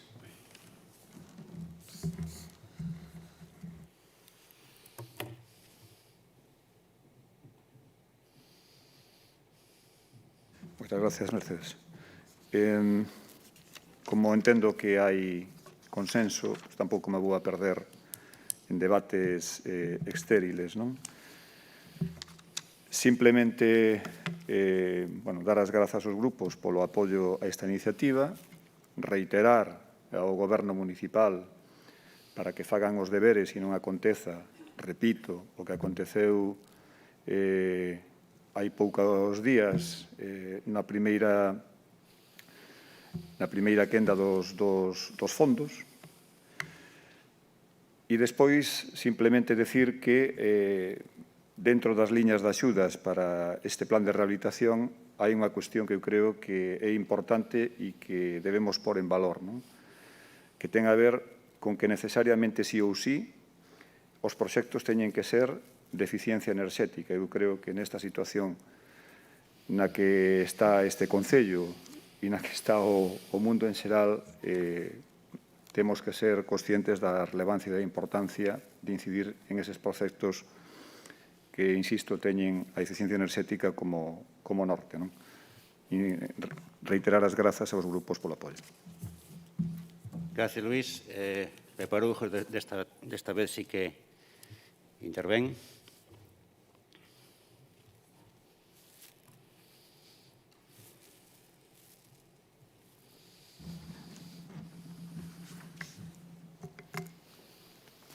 Gracias, Armando. Bueno, pois eu quizás non sea tan amable no discurso por esta cuestión, porque o primeiro que lle quixera preguntar ao Goberno Municipal e a quen está presidindo ahora mesmo o Salón de Plenos é cal é a estrategia que estivo seguindo este Goberno desde o principio do seu mandato para a captación de fondos máis alá do que o presuposto do Concello. Que estrategia seguiron, cal é o departamento e cales son as persoas que están ahora mesmo asignadas a captar fondos europeos para o Concello de Ourense. Me gustaría que na súa intervención, don Armando, xa que non está aquí o alcalde, fixera vostede a aclaración de cal é o resultado desa estrategia de captación de fondos que xa sabemos todos cal é, que non existe, que non se preocuparon absolutamente para nada en captar fondos europeos. Entonces, o Bloque encontra unha vía para presentar unha moción que, desde logo, é unha cuestión ben asumible, que temos que apoiar, ou se supón que temos que apoiar todos, pero a realidade é que levamos 3 anos nos que o Concello de Ourense o único que fixo foi ir perdendo diñeiro. O que estivo facendo durante estes 3 anos foi despilfarrar diñeiro e impedir que chegara diñeiro porque non marcou ninguna estrategia de captación de fondos europeos. Así que ahora sería un milagro que nos explicaran cal é a estrategia, non? E se se dira ese milagro, pois eu aplaudiríalle. Pero, en todo caso, a mí me parece que isto é un dos grandes fracasos deste goberno municipal. O non ter estrategia en nada. Eu antes, cando lle falaba do minifundio da calle Concordia, é que realmente o goberno municipal funciona nese minifundio e todo o que teña que ver con planificación, estrategia, visión de futuro, eficiencia, como decía vostede, aquí nin enerxética nin da outra. Eficiencia cero.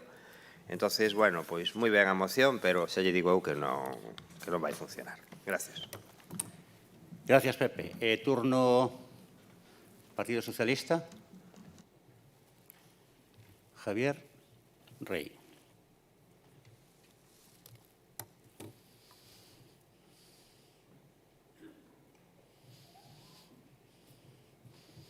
Se non chega a intervir Pepe, xa non ia a falar. Simplemente, decir que se non funciona é porque non se quere que funcione, porque non hai excusa de ningún tipo. É dicir, se atendemos as bases, están moi claras. Sostenibilidade, como se decía aquí, protección do medio ambiente, aforro enerxético.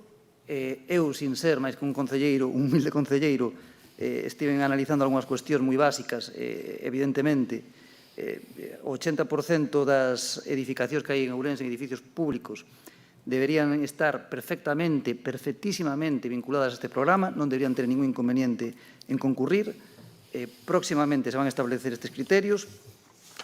Son moitos, moitísimos, as posibilidades que permite se se fan as cousas en tempo e forma, e, polo tanto, eu, sinceramente, simplemente quero abundar no que decía Pepe, que se isto non funciona, evidentemente a estrategia non houve hasta ahora, pero se isto non funciona, sería perder Ourense unha oportunidade histórica. Por lo tanto, faume un chamamento a este plantexamento preventivo, é dicir, o PIREP suporá un impulso a regeneración e rehabilitación urbana como nunca antes había visto. Eso creo que está dito polos arquitectos, polos profesionais independientes, por a Federación Española de Municipios e Provincias, e, por lo tanto, Ourense ten que se sumar a isto.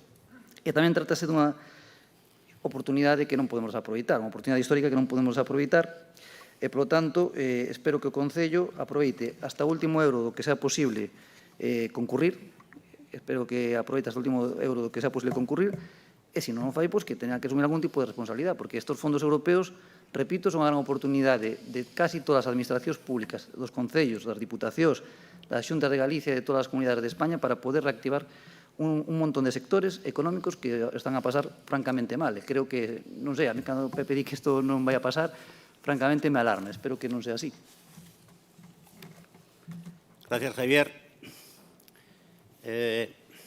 Voume ceñir a cuestión concreta da moción. A pregunta máis general que fixo Pepe Aroujo, pois invito a que a faga nunha xunta diaria para non digamos, esparcir demasiado o debate. En relación con esta moción, eu quería empezar aclarando unha cuestión. O poñente fala de convocatoria. En realidad non hai unha convocatoria, hai un aviso de convocatoria. Avísase de que vai haber unha convocatoria, presumiblemente no mes de febreiro, dentro dun mes, acerca destos fondos. O que hai de momento non é máis que eso, un aviso. A principios do mes de decembro, fixéronse unha serie de anuncios que son máis, en esencia, coinciden co que levan plantexado. Saliu tamén un vídeo que poden consultar en internet, en YouTube, do director xeral de Agenda Urbana e Arquitectura, Iñaki Carnicero, pretendendo explicar un pouco como vai ser como vai ser esta convocatoria. Xa nesa propia comunicación dixeron que faltaban informes concretamente da Comisión Delegada de Asuntos Económicos, de órganos fiscalizadores, da Avogacía do Estado, o sea que, bueno, o que decimos sempre, sin eses informes non hai nada, primeiro, hasta que non este publicado nos boletís oficiais non hai nada fixo, e segundo, faltando informes tan importantes, pois tampouco podemos facer demasiado pé no asunto.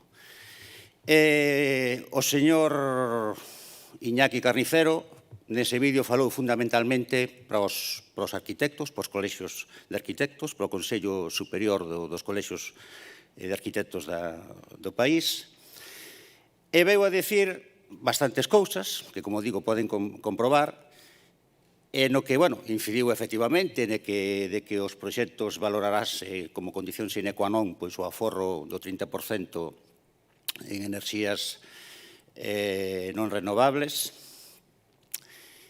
Nese aspecto, pois sí que se financiaría o 100%, pero despois os criterios da adxudicación pois serían máis abstractos, falarían pois de cuestións como sostenibilidade, accesibilidade, que, bueno, son importantes, pero que xa son de valoración máis subxectiva, e xa non digamos cando falou de que se valorará a capacidade de cohesión social do edificio.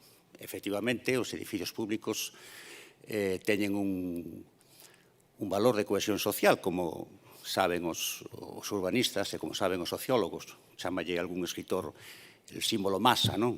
Elias Canetti, por exemplo. Eso sí que xa vexo máis complicado, como se pode valorar, pero, bueno, en todo caso, é unha cuestión técnica. Os arquitectos e os urbanistas sabrán como se fai. Falouse de que se están en comunicación cos colexios de arquitectos. Miren, eu falei recentemente co presidente do Colexio de Arquitectos de Ourense e ainda non sabía nada, non conocía nin as siglas do proxecto. Tamén me dixo que, efectivamente, tiñan en breve unha reunión co Colexio de Arquitectos de Galicia, porque o de Ourense non é máis que unha delegación do Colexio de Arquitectos de Galicia, e que ao mellor se trataría este tema recentemente. Efectivamente, pois son estes 400 millóns, dos cuales unha parte, que chaman a línea 1, está pensada para edificios que xa estén en marcha ou non, para proxectos maduros. A mí o que máis me chamou a atención do director xeral foi que puxo en evidencia que os plazos van a ser moi axustados, incluso dando por suposto que a convocatoria teña lugar cando dicen que vai ter lugar, que será a medio de febrero, vamos a ver, que van ser moi axustados, porque, claro, teñen que estar firmadas contratos, recepcións de obras, etcétera, nunhos plazos bastante complicados, pero é que el mismo reconoce que son moi difíciles. E sabe cual é a solución que deu o señor director xeral para poder facer esas cousas neses plazos? Pois voulle dicir as frases textuales que dixo: hai que ser valientes, hai que ser decididos, pensamos que se pode conseguir. Iñaki Carnicero no vídeo que poden ver todos vostedes no YouTube. O sea, a min recordoume esas reunións que fan nas multinacionales americanas pois para enardecer o personal. Somos os mejores, xa viven nun ambiente competitivo, como é ambiente empresarial, e canto máis nos Estados Unidos, pois esas reunións de autoayuda nas que tal. Pero, claro, nunha administración pública non se pode confiar na capacidade ou na heroicidade das administracións. Estes señores do Goberno de Madrid levan un montón de tempo para sacar unha serie de criterios. Desde Europa póñenlo bastante fácil, porque só exixen o da eficiencia enerxética para a descarbonización, etcétera, o da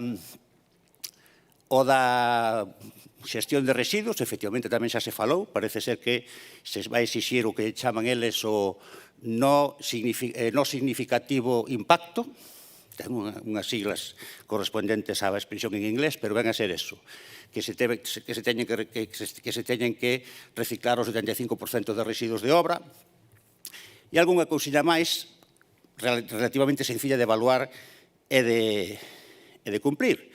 Pero despois eles añádenlle, a parte dos imperativos de Europa, añádenlle unha serie de condicións que, claro, ao ser por concurrencia competitiva, pois algunha cousa máis lle teñen que poñer. Pero, claro, que é moi posible que sexan bastante complicados á hora de facerse cumplir. Que si la New Bauhaus, que si etcétera. Bueno, total. Nós imos votar a favor desta moción porque, efectivamente, pensamos que todo o que veña destes fondos que se podía conseguir, efectivamente hai moitos edificios municipais vellos e máis novos, ten que ser edificios anteriores ao 2009, que se podería, chegado o caso, aproveitar estes fondos. Non nos fiamos moito, e aí coincidimos co que dixo o BNG da transparencia, que parece ser que lle molestou aos do PSOE, pero nós prácticamente estamos de acordo con eso de que hai un pouco de xoego de gato e o ratón, non? Porque xa, por exemplo, dixeron vai salir a convocatoria e íbamos dicir máis ou menos por onde van ir os tiros. Isto é cando, recórdame cando decía o profesor do instituto, el examen vai ir por aquí, mas isto pode caer. Mire, nós non queremos información privilexiada. É dicir, a nós díganos a convocatoria como vai ser claramente. E non nos han de dicir, mire, isto é para que se vayan preparando, para que vayan xa tomando posicións. Esa non é a maneira seria de xogar. Que, por certo, se lle dixo solo neses vídeos os que se convocou a través de vía telemática aos colexios de arquitectos, que agora os demais temos que ir enterando, pois, en algún caso, ni siquiera os colexios de arquitectos. Bueno, total, que podía estar falando bastante do tema, pero vamos a resumir dicindo, mire, señores do PSOE, díganlle aos do PSOE de Madrid que sean máis claros, que den un tempo realmente suficiente, sobre todo porque despois, se non se acaba podendo facer, hai que devolver os cartos. Pásanos o mellor como nos pasou noutros casos. Hai unha situación de pandemia, hai unha situación na que non se pode garantizar, como exixen eles, neses plazos tan axustados, que recoñecen unha e outra vez que son plazos axustados, que se pode cumplir neses plazos, nunha situación en que da noite da mañá todo o personal dunha empresa pode ter que confinar, por exemplo, por poñer un exemplo. Entón, sean un pouquinho máis realistas nas súas pretensións, non carguen finalmente despois, claro, que si teñen que ser proxectos resultados de procesos participativos, o sea, unhas cuestións, canta máis burocracia, mellor, non? Precisamente para que ao final non se poida facer, o mellor. Bueno, vamos a votar a favor polo espírito da moción, polo espírito, porque a letra xa empeza falando de unha convocatoria que non existe, que é un anuncio de convocatoria, e nada máis. Votamos a moción, votos a favor. Unanimidade, non, señor secretario?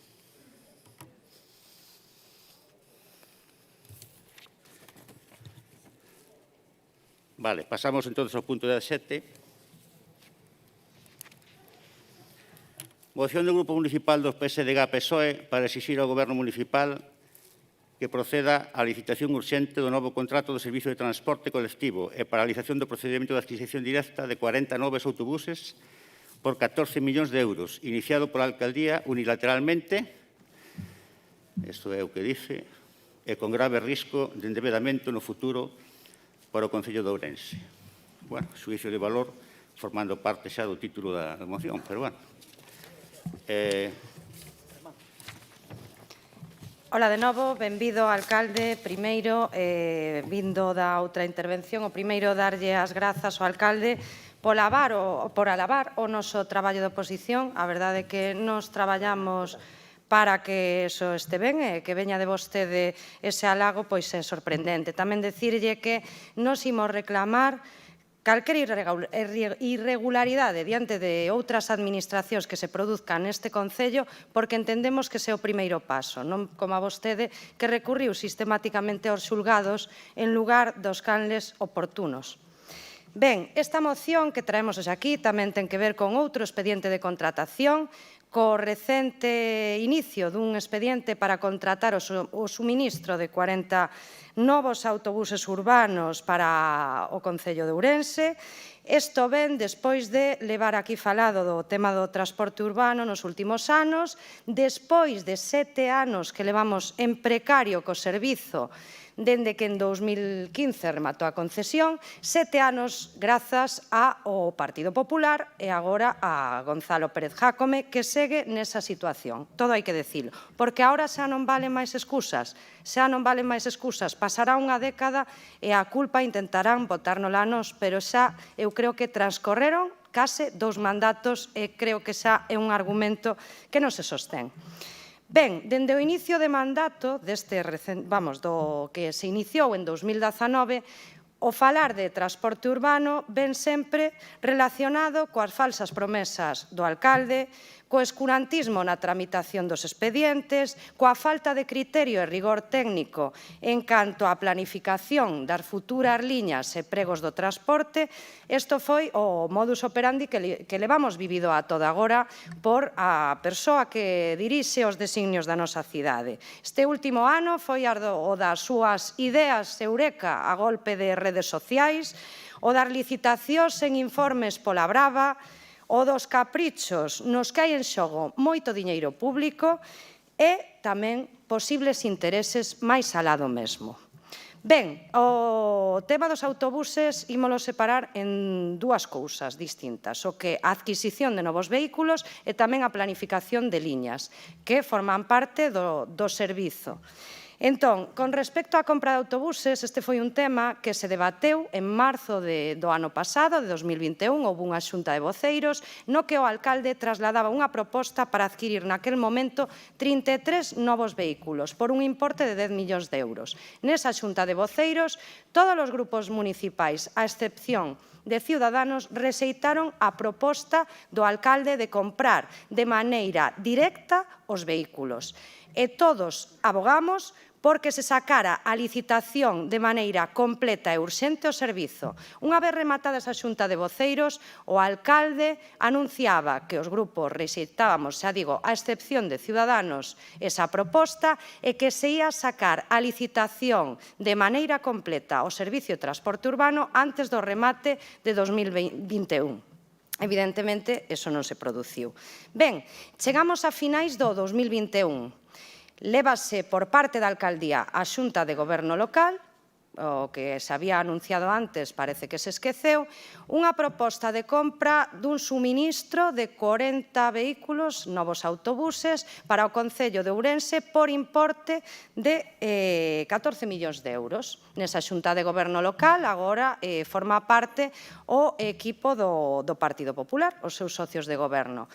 Sorprendentemente, celébrase esa xunta de goberno local e apróbase un expediente co voto en contra do Partido Popular e o desempate realízase co voto de calidade do alcalde. É dicir, non hai consenso para sacar adiante esa licitación. E xa non esquezamos que no seu momento tampouco había respaldo por parte da maioría da oposición.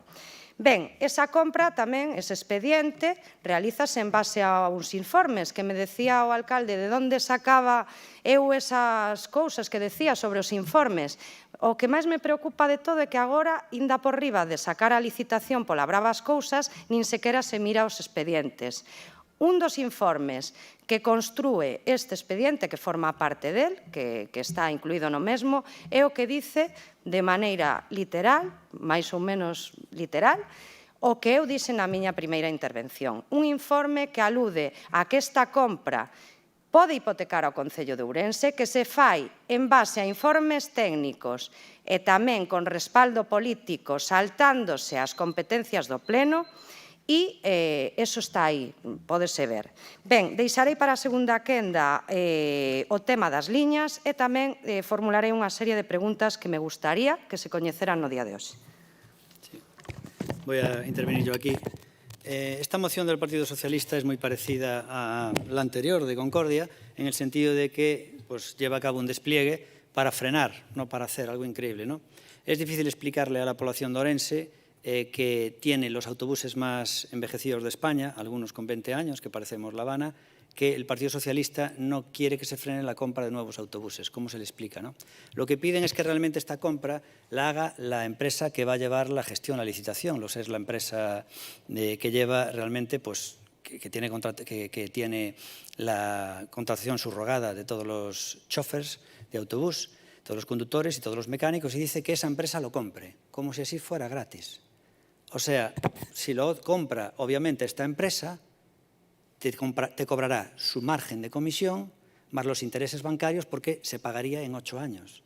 Entonces, lo que nosotros decimos es lo siguiente: como tenemos una urgencia grande para comprar autobuses porque son los más envejecidos de España vamos a hacerlo de forma más rápida, que es licitar y comprarlos, igual que hizo Madrid, Barcelona, creo que también Zaragoza y muchas capitales de provincia de España. Entonces, lo que el PSOE pretende, ojo, a mí me llama la atención porque el PSOE en este caso es un partido que siempre dice que hay que eliminar intermediarios, porque ellos son de izquierdas, pero de izquierdas sin criterio. Entonces dicen que lo normal es siempre eliminar criterios y son muy partícipes de remunicipalizar los servicios, aunque luego no los remunicipalizan cuando ellos están gobernando. Entonces dicen que hay que eliminar intermediarios. Y ahora lo que dicen es que comprando autobuses que pongamos a un intermediario más. Es decir, que la concesionaria lo compre, que nosotros le paguemos un margen de comisión a la concesionaria más los intereses bancarios. Y eso teniendo dinero en el banco. Entonces mi pregunta es, ¿qué persona que tiene dinero para comprar una televisión, en vez de comprarla, la compra a través de un tercero a pagar a plazos más cara? A pagar a plazos y con comisión. El que tiene opción de comprarla de forma directa prefiere comprarla de forma indirecta y a plazos y más cara. Y además cuando es urgente. Entonces es algo que realmente no se entiende muy bien. Miente de una forma salvaje, diciendo que lo que dijo es, lo firmo de forma literal, lo que ella dijo, que había dicho el interventor, dijo, además es de forma literal. Coño, pues léelo. Si es de forma literal, léelo. Es mentira. El informe de intervención lo que dice es, esta compra de autobuses hay que hacerla antes del 31 de diciembre de 2022. Entonces, en caso de que no se llegue a tiempo, porque los autobuses tardan un tiempo en fabricarse, en caso en el que no se lleve a tiempo, nos excederíamos del límite de pagar, que es el 31 de diciembre. Y creo que es el otro técnico del Concello, habilitado nacional, de ¿cómo se llama? De concesión presupuestaria, ¿cómo se llama? Concesión presupuestaria, sí, no me acuerdo el nombre, ¿no? Pues dice que se puede perfectamente, ¿no? Y de hecho hay un informe jurídico también que se puede hacer. Si nosotros no tuviéramos un informe jurídico que nos avalara, no podríamos llevar a cabo la licitación, no llevaríamos a cabo la licitación. Entonces, obviamente, si nosotros llevamos a cabo la licitación es porque hay informes jurídicos que nos dicen que es todo viable, ¿no? Sin ningún problema, ¿no? Y aquí lo que tú nos está diciendo es, oye, cuidado, si no llegáis al 31 de diciembre de 2022 y no los ejecutáis, no pagáis, pues se puede producir ahí una irregularidad y luego para hacer la operación va a haber problemas. Es la única problema que hay. Y hay una discrepancia entre un técnico y otro. Y al final el asesor jurídico pues, es el que emite un informe y nosotros, en base al asesor jurídico, licitamos con todas las garantías. Con lo cual es el único problema que hay. Entonces, que para nosotros no hay ningún problema. Entonces, lo que se está mirando aquí es que no compremos los autobuses y que lo hagamos a través de la concesionaria, que habría que hacer los siguientes plazos. Se está haciendo el plazo, ya se está, obviamente, ultimando el pliego para renovar el servicio. Se podría licitar en el mes de marzo, así, marzo-abril. Se podría adjudicar en septiembre-octubre si todo sale bien. Y luego, una vez que adjudiques, quien gane el contrato tiene un año para entregar los autobuses, con lo cual los estarían entregando en las Navidades, en octubre del 2023. Es decir, dentro de un año y 10 meses. Y eso es lo que quiere el PSOE, que tengamos autobuses viejos, cuanto más tiempo mejor, y así cuando lleguen las elecciones en mayo del 2023 tenemos autobuses viejos, porque no llegan hasta dentro de 6 meses después. Tardarían desde hoy aproximadamente, por el camino que dice el PSOE, tardarían aproximadamente casi unos 20 meses, 20-21 meses. Y de la forma que nosotros hemos iniciado, deberían estar aquí en 8 meses. Y lo que el PSOE quiere es que vengan muy tarde, que la gente siga tragando humo con los contaminantes buses actuales de Ourense, que botan fumeira, que hay que repararlos a cada poco y que dan un mal servicio. Lo que quieren es que se siga con autobuses viejos y que no se compren los nuevos. Yo creo que esto es algo insólito en la democracia. O sea, un partido que hace una moción para que no se compren autobuses nuevos y se siga con los viejos y se tarde mucho en incorporar los nuevos. Algo realmente impresionante. Poco más hay que decir esta contestación. Algo que es insólito. Y es lo mismo que Concordia. Hacen una moción para frenar. Bueno, pues ahora va a hablar Luis Seara del Benega.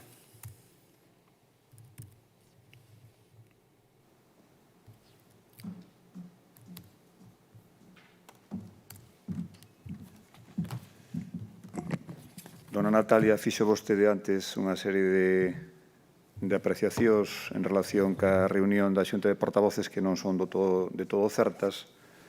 Eu vou intentar facer unha cronoloxía dos feitos que creo que vai a ser bastante clarificadora. Mire, o señor alcalde convocou unha Xunta de Portavoces para avaliar a situación do transporte público de viaxeiros e, sobre todo, para avanzar na licitación do servizo. Nesa xunta abordouse a posibilidade de separar a prestación do propio servicio da adquisición dos vehículos e, ao mesmo tempo, avanzou xa a posibilidade de mercar 33 autobuses. Eu mesmo pregunteille nesa reunión, e seguro que o lembrará, por que 33 e non 50? Pregunteille en base a que criterio se compraban 33. Bueno, en base a ningún, porque ese anuncio non se sustentaba en ningún informe técnico. Houbo disparidade de criterios a respecto desta cuestión. Democracia Orensana e Ciudadanos defendían a compra de autobuses por parte do Concello, Partido Popular e PSOE que se sacara a licitación un novo prego no seu conxunto, e nós avalábamos a compra dos buses por parte do Concello vinculada á remunicipalización do servizo, porque ambas as dúas cuestións están intrínsecamente relacionadas e, ademais, a experiencia dinos que a xestión privada, ademais de máis ineficiente, máis cara. Tamén puxemos en cuestión nesa reunión que non houbera un só informe de necesidade nin técnico que avalasen ou arroxasen algo de luz sobre os pros e contras de cada opción. Nunha segunda xuntanza, e diante da sorpresa dos grupos, polo menos do noso, aparece na reunión unha persoa allea ao Concello a que o alcalde lle encargou un informe. Sin ferir susceptibilidades, bueno, aquilo non era un informe técnico estricto sensu, porque non entraba no fondo da cuestión. Simplemente se limitaba a decir que o Concello ten diñeiro e que o diñeiro estaba mellor invertido nos autobuses que no banco. Seguimos sen ter algún outro informe dos técnicos do Concello ou mesmo de entendidos na materia a respecto da idoneidade dun modelo de autobuses sobre outro, do mapa de transporte municipal, que debería ser a base para a compra dos autobuses, e que cando menos outro que avalase con rigor desde o punto de vista técnico a viabilidade da operación. E como adoita acontecer diante da carencia de informes, ocurrencias. Primeiro dixo que os eléctricos non podían ser porque as baterías eran moi caras. Despois que os millores eran os híbridos frontos de gas. Pero, finalmente, supoño que alguén lle debeu dar algún toque, acabou dicindo que non hai nada como os autobuses de gas. Cando todos pensábamos que ia sacar a licitación o prego de transporte no seu conxunto, porque era, bueno, digamos, a postura da maioría reflexada na Xunta de Goberno, nun alarde de prestidigitador, cólanos pola porta de atrás a compra dos autobuses no famoso expediente de modificación dos 62 millóns, esa que non negociou con ninguén, viuse na obriga de facer o paripé diante das presións da oposición, esa mesma que trouxe en lote con outras cuestións absolutamente necesarias para o Concello, para así obrigar, bueno, chantaxear, diría eu, a oposición para que lle votáramos a favor. Do que aconteceu despois, cuestión de confianza incluída, que perdeu, non me vou a repetir porque xa falamos abondo. Este é, en síntese, o paradigma do que este goberno é o goberno da improvisación. Pero o alcalde non deixa de sorprender a propios e alleos, e non contento co anterior, vende a aprobar hai poucos días en Xunta de Goberno Local extraordinaria e convocada 2 horas antes da súa celebración. Había un ordinario seguinte, pero a cousa tiña tanta presa que non podía agardar.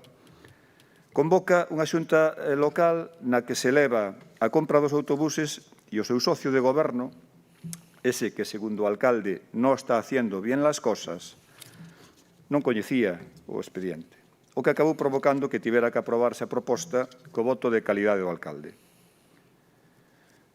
Porque que non se para en barras, dalle igual 8 que 80. Tira para adiante, a pesares da existencia dun informe de intervención municipal que tan clarificador como demoledor. Bueno, xa sei que el non está agora, pero diría que os informes non son vinculantes. Bueno, só son vinculantes os que lle fan a él a medida, non? Que os hai, hai persoas que se prestan a iso. Porque hai funcionarios, hai de todo na viña do señor, pero hai funcionarios que sempre van prestos e solícitos a presentar os informes que non poñan ningún tipo de reparo ás demandas do alcalde. E eu xa dixen, e remato, señor presidente, que os informes non son a verdade revelada. Isto xa o dixen eu aquí. E reitero dito, pero hai que lembrar que este informe está feito polo máximo órgano fiscalizador do Concello e o que nos está a dicir compromete, segundo o que el di, económicamente a este Concello a futuro cunhas cantidades ademais nada desdeñables, cun procedemento máis que cuestionable, de dubidosa legalidade. En fin, eu creo que é unha auténtica barbaridade e unha fuxida para adiante. E deixo para a segunda quenda o maravilloso plan sobre o transporte urbano, porque tampouco ten desperdicio. Gracias, portavoz do BNG. Turno Ciudadanos. Don José Araujo.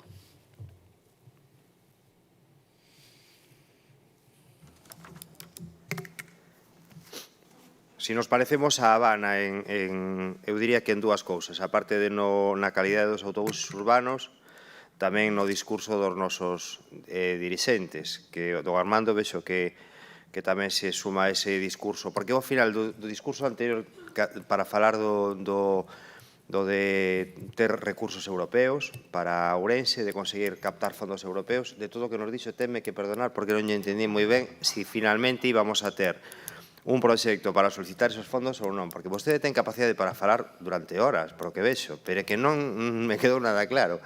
E despois dixo outra cousa moi curiosa que, e o que preguntou o señor Araujo, que o pregunta en xunta de área, é que vostedes saben, e os veciños de Ourense teñen o que saber, que nos fartamos a facer preguntas en xuntas de área, e cando as preside don Armando ten unha habilidade para decirnos, tomamos nota, xa o vemos, pasámoslo por escrito, na próxima, e nunca nos contesta nada. Nunca nos contesta absolutamente a nada. É algo increíble, é algo increíble. Pero, bueno, xa temos dous parecidos co Cuba. Ben, eu, na moción esta do Partido Socialista sobre o tema dos autobuses, quixera recordarlle a propoñente da moción unha cousa que me parece importante.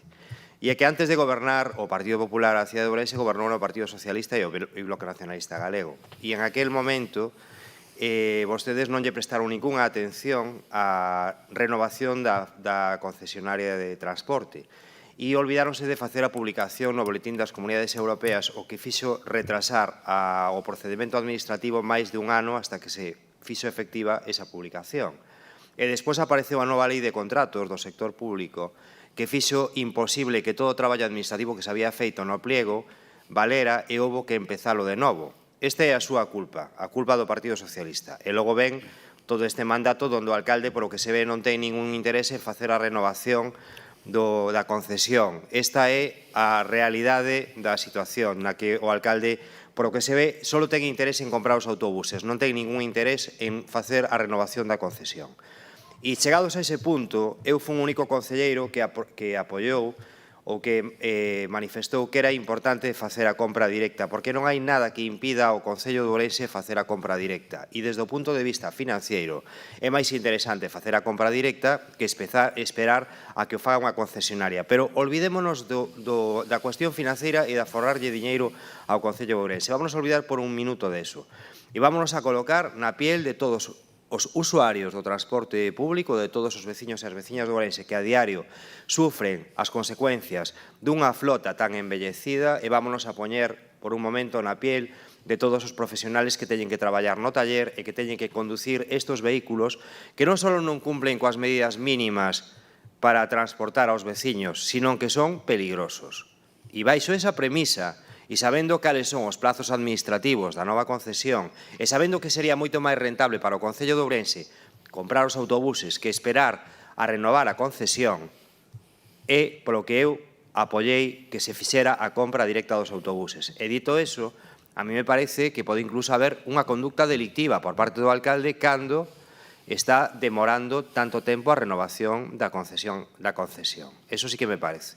E me parece igual de mal, e me parece igual, e o teño que decir aquí, e desde logo estou estudiando a posibilidade de facer un recurso, porque o que non é normal é que estemos nas mans de un iluminado que un día se levanta por a mañán, se coloca diante dunha pizarra e se nos pon a dibuixar posibles líneas de transporte. E outro día nos di que se van a comprar autobuses híbridos, e o día seguinte nos di que van a comprarse de gas, e o día seguinte nos di que van a atravesar a cidade de norte a sur, e o día seguinte nos di que de este a oeste, e o día seguinte vai ser 5 minutos, e o día seguinte 4, e o día seguinte unha frecuencia de 20. E detrás de todo eso non hai ningún informe técnico. E isto a mí me parece preocupante para o futuro da cidade. Entón, eu quixera diferenciar que, por un lado, o Concello de Ourense ten a capacidade de comprar os autobuses, e eu fun o que votou a favor desa modificación de crédito e apostei porque se fixera esa compra directa. E igual que lles digo eso, tamén lles digo que me parece oscurantista e me parece, canto menos, dudosa, ou está sendo dudoso o procedimento da compra dos autobuses. Miren, nas múltiples reunións que eu por lo menos tive a oportunidade de ter para saber cales era o modelo de autobuses que había que elegir para Ourense, a min sempre me dixeron que había que apostar por un modelo híbrido, porque era o que viña de algún xeito a cumplir mellores as condicións medioambientais e eran os que máis desarrollados estaban tecnolóxicamente. Logo continuarei con ese argumento de cales convendría comprar. Gracias. Gracias, Pepe. Respóndelle por alusións. Vostede no punto anterior saliuse fora da temática do punto. Eu sencillamente dixen que me iba a ceñir a cuestión concreta e non as cuestións xenéricas que vostede plantexaba, e diño unha solución, que pudera non haber dito nada. Diño a solución de que fixera a pregunta en xunta diaria, que pudera sencillamente haber dito ceñirme a cuestión e non darlle ningunha outra alternativa. Eu dixen, mire, esa cuestión é iso que chaman habitualmente falacia do arenque vermello, non? O sea, unha maniobra de distracción, faga a pregunta en xunta diaria, etc. Tenemos o turno por o Partido Popular en la segunda, vale. Entonces, Partido Socialista, que é o propoñente.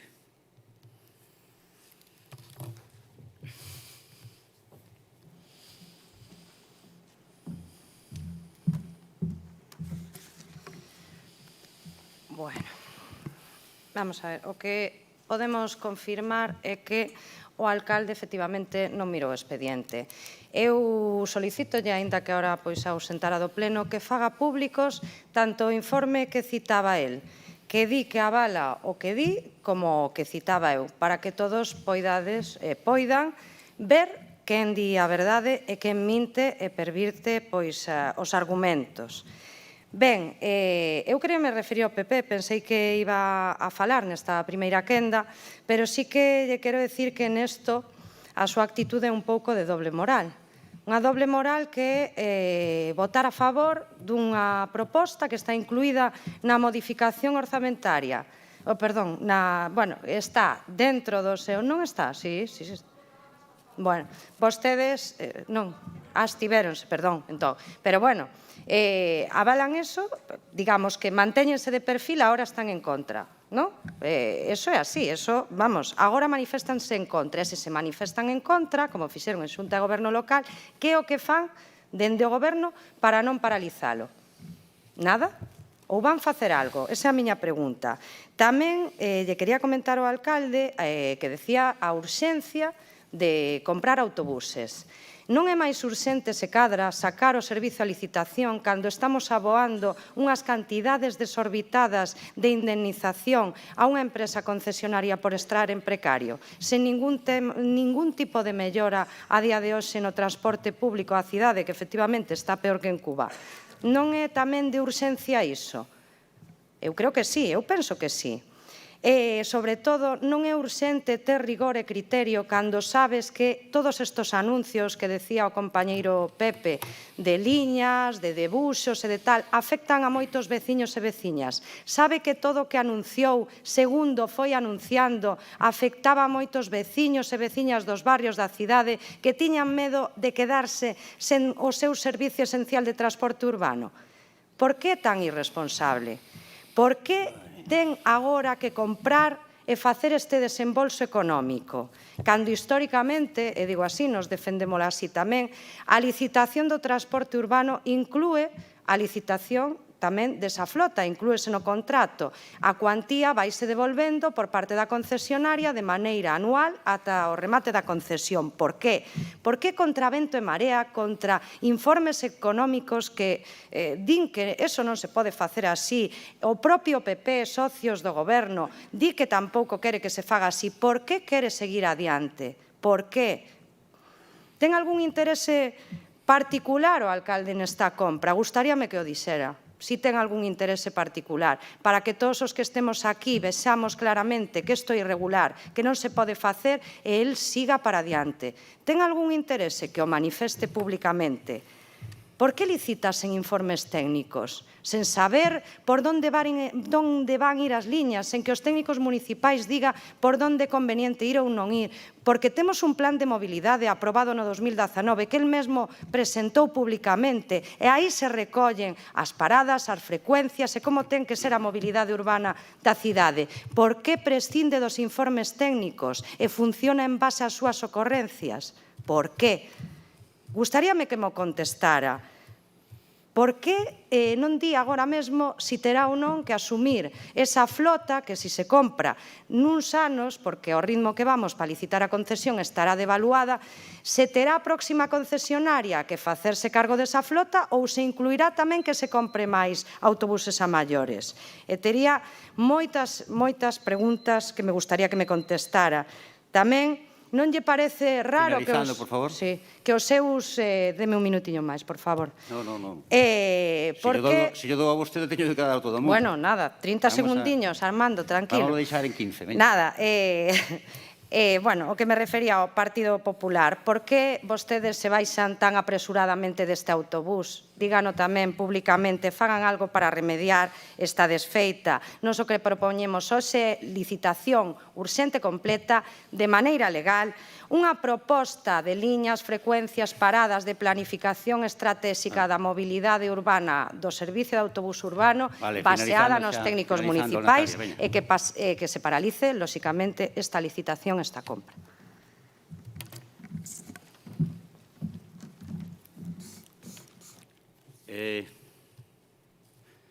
Turno non adscritos. Non. Benega.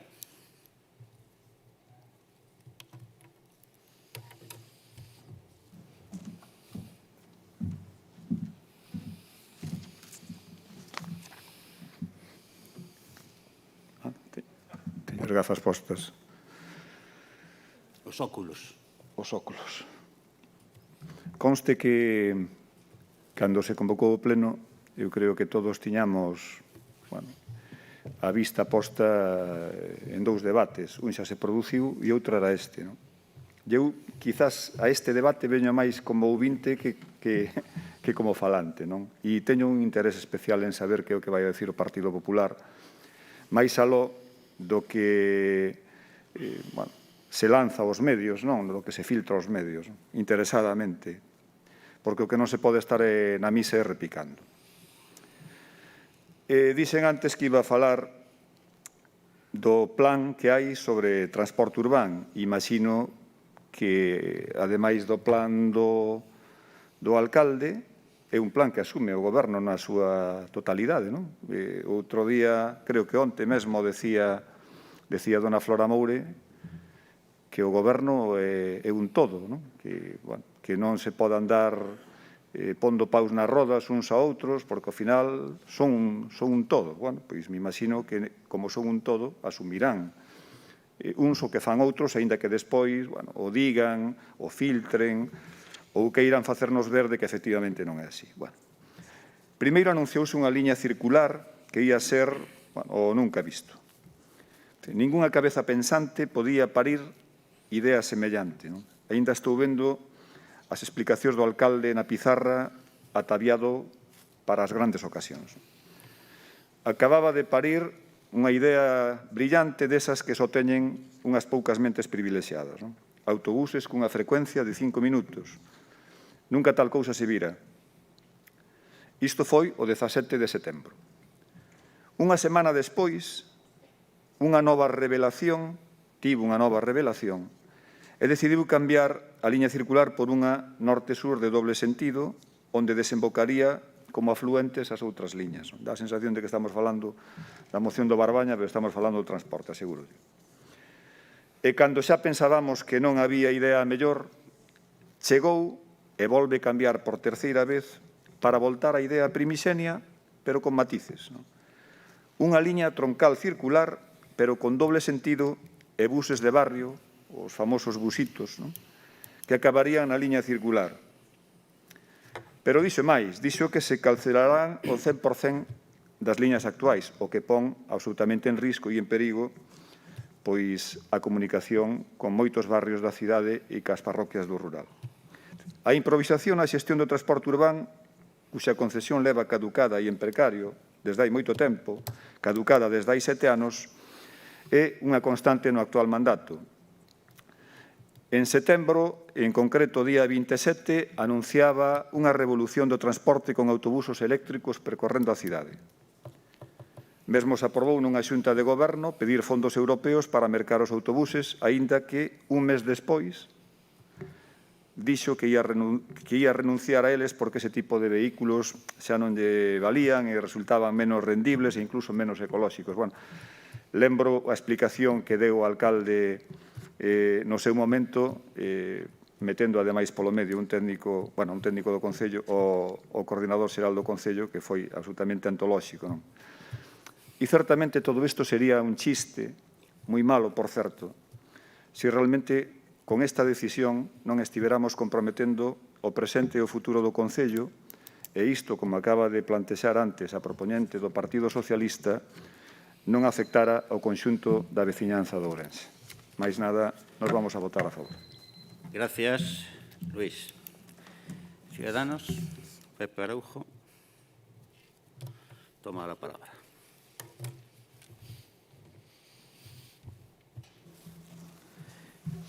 Estaba eu contándolles na anterior intervención que, reunido con profesionales do sector e con coñecedores do que había no mercado, sempre me dixeron que os vehículos ideales eran os vehículos híbridos, que había outras alternativas, como os movidos por gas, que en todo caso os eléctricos non estaban á altura neste momento desde o punto de vista tecnolóxico e menos para unha cidade como Ourense. A súa orografía podía xenerar moitísimos problemas para o funcionamento destes autobuses e evidentemente nadie se imaginaba que íbamos a comprar vehículos diésel.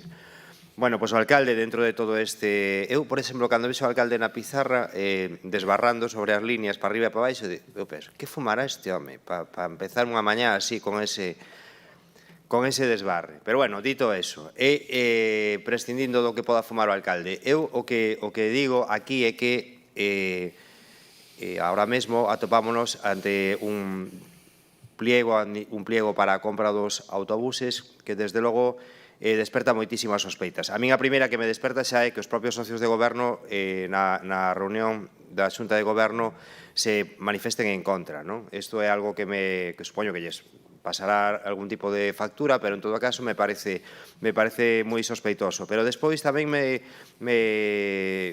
xenera moitísimas dudas que se faga todo con tanto oscurantismo e despois que participe incluso nas reunións do alcalde, que son reunións nas que, a nos por menos a mí, me teñen comentado que participaran profesionales de unha empresa de carrocería concreta, non? Que participara incluso non só en reunións internas, sino en reunións con traballadores da empresa de transporte e demais. A min hai moitas cousas que me fan sospeitar que este proceso non ten a transparencia que debería ter. E insisto, por eso mesmo estamos a estudiar e seguramente presentaremos un recurso. Pero, en todo caso, o máis importante é que a cidade precisa novos autobuses e que tamén precisa que o Concello avance na licitación do novo concurso. E iso é algo que tamén temos que poñer enriba da mesa. Consideramos que o alcalde non está poñendo ningún interés en eso. E o máis preocupante de todo, ademais de que o Partido Popular lle sigue sostendo ao alcalde no sillón, o máis preocupante é que despois todo é esperando a ocurrencia do alcalde. O sea, non existe un grupo de traballo, sino que todos os concelleiros esperan o que o alcalde decida, porque se o alcalde non decide algunha das cousas non se fai na cidade, se o alcalde non decide contratar tal cousa non se contrata, se o alcalde decide non mover tal expediente non se move, e os concelleiros de democracia orensana non teñen ningún marxen de maniobra para facer o seu traballo. E isto tamén non deixa de ser preocupante, porque ao final dependemos solo de unha persoa que moitas veces parece un iluminado. Moitas gracias. Gracias, don José Araujo. Turno Partido Popular, Sora Moure. Sí, gracias, Armando. Buenos días a todos. Bueno, como se ha reconocido aquí por el Partido Socialista en la moción, el Partido Popular siempre manifestó su oposición a la compra de esos autobuses. Y al igual que el resto de los grupos, lo primero que dijimos es que necesitábamos saber cuál era la conveniencia de comprar esos autobuses. Ojo, estamos hablando de la compra, no de la conveniencia de la renovación de la flota, que yo creo que eso ya está muy claro para todo el mundo, que es necesario que esa flota se renueve. Me anticipo a decir que a día de hoy todavía no existe ni un solo papel en todo el expediente administrativo que avale la conveniencia de comprar y no acudir a otro medio. En los sucesivos debates plenarios, insisto, nosotros mantuvimos nuestra postura. No, como dice el Partido Socialista, apoyamos la modificación presupuestaria y tengo que decirle a la señora Natalia que me sorprende que cuando se abstiene en algo el Partido Popular nosotros nos ponemos de perfil, pero debe ser que cuando ustedes adoptan la decisión de abstenerse a algo, entonces lo de ustedes es diferente. Entonces, ahí no es abstenerse, ahí abstenerse no es ponerse de perfil. Mire, analizando el procedimiento, efectivamente a nosotros nos citan para la Junta de Gobierno local, por cierto, extraordinaria y urgente, y sin enviarnos ni un solo papel del expediente. Solicitamos la retirada, consta en el acta. No se accede a la retirada y, por supuesto, coherencia. Votamos en contra de algo que mantuvimos desde el momento inicial. Y aquí me quería dirigir al señor alcalde, que si no me escucha ahora, después que ponga su televisión y me escuchará cuando considere oportuno. Debería revisar el señor alcalde qué significa la palabra negligencia. Porque si atendemos a lo que nos dice la Real Academia de la Lengua, cuando hablamos de negligencia, estamos hablando haciendo referencia a la falta de cuidado, de aplicación y de diligencia de una persona en lo que hace, en especial en el cumplimiento de una obligación. Y también es negligencia cuando hay un error, un fallo involuntario, pero causado por esta falta de atención, aplicación o diligencia. ¿Cómo le llamarían ustedes a aprobar un expediente en una Junta de Gobierno sin leer previamente los informes y la documentación de ese asunto? Eso sí que sería una negligencia grave. Y le recuerdo al señor Jácome que nosotros hicimos totalmente lo contrario. Mire, nosotros estamos aquí para trabajar y para avanzar. No estamos aquí ni para los caprichos, porque de momento no podemos llamarle de otra manera, porque no hay un argumento que diga que eso es otra cosa que un capricho, ni estamos aquí porque tenemos que darle la razón a ustedes, señores del PSOE. Mire, yo escuchando aquí ahora al señor Araujo, ya no hace falta que se lo explique yo. Ustedes, en el año 2015, señores del Partido Socialista, dejaron esta concesión hecha unos zorros. Usted ya lo ha dicho aquí y yo se lo tengo que recordar. Curiosamente, el señor Araujo salta del 2016 al 2019 y no se atribuye ningún mérito en este expediente. Eso sí que es curioso. Y después, para más recochineo del tema, ustedes no tienen en cuenta cuál ha sido siempre nuestra postura. Nosotros siempre hemos querido licitar esta cuestión. Lo único que queremos es que alguien nos explique por qué es conveniente comprarlos. ¿Por qué en otros ayuntamientos no se hace? ¿Por qué cuando hay otras fórmulas jurídicas para renovar esta flota de autobuses no se ponen encima de la mesa? Que alguien nos lo aclare. Mire, en el expediente constan varios informes, efectivamente, pero hay una tergiversación absoluta, tanto de lo que ustedes dicen como lo que dice el señor alcalde. Los informes están ahí. Gestión presupuestaria, el jefe de gestión presupuestaria no dice ni avala para nada lo que el señor alcalde acaba de decir aquí. Por lo tanto, nosotros nos hemos mantenido en la negativa a que esta compra se haga y, por supuesto, el voto que hicimos el 29 de diciembre no ha sufrido ninguna modificación. Por lo tanto, estamos de acuerdo con el Partido Socialista en que esto debe paralizarse. Muchas gracias. Gracias, Fora Moure. Bueno, Democracia Ourensana votará, obviamente, en contra desta moción. Pensamos que a decisión da compra ou outras fórmulas que se podían, das que se podría votar mal, son unha decisión política. Antes o alcalde fixolles unha pregunta a todos vostedes. Tendo os cartos, comprarían un coche a plazos ou ao contado? Bueno, é unha decisión persoal, efectivamente. Dependendo da súa forma de ver o tema, poderían decidirse por cualquiera das dúas opcións. Se non teñen os cartos, obviamente, teñense que decidir pola compra a plazos, pero tendo os cartos, pódense decidir por calquera das dous libremente. Neste caso, a decisión é unha decisión.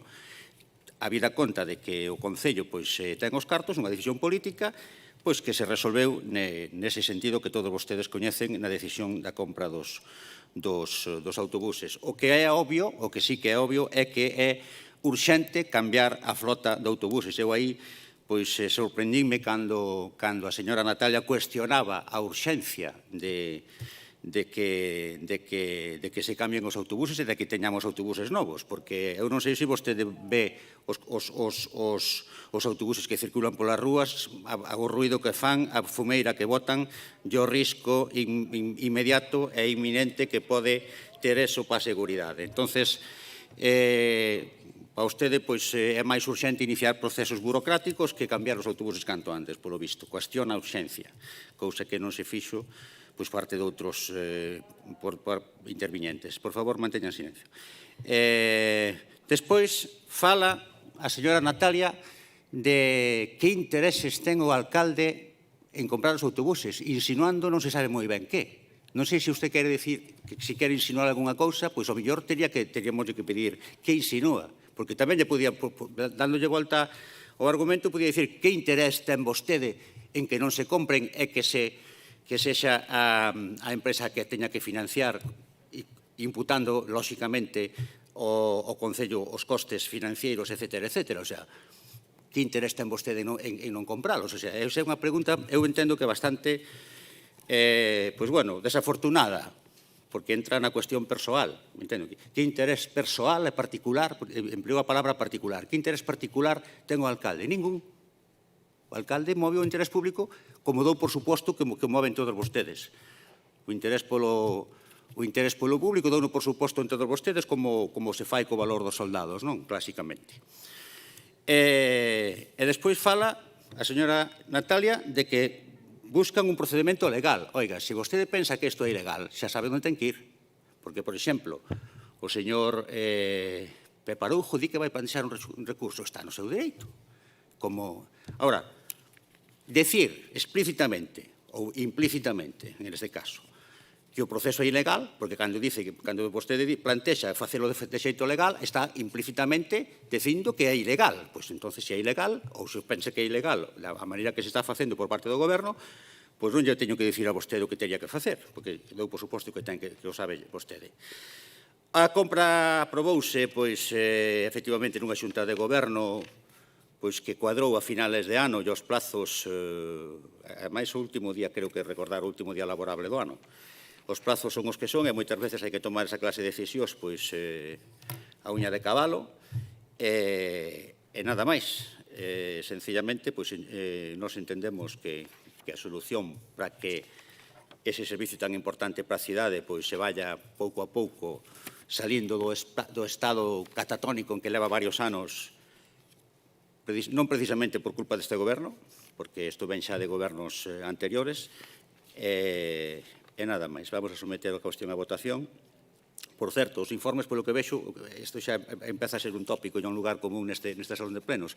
Os informes técnicos, según de onde veñan, convén os de fora ou os de dentro, non? Ou os informes dos técnicos internos do Concello ou as asesorías externas, según como sexa o interés en cada momento, pois moitos vostedes decídense por darlle máis valor a uns ou a outros.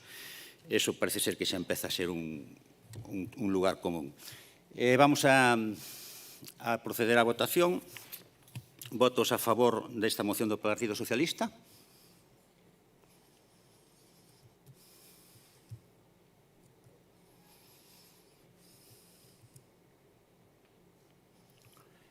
Votos en contra?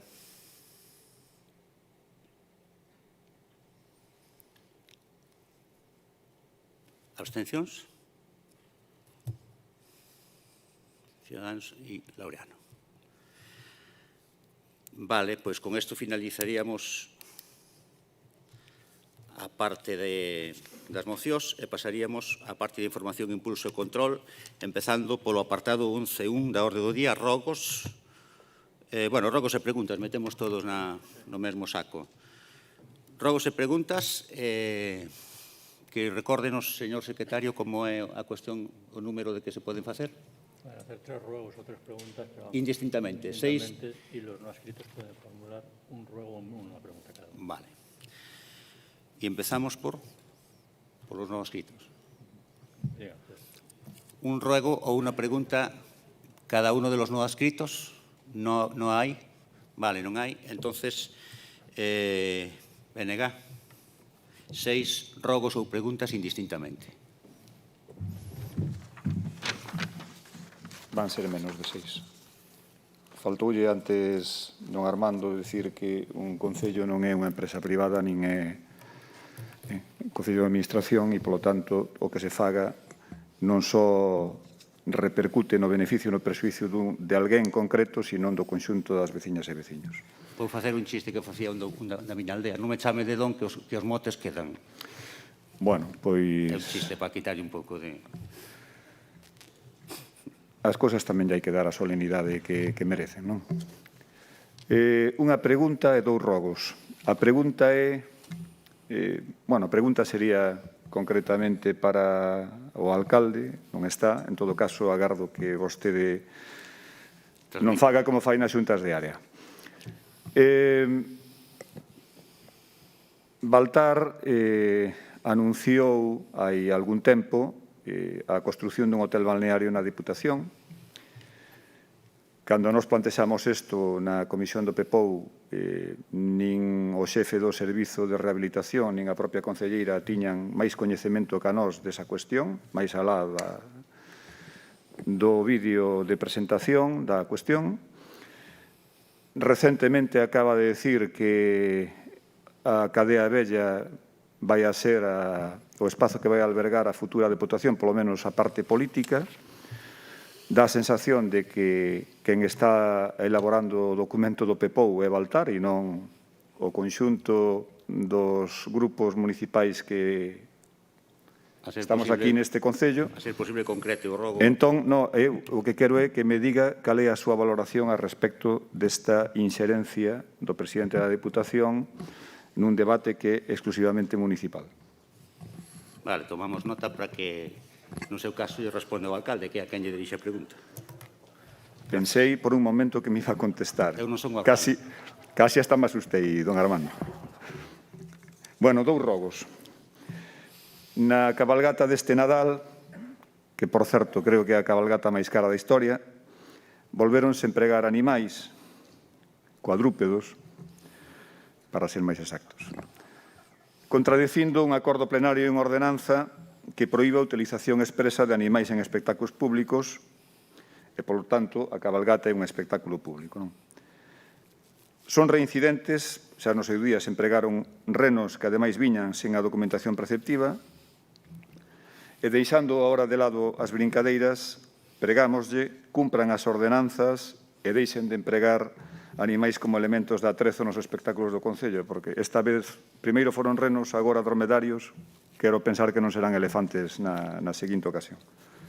E o último rogo, no seu día vostedes, o alcalde, mellor dito, ordenou retirar a estatua do Carrabouxo do parque porque dificultaba a instalación de mesas e cadeiras a unha cafetería próxima, vese cal é realmente o relevante, non? O importante para o grupo de goberno, neste caso para o alcalde.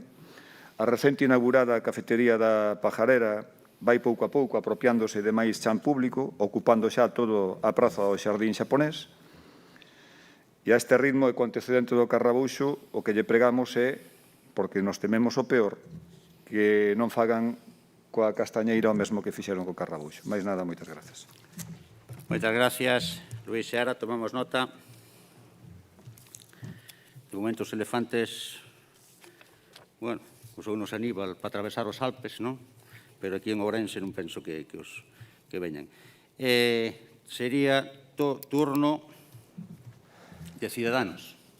Sí, un rogo. Don Armando, vostede testigo presidindo as xuntas de área que levo varios intentos de solicitar acceso a un expediente no Departamento de Comercio en relación coa ocupación de un espacio público durante todo un brao por un negocio de hostelería autorizado polo alcalde. En primeiro lugar, pedín que se me dira acceso na Consellería de Medio Ambiente e foron desde a Consellería de Medio Ambiente quienes me remitiron á Consellería de Comercio. Levo varios meses intentando ver este expediente e rogaríalle que se tomaran en serio esta cuestión. A verdade é que non resulta nada agradable ter que facelo aquí, pero como xa o pedín varias veces, pois, ahora que temos un novo Concelleiro de Comercio, se o autoriza o alcalde, pois, me gustaría ver ese expediente. Gracias. Gracias, Pepe. Seguimos no apartado de rogos e preguntas. Turno para o Partido Popular. Non fan uso. PSOE. Custodia Concepción. Bueno, bos días a todas e a todos. 4 preguntas, don Armando. Todas preguntas, todas preguntas. Sí, todas preguntas.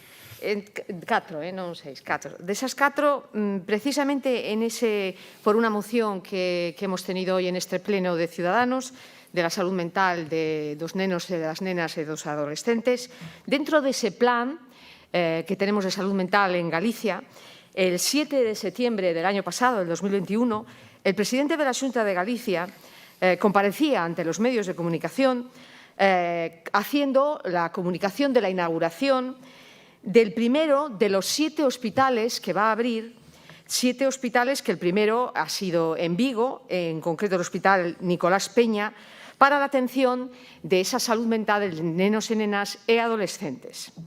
Realmente los llama hospitales, pero van a ser centros de día. En ese plan de salud mental comentaba que iba a haber 2 fases y que en la primera fase ese hospital que se inauguraba en Vigo iba a tener otras unidades similares que se iban a acabar de poner en marcha en el 2021, que iba a ser la unidad de Santiago, de salud mental para nenos e nenas e adolescentes, la unidad de Ourense y la unidad de Lugo. Y en una segunda fase habría la de Ferrol, Pontevedra y A Coruña. Bien, lo que preguntamos ante esta información, y precisamente por la moción que ha traído Ciudadanos a este pleno, es que qué información tiene nuestro alcalde sobre esta dotación para nuestra ciudad. ¿Qué es lo que sabemos en cuanto a esa posible construcción tan necesaria para tener personal especializado para esa atención? Vale, ¿cómo están? Hasta la pregunta. Mi siguiente pregunta es también que queremos saber en qué situación se encuentra la construcción de ese centro para personas con discapacidad mayores de 21 años. Queremos saber si el alcalde se ha preocupado de saber cómo está esa construcción, ya que además los terrenos fueron cedidos por este concello. En tercer lugar, queremos saber, en lo relativo a la construcción de centros de salud de esta ciudad, como es el de Mariña Mansa y el 21, queremos saber si desde la Concellería de Urbanismo se ha enviado a la Xunta de Galicia el listado de las posibles parcelas disponibles. Porque tenemos entendido que ya en noviembre el Gobierno autonómico preguntó a este concello de qué parcelas se podría disponer. Entonces, queremos saber si esa respuesta ya se ha dado. Y en cuarto lugar... Perdona que te interrumpa, no sé si como la pregunta está dirigida a la Consellería, que si quiere responder ahora o no. Vale, se responderá después. No, era por si querías tomar la palabra. Muy bien. Continúe. Y la cuarta es sobre la plaza de Abastos da Ponte. Ese bluff que, como él dice, el propio alcalde, desde el principio del mandato dijo que se iba a abrir en 90 días. Bien, los 90 días ya han pasado de longo y lo que queremos saber, porque hace unos días volví a anunciar que en breve estarán listos unos pliegos para llevar a cabo esa licitación. Bien, pues queremos saber de qué plazos estamos hablando, si eso realmente se va a poner en funcionamiento y qué hay de verdad en esto. Pero porque... eso ya son 3 preguntas, ¿eh? Bueno, está todo en el mismo contexto. Vale. Queremos saber el tema de la Plaza de Abastos, que se iba a abrir, en el 2019, en 90 días. Bueno, estamos en el 2022. No sé si usted, además, don Armando, que es muy específico, entiende lo que son 90 días o para usted 90 días son 29 meses. Vale, gracias. Vale, muchas gracias, Concepción. 90 días son 3 meses comerciales. Bueno, no tenemos nada más, señor secretario, en el orden del día. Y entonces, bueno, levantaremos la sesión. Pueden ustedes ir en paz. Gracias.